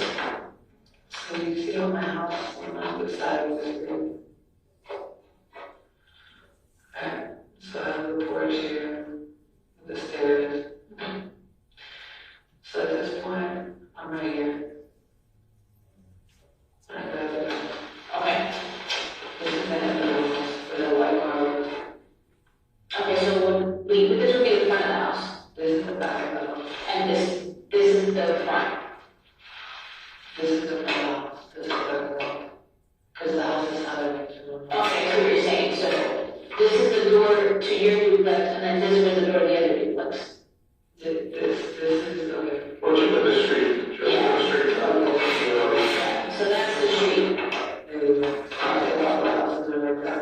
Okay. That makes sense. I see what you're saying now. Okay. So I'm in the front, I'm in the back of the house. Because that's usually where I consider the front, that's usually where I'm going now. Okay. So at that time, I remember once he started taking off, he started running this way. And he said that he was going to run the house to lock me out. Because he could sleep outside, bitch. So I ran right here. I was right here. I saw him right here. And I just shot. I didn't even really hit him. I don't even know how I hit him. I didn't even aim at him like that. I just shot it so he could hear the boom and make me scared and run away. The babies were asleep in the house. I'm tired of being locked outside. I'm tired of this shit. So as he's running away from you, that's when you shoot? Because he's running to go to the house. Because he's running to go in the house and out the doors. What happens now after you shoot him? What happens? He was still running. He ran. He didn't go in the house. He ran. So I think the house was behind right here. He was running kind of like on their porch. Okay. And I don't know where he went after that. So I went, I was looking, I walked to the front, I was looking, and I couldn't find him. So then I went back out of the car. While you're walking to the car, are you on the phone with anybody? Are you talking to anybody? No. Okay, so you're not talking to anybody? No. As you're walking? No. Okay, and where's the gun at this point?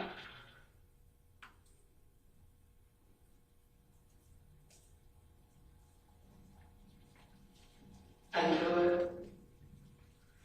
So as you're walking by your house, where did you throw the gun? There's a tree right here. Okay. As I went to look over and I'm walking, I slung the gun to the tree. And I started over his head, and then, because I could hear him when I know it, I thought maybe it was mine at first, like he was running. I thought maybe he was fucking around, I don't know. But I kind of got scared. So I walked to the front and I couldn't see behind, so I came back and got in the car and drove around all the way to the back alley. The first time I couldn't find him. We just heard Ms. Lang say she threw the gun to the tree. Did she give you any more specifics about the tree? Yes, it was a tree that was directly by their door to their house. Did she tell you that, or she tell you the tree? She said the tree, but when she was pointing at the paper, it was directly in front of one of their doors. Okay. Did you, at this point in time, I can see both yourself and Detective Cruz in here, were you letting canine officers know where to search? Yes. Okay, thank you. I sat on the porch and I could hear the wailing. So I got back in the car and I drove all the way around again, and that's where I could see him laying there. And I went to him, he was full of blood, he was like, call 911 now, baby, call 911. So I went and called, and I'm on the phone with her. I just started ripping off his shirt to do a tag on his leg. What did you tell the 911 operator? It's one of them I found that there was a guy in the alley that he looks like he was shot. I tried to make it seem like it was a random person. Why? I got scared. Very scared. There was a lot of blood, and he was dazing in and out already. I tried to save him.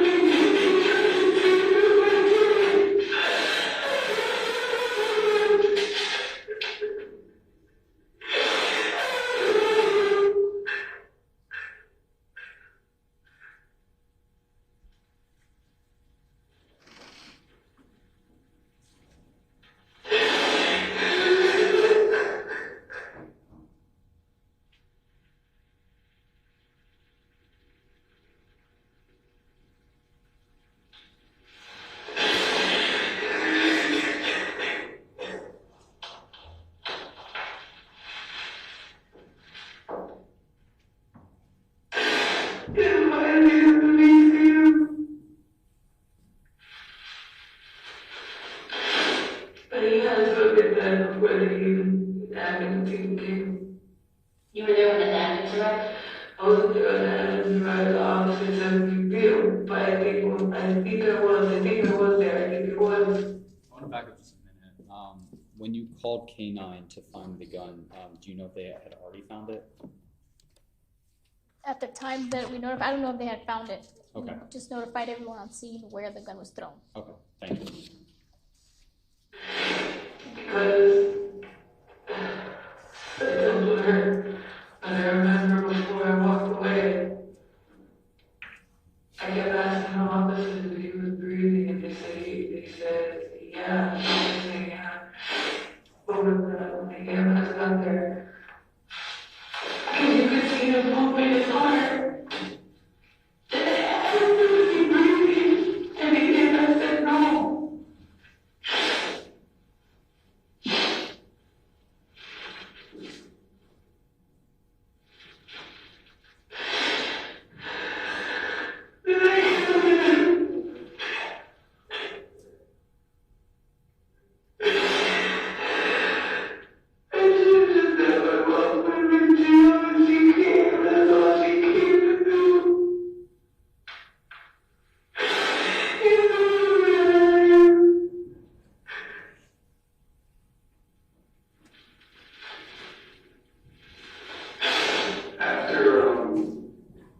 You shot him.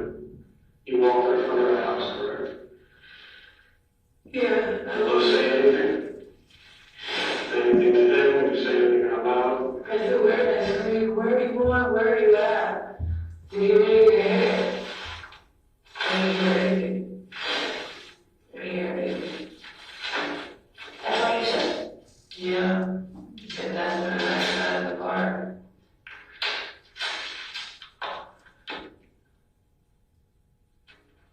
That's when I got out of the car and I started looking for him. You got in the car, was it before or after you said that? the car. I got into the car. I threw the gun as soon as I walked into the front door of it. Because in case anybody were to come, the police were going to come because of the pain. That's why I threw it. I didn't think I hit him. I didn't know it tonight because he said or after the fact, this was before anything. I threw the gun because I didn't, but in case the police came from here and had a shot, or the neighbors called because it was right there and you can hear it right there. With the duplex with two sides. After that, I threw it and I started to look for him. The first time, he must have still been cutting through the yards.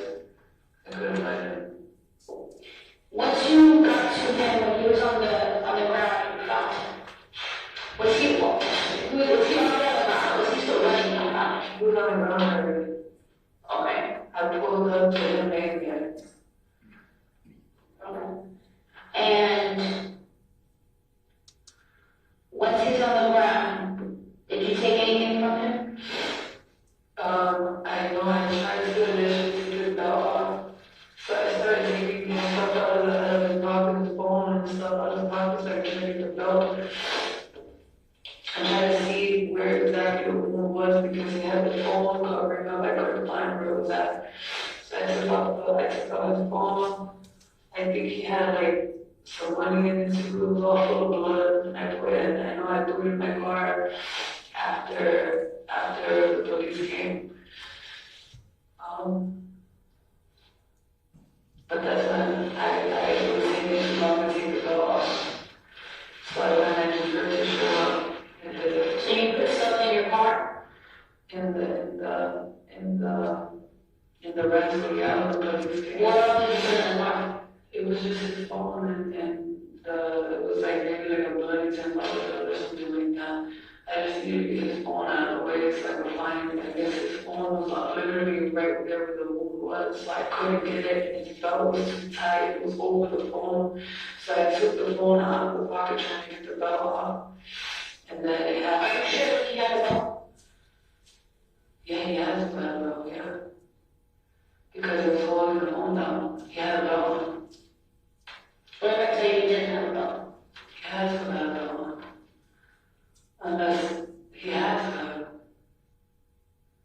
He has to have a belt on. Because someone was holding the phone, unless the pants were just that tight. He has to have the belt on. Because something was holding the phone tight as hell. Do you physically remember seeing a belt?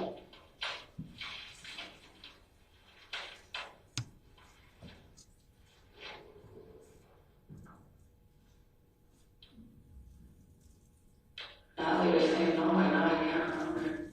But even earlier today, I gave him the belt and everything, so he has to let it on. If not, so either the legs were tight, I don't know. But so you put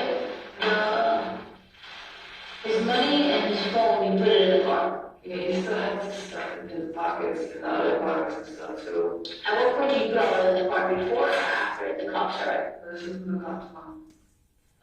They were there already though? The cops were there, and that's when I started screaming because the guy said he was breathing. So that way my car was on the whole time. The car was on, so the officer came and he tried to me to walk back to the house. Come, like get to calm me down. So I went, I put the stuff in the seat of the car, I turned the car off, and I got the keys and I went with the officer. But he still had other stuff in his pockets too. I don't know what the hell it was. But my only concern was really to move the phone out of the way. Why? To find out to see where I couldn't see a bullet wound anywhere. It had to have been where the phone was. What was the phone? The phone was like right here, like on his pockets. In the pockets, but it was so tight. It was tight in his pants, like I literally had to get it out of the way. And that's when I see that's where I see what the wound was.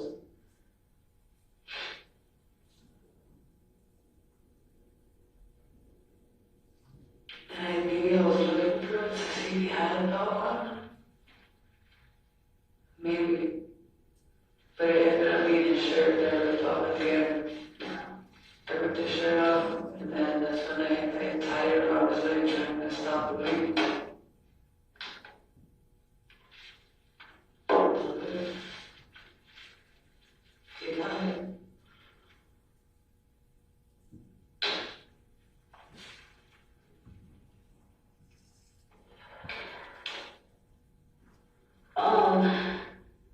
The gun that you shot him with by the house. Are you familiar with guns? No. Okay, you know when you shoot a gun, there's a casing Okay. that gets ejected from the gun. Did you pick it up? No. Just tell me where I shot it at, that's good. Okay, you're saying that you shot him by... Where was it? On this side? There's a porch. My back porch is right here. Okay, and this is the front. Yeah, right here should be where it's at. This is the front, this is the back, this is the neighbor's side. This is where the white car is. It should be like right here. On the edge of the property, on the edge of the house. This is the street. Yeah. So this is the street. When we come in, there's a tree here, right? Is that the tree? Where the gun was thrown? Okay. You shot him on this side of the house then? Yeah. You didn't shoot him on this side of the house? No. Okay. And after you shoot him, what way do you walk? Because he's running around saying he's gonna go to the front door. So you go that way? And then after you go that way, where do you continue to walk? After I'm right here, and I shoot him, he runs this way, so I'm walking this way. So but I see people from one side. I see that he kind of screamed and he ran towards the front part of the neighbor's porch and started running through there. Where are your cameras sitting at? My cameras are right here, facing the street. Okay. I need to go to the bathroom, and then I'll be right back, okay? Is that okay? Do you want anything? I'm off. Okay.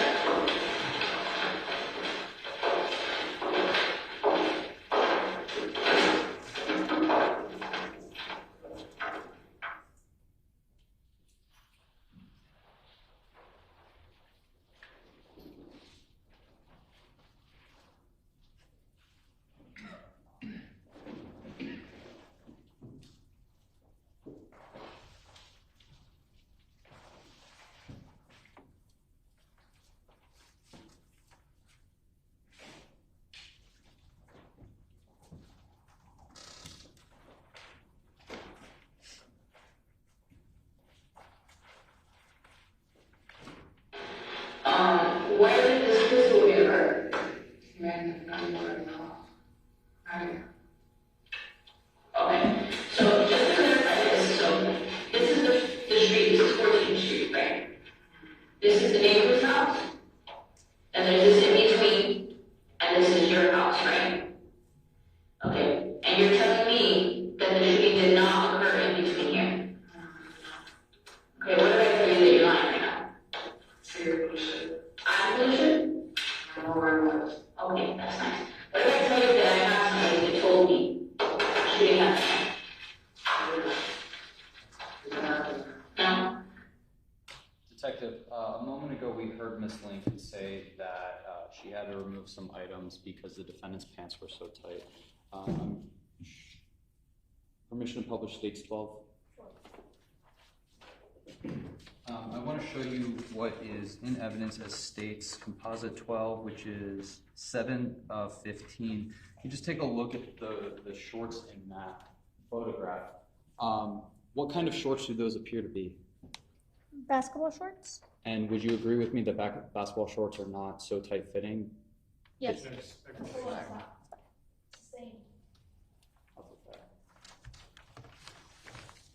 What did I tell you that I have you on camera?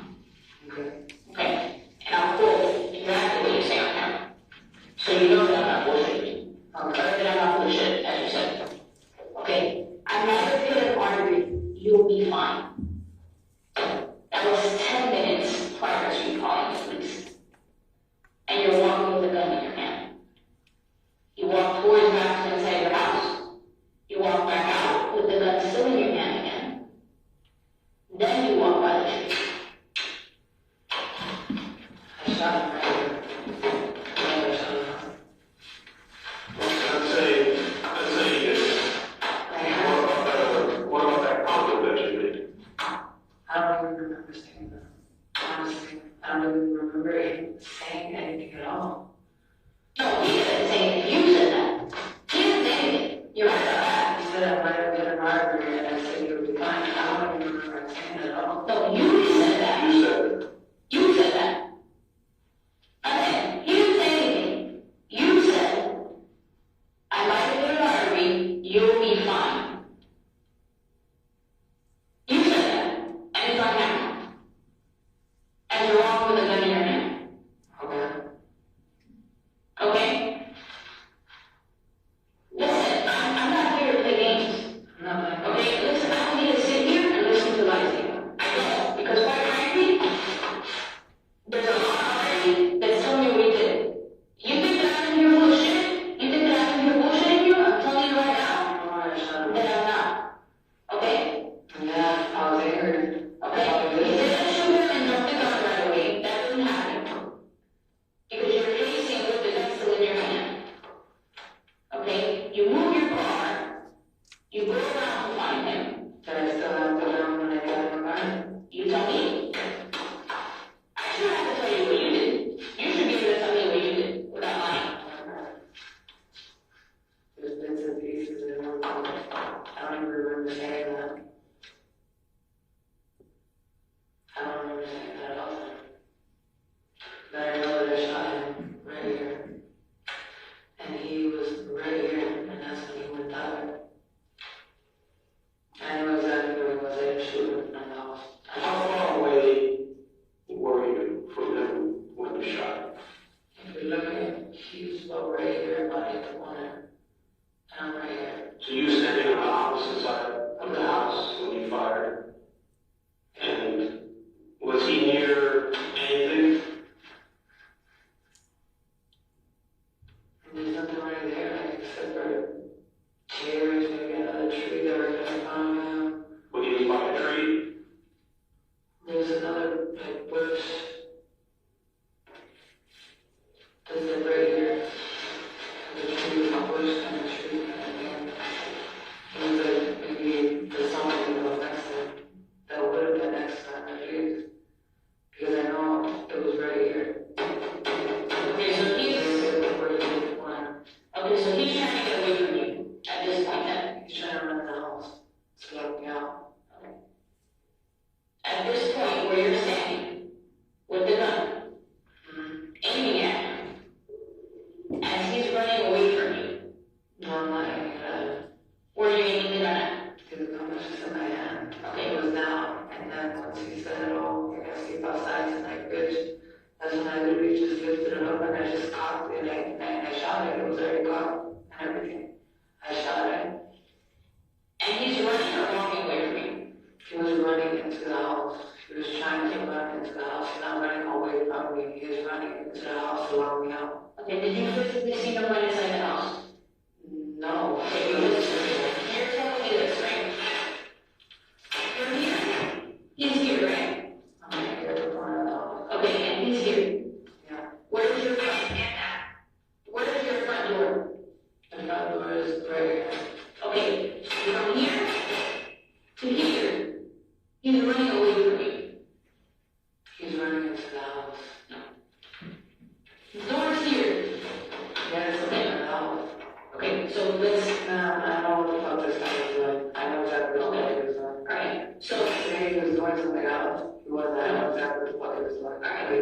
was going, where he was going, and exactly what he was gonna do. When he was gonna go outside as many times as I have, and when you see the shit that he's done to me, and the shit that I've gone through, that I know he's able to do it, I know exactly what he was gonna do, exactly what he said he was gonna do. He was not running away from it.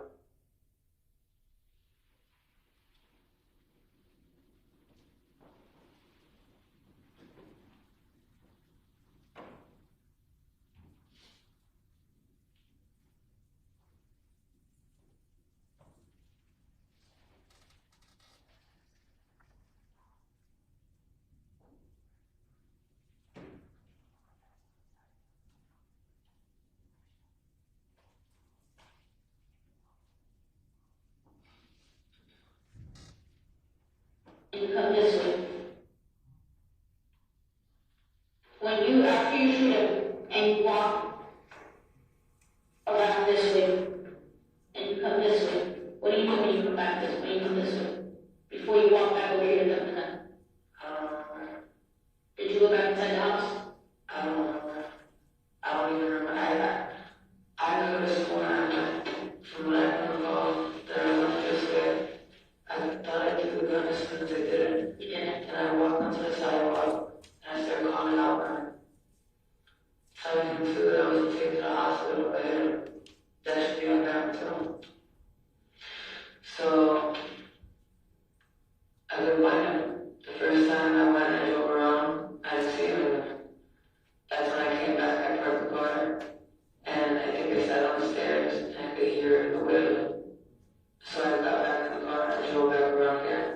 How long did that take you to get back in the moment? The car literally right, it was not even a minute, 2 minutes behind each other. When I got back in the car, I went to the wind right down. So we'll just go back. So you fire, right? And you get in the car, you search, you stop, you get back in the second time. How long do you think that was? Between the two, the time. Yeah. From the moment that you first fired. I'm gonna say when I found him, maybe? From when I fired is when I found him? Yeah. I'll say 5 or 6 times. Maybe. 5 or 6 times. It wasn't long after at all. After you fired, did you notice that he was bleeding? No, I don't. I heard him like it wasn't even a scream, it was like, ah! It wasn't a scream like how you normally hear a scream, no. I thought he was fucking around at first. But I wasn't sure if I hit him or not. But when I saw him laying there, no blood everywhere, I thought maybe his arm, somewhere, maybe at the bottom of his leg or something. Do you know where you were shot? Did you ever see where you were shot? Yeah, when I did the turnaround. Where? What's the shot? On the right, on his side. His upper side. When you got that point on your leg where you got shot? And right here.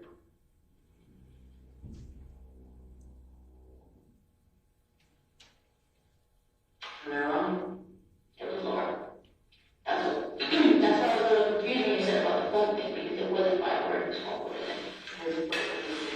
Side of his hand. He was laying on the floor.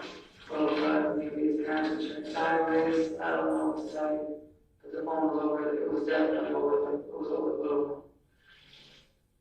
And, yeah, I don't know. It was so good. If I'm not mistaken, it was right here. Like, you know,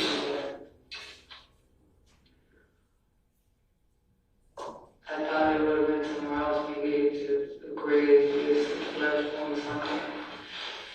When I saw him laying there, I didn't think at all. But that's what it was.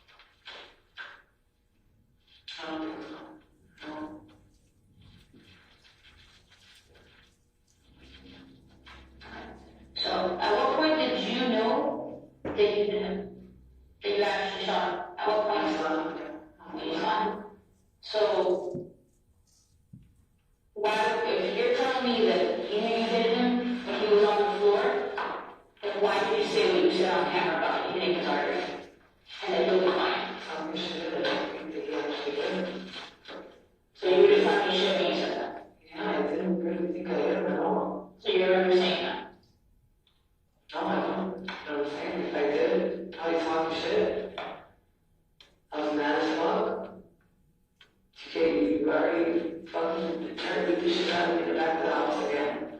Locked me out of my fucking house. My kids are asleep. I'm tired of this shit. I was mad as fuck. I'm not saying I didn't say it, I probably did. But it wasn't literally intentional. I really didn't think I hit him at all. I really fucking didn't think I hit him at all. Until I saw him later.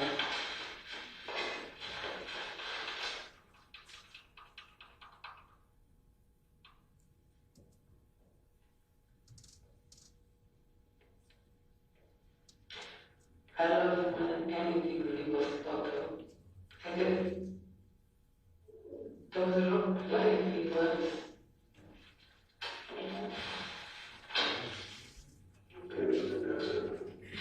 We're gonna step out, I'll be right back. If he is, still not gonna know what it is.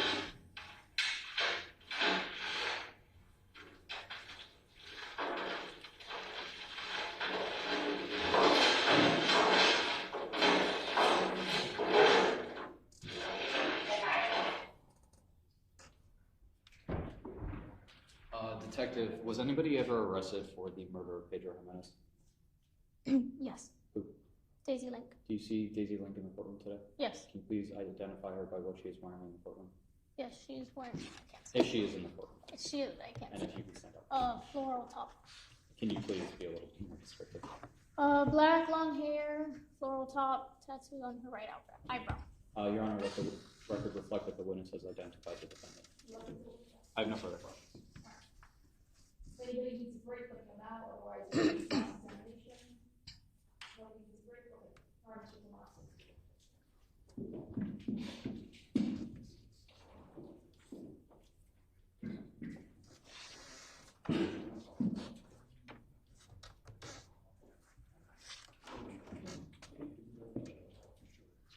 Tomas. Just so I don't read too. No. It's actually 16.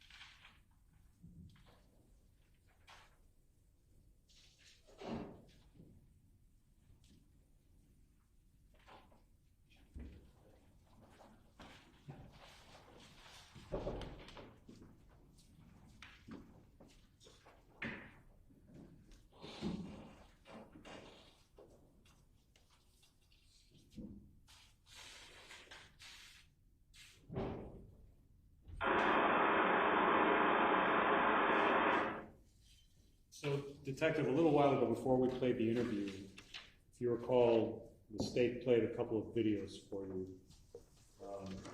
with a similar angle. Do you recall that? Yes, sir. Does this appear to be a video from the same camera that you saw those two videos a little while ago? Yes, sir. And you remember the individuals you saw in that video? Yes, sir. Go ahead, Ray.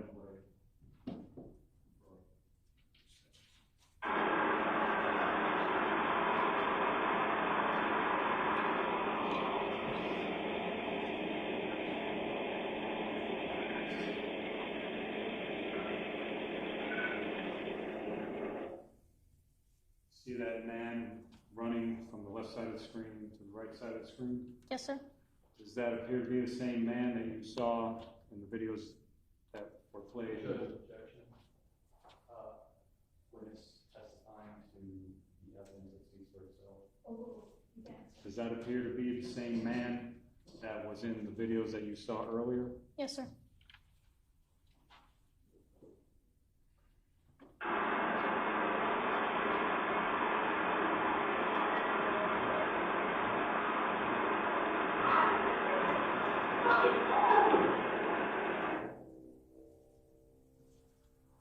That woman on the right right side, who just opened that car door, does that appear to be the same woman that you saw in the videos we saw earlier? Yes, sir. Before she came on screen, did it seem to you like she was yelling something at the man who just ran across the screen? Yes. So, hold on.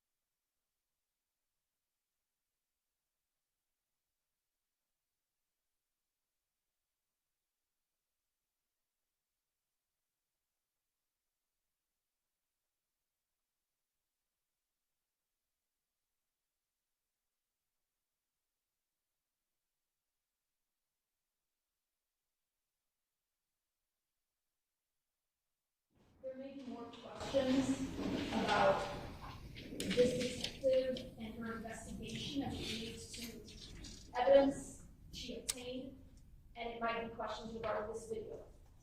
But conclusions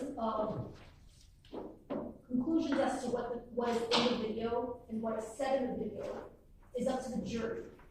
So in other words, opinions of witnesses as they testify about what is, what isn't, what is said, what isn't said in the video, that is going to be related to this witness, to the sufficiency of her investigation. But ultimately, you all will decide your opinions as to what the evidence has shown and what the evidence has not shown. So with that limitation, we're going to continue with this detective's testimony, but please view her testimony from this limitation instruction. If someone doesn't understand it, let me know. Yeah. So we have to read a transcript. There isn't one available. I know it's long. What was your last name again? It's more about being clear about what was being said so we can be objective. Understood. So I can tell you it's in evidence, and I know it's long, but you all can take as long as you want to review it, to amplify it, to put it closer to you, things of that nature. So it is available to you at the time that you do it. Okay? I wish I had a transcript. There isn't anything written. But even at the end of the day, let's say the transcript, you all think there's an error in the transcript. The evidence is what's in the video, not necessarily the transcript. Does that make sense?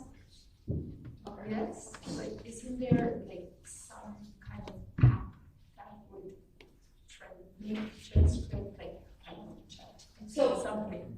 So right now, there isn't one available. Okay? All right. Thank you.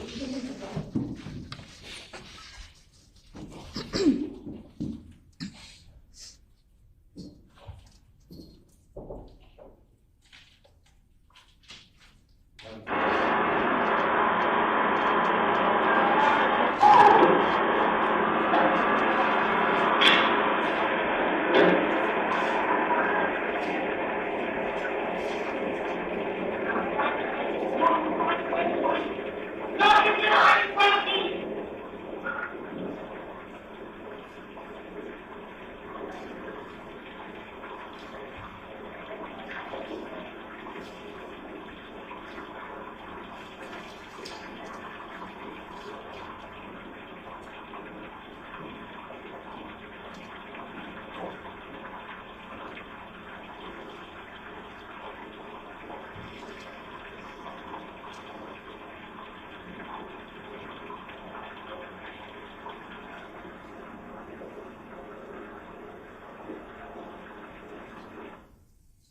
stop it there. So apparently, based on your observation of that, there was some type of interaction, voices were raised, things of that nature, correct? Yes, sir. Now, would you agree that this video that we just observed had to have happened prior to the video where you hear a shot, correct? Considering the victim was in it, yes. And would you agree that the car that's there on the right side of the screen was in a different position at the time that the shooting occurred, correct? Yes. It was facing the opposite way, correct? Car? I don't recall.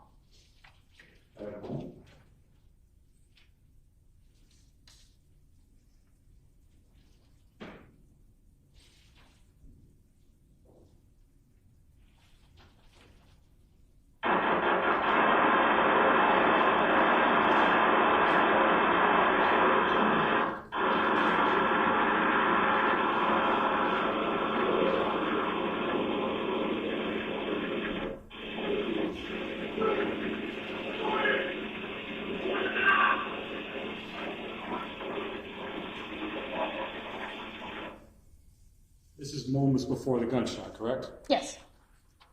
Now that we're looking at this video, would you agree that the car is facing the opposite direction? Yes. Based on the video I showed you before, had you seen that video before during the course of your investigation? No. So the video I just showed you where the car is facing the opposite direction, where Mr. Jimenez is running around, you've never seen that video before? What I can recall, off the top of my head, I remember all the videos. I reviewed multiple videos during the course of the investigation. Okay. During the course of the investigation, did it ever occur to you, or did you see anything that would corroborate Ms. Link's notion that Pedro Jimenez was running back and forth outside the house and would not leave after being told to leave? Okay. Sorry. So say the question again one more time. It was very long. During the course of your investigation, Okay. did you see anything that would corroborate the notion that Pedro Jimenez was running around, loitering, stalking outside the house, refusing to leave, and he did that for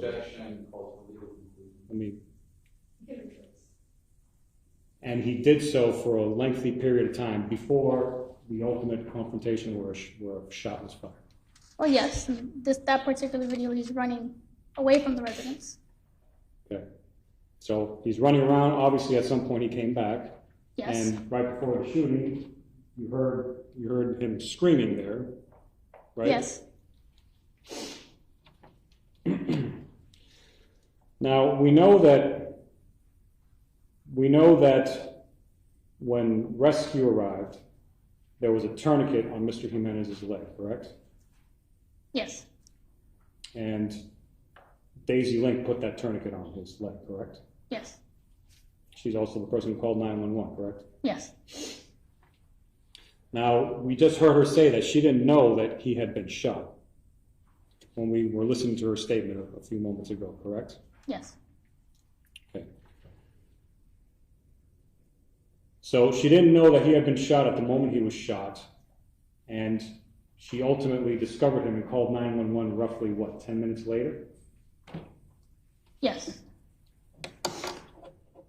So if she didn't know that he had been shot, is it consistent with her finding him about 10 minutes later? Is that consistent? Yes. Okay. So in other words, there's nothing to indicate that she purposely waited 10 minutes. I mean, We're answering based on your investigation. there's nothing to indicate that she purposely waited to call 911, correct? Correct. As far as we know, she called 911 as soon as she realized what was happening, that he was shot, right? Yes. And she took measures to try and help him by putting a tourniquet on his leg, correct? Yes.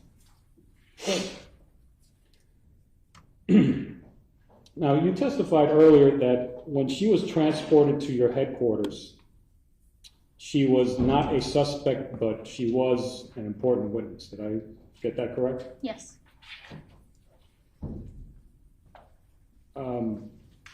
Who transported her? A patrol officer. Do you know which one? I do not. When somebody is not a suspect,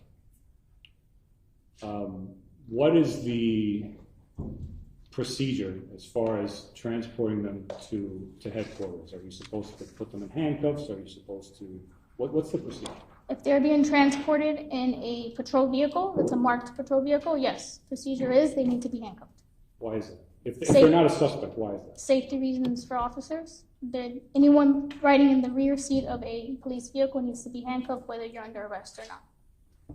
So it's a safety measure specifically outlined for transport, is that correct? Inside a patrol vehicle, yes. Okay. So what is the actual procedure? Are you supposed to put the handcuffs on right before they get in the car, or how does it work? Prior to putting them inside the vehicle, yes, you handcuff them and then you place them inside the vehicle. But there's no procedure that mandates that they need to be handcuffed for any period of time prior to the transport or after the transport, correct? Not to my knowledge. Okay. So am I correct that it would be proper procedure to only, because she was not a suspect at the time, to only place her in cuffs for the transportation, and that's it? The cuffs can be removed once the transportation has been completed, yes. Correct? Okay. So, as far as you know, was she not in cuffs prior to the car ride and after the car ride? By the time I arrived on scene, she was already inside a patrol vehicle. I don't know what happened prior to that. Okay. If she had been held in handcuffs prior to being in the patrol vehicle for an extended amount of time, would that have been incorrect procedure, as far as you know? I don't know what occurred prior to me arriving. When I arrived, she was already inside a patrol vehicle. I understand that you weren't there, so I'm Okay. not asking you to speculate on what happened. What I'm asking you is, given that you're familiar with the procedure, would it have been incorrect procedure to place her in cuffs and hold her for an extended period of time when she wasn't being transported? Depends on the circumstances.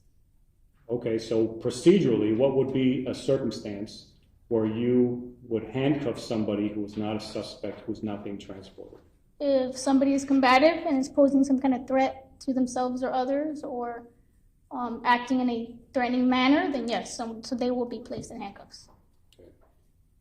As far as you know, did Ms. Link pose any type of threat to any law enforcement officers who were there before she was transported? When I arrived on scene, she was inside a patrol vehicle. Okay, so you don't have any information. You're not aware of anything that she did which would have justified her being placed in handcuffs for an extended period of time prior to the transport, correct? Correct. Before you conducted the interview, what other members of law enforcement had interaction with Ms. Link, if you can recall? Aside from myself and Joseph Cruz, I do not know. Was there ever a domestic violence detective, female detective, who... What's the question? The question was there a female domestic violence detective who interacted with Ms. Link while she was fingerprinted and before she gave her statement? Oh, you can answer. A female domestic violence detective? No. There wasn't. No. Just asking, no, sorry.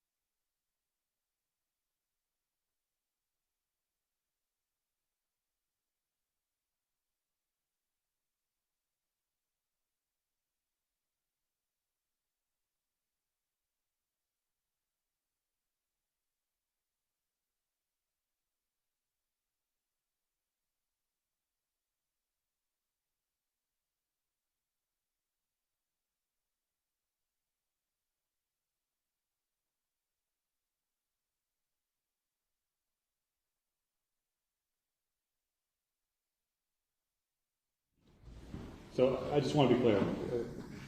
At the station, other than yourself and Detective Cruz, nobody else interacted with Ms. Link? You're referring to the female that comes up on the interview. So, there was another female homicide detective that assisted me taking her to the bathroom whenever she needed to go to the bathroom. Just for the bathroom? What about during fingerprinting? And she came down with me to fingerprinting as A well. female homicide detective? Yes. What is her name? Detective Angel Wilson. Angel Wilson? And were you present for all the interactions? Same objection, Judge. Were you present for all the interactions that occurred between Detective Wilson and Daisy Link? Yes. You were? Yes.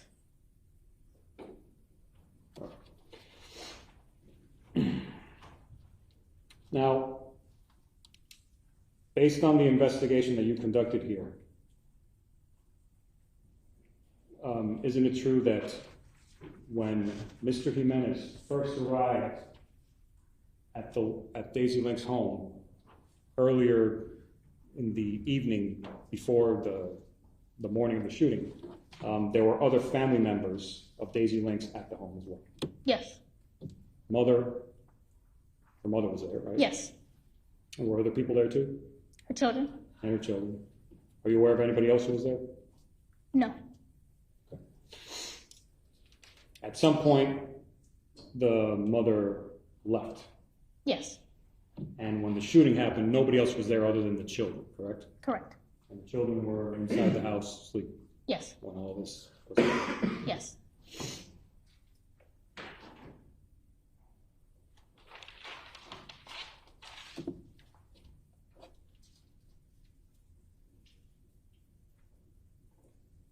Now, you were asked at some point, and I know this was a while ago, but you were asked at some point about whether or not you're allowed to use your personal cell phone to record something that you deem is of evidentiary value. Do you remember that question? Yes.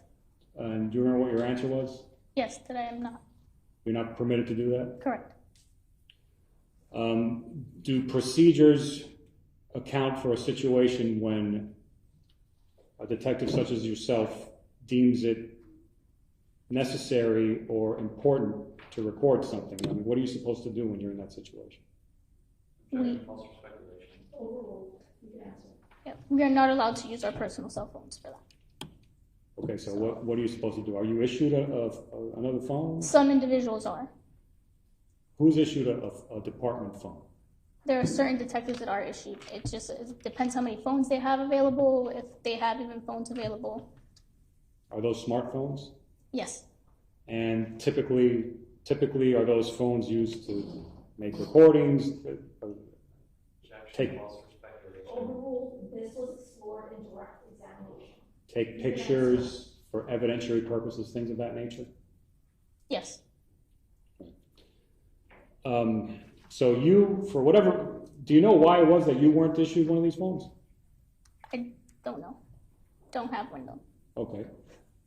How many other detectives were working on this case? I know it was Detective Morales was one, right? Yes. Detective, who's the other one? Detective Siapa Hubbard and Detective Joseph Cruz. Okay, so 3 other detectives. Yes. Were any of them issued phones? To my knowledge, no. To your knowledge, no? Okay. Is there a procedure lined out for what you're supposed to do when there's evidence that should be collected, which you could collect with a personal phone, but since you don't have one, what are you supposed to do in that situation? There's nothing written in stone for that one. There's no procedure. Well, what would happen if you just took your phone out, collected this important evidence, and then sent it to evidence? What would happen? Speculation. Overruled, this was explored in direct examination. You can answer. What would happen? If I were to take my personal phone and record collected evidence, and then you turned it over to evidence. Depends on the circumstances. Sometimes they want to subpoena our phones, our personal phones. So that's the biggest reason why we don't use our personal phones, is so our personal information does not get subpoenaed along with evidence. Okay. So it does happen. It has happened. It has happened to certain individuals, yes. So is it fair to say that if a need arises, you could use a phone to collect evidence if there's no other way to do it, correct? Yes. How long was Daisy Link in that room for? The room that she was giving that interview? Approximately 11 hours, I believe it was. 11 hours.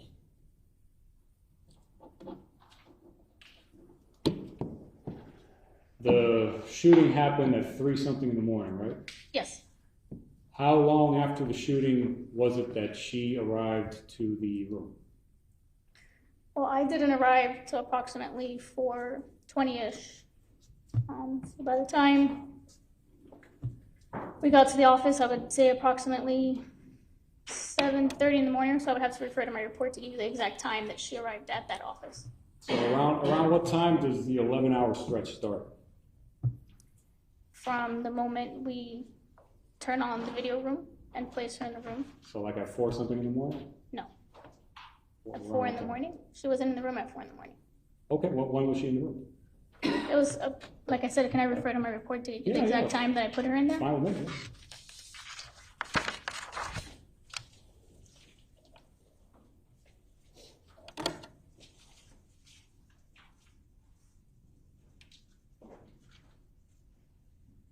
At 9:20 a.m., she was placed in the interview room. So the 11-hour stretch starts at that point?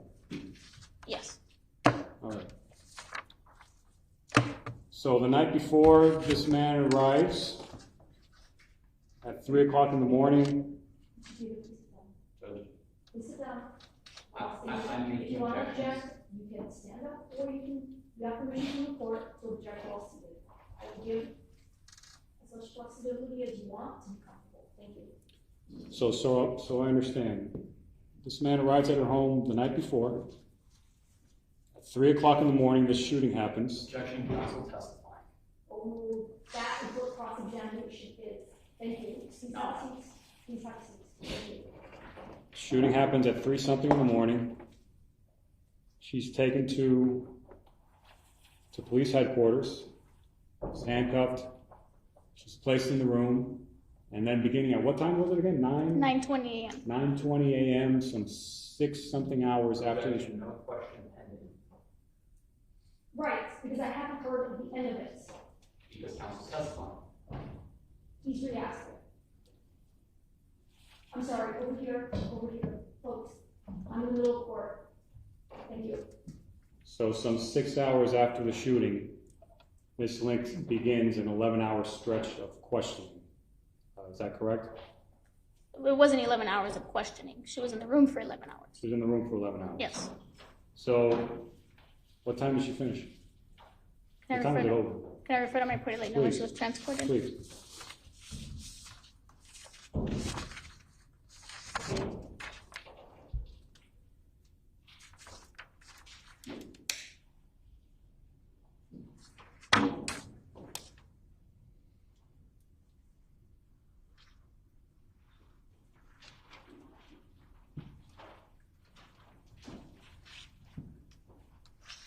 So at approximately 6:20 p.m. So she wasn't done until roughly, well, I'm not going to ask you how long she went without sleeping, but pretty much almost an entire day this whole thing was going on, correct? Yes.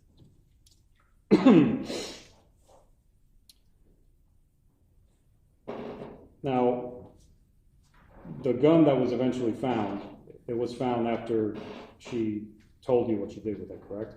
Yes. It hadn't been found prior to her giving you that information, correct? No.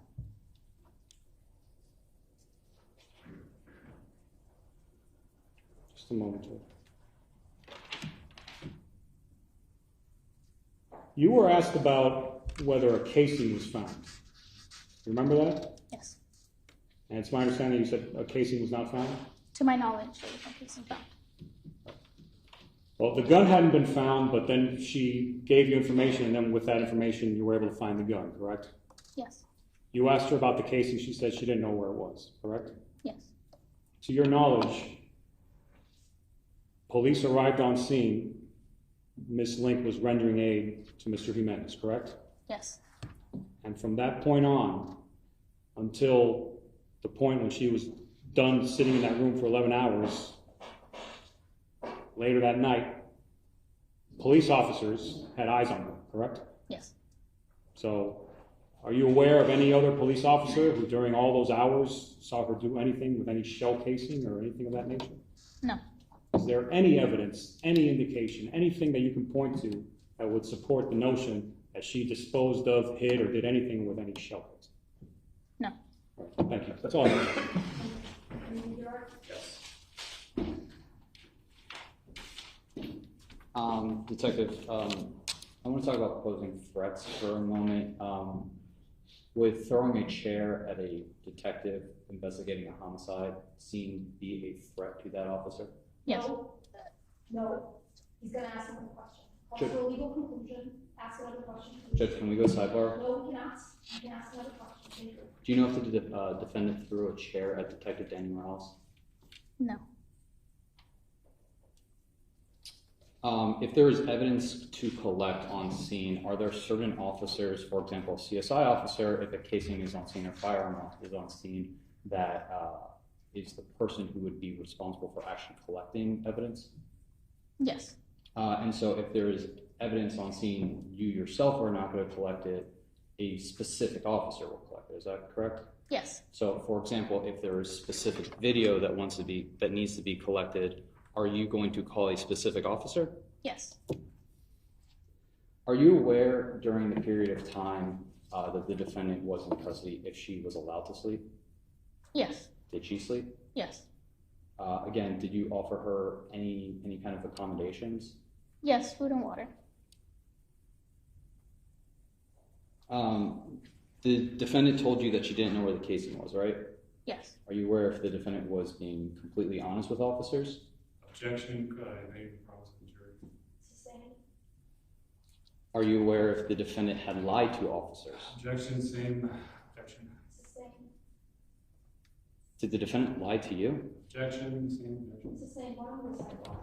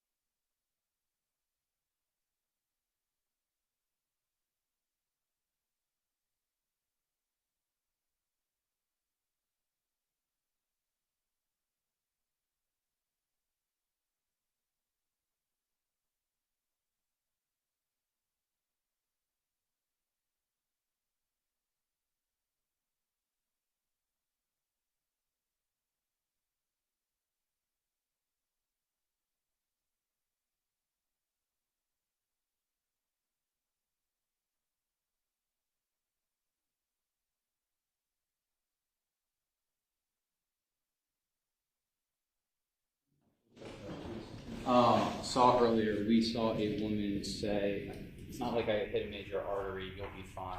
Do you want to take me to the, do you want me to take you to the hospital? No? Okay. Did you confront the defendant with that statement?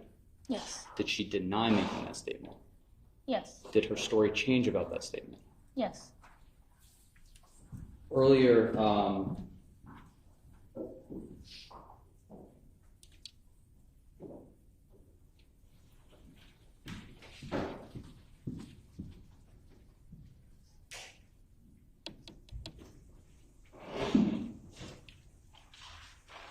you were asked on cross-examination about the gun that was found. Did you personally know what time the gun was found? No. Do you know if officers had found it before personally? I don't know exactly when they found it. Okay.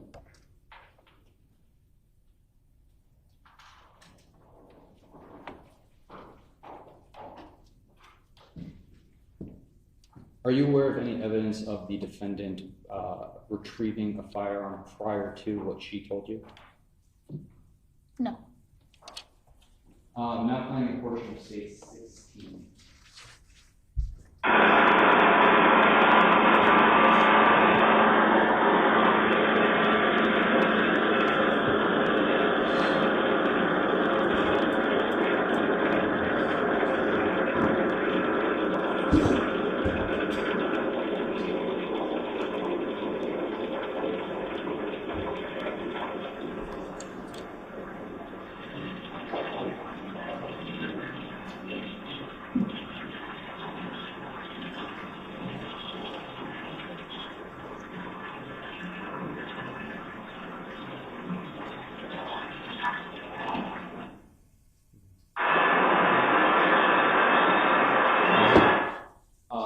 We just played a short portion of this video. This woman, did it appear like she was holding anything? It looks like there's something in her hand. Do you...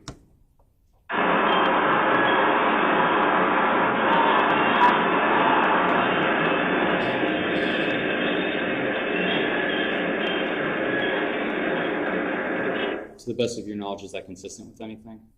Objection calls for speculation.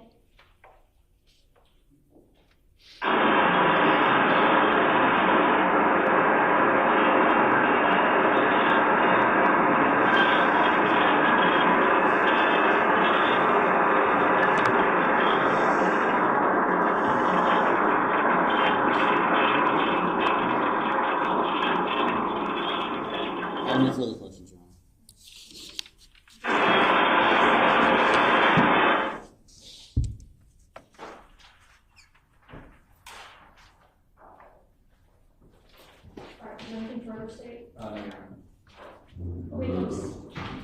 We're done for the day. I know it's been a long day.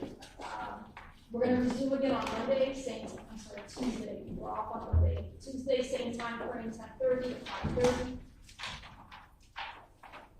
Roberto will tell you where to meet him, probably the third floor. Please don't do any research about the space. Talking about the space, please don't allow anyone to talk about the space.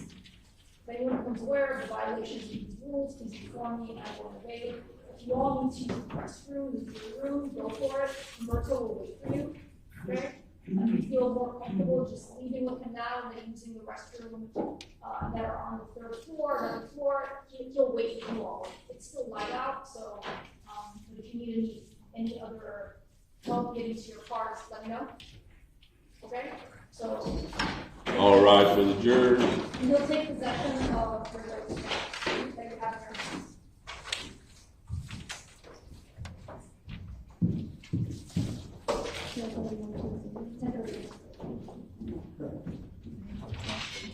This is going to be Thursday or Friday? This next Thursday or Friday? That Need to know we're for work. ending, the plan is, please plan for the end of the week of Friday. Okay? If that changes, Mrs. Smith, the lawyer's not open. Thank you.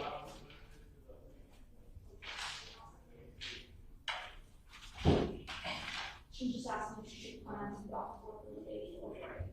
Is there anything anyone wants to bring up? The state did file, I know that the plan was to rest today. Obviously, we're 5:32. The state did file a motion for reconsideration. A copy of it was furnished to defense counsel as reconsideration of the court's not allowing us to publish a portion of a jail call video. And what would that go to? Remind me again what that goes to. It would go directly to the defendant's state of mind, directly to the defendant's intent, as well as element 3, the defendant's depraved mind, and also her consciousness of guilt. Okay, you filed it? We did. Send me a courtesy copy with Mr. Tomas, and then, Mr. Tomas has a copy, but I can also send another copy to the court. So we'll meet again on Tuesday at 10 a.m. and we can have an argument on that. If I deny it, you all will rest, right? All right. And Mr. Tomas, it looks like we need to be ready to go on Tuesday. Yes, ma'am. The let's say I grant their request. It'll be short anyway. It's maybe 30 seconds. So, in what witness would you bring this through? Detective Norris. All right, so just have her on standby for Tuesday. Regardless, if you all want to put on a defense, please plan for that for Tuesday. The jury, regarding the post-Miranda statement, the jury instruction still allows the jury to make a finding that a statement was knowingly, voluntarily, and independently made. Something along those lines, right? If you find that it wasn't voluntary, you should disregard it. That's right. But as a professional courtesy, I'm going to say this in front of the team. Let us know if you all are going to contest it, because I allowed some leeway because the jury instructions allows them to consider it anyway and look at it. I'm sorry, the jury instructions allows them to look at the post-Miranda statement through that lens anyway. And even though we know we're not contesting it, they can still consider that for what it's worth it. But I was a little taken aback with the challenges, and I allowed it.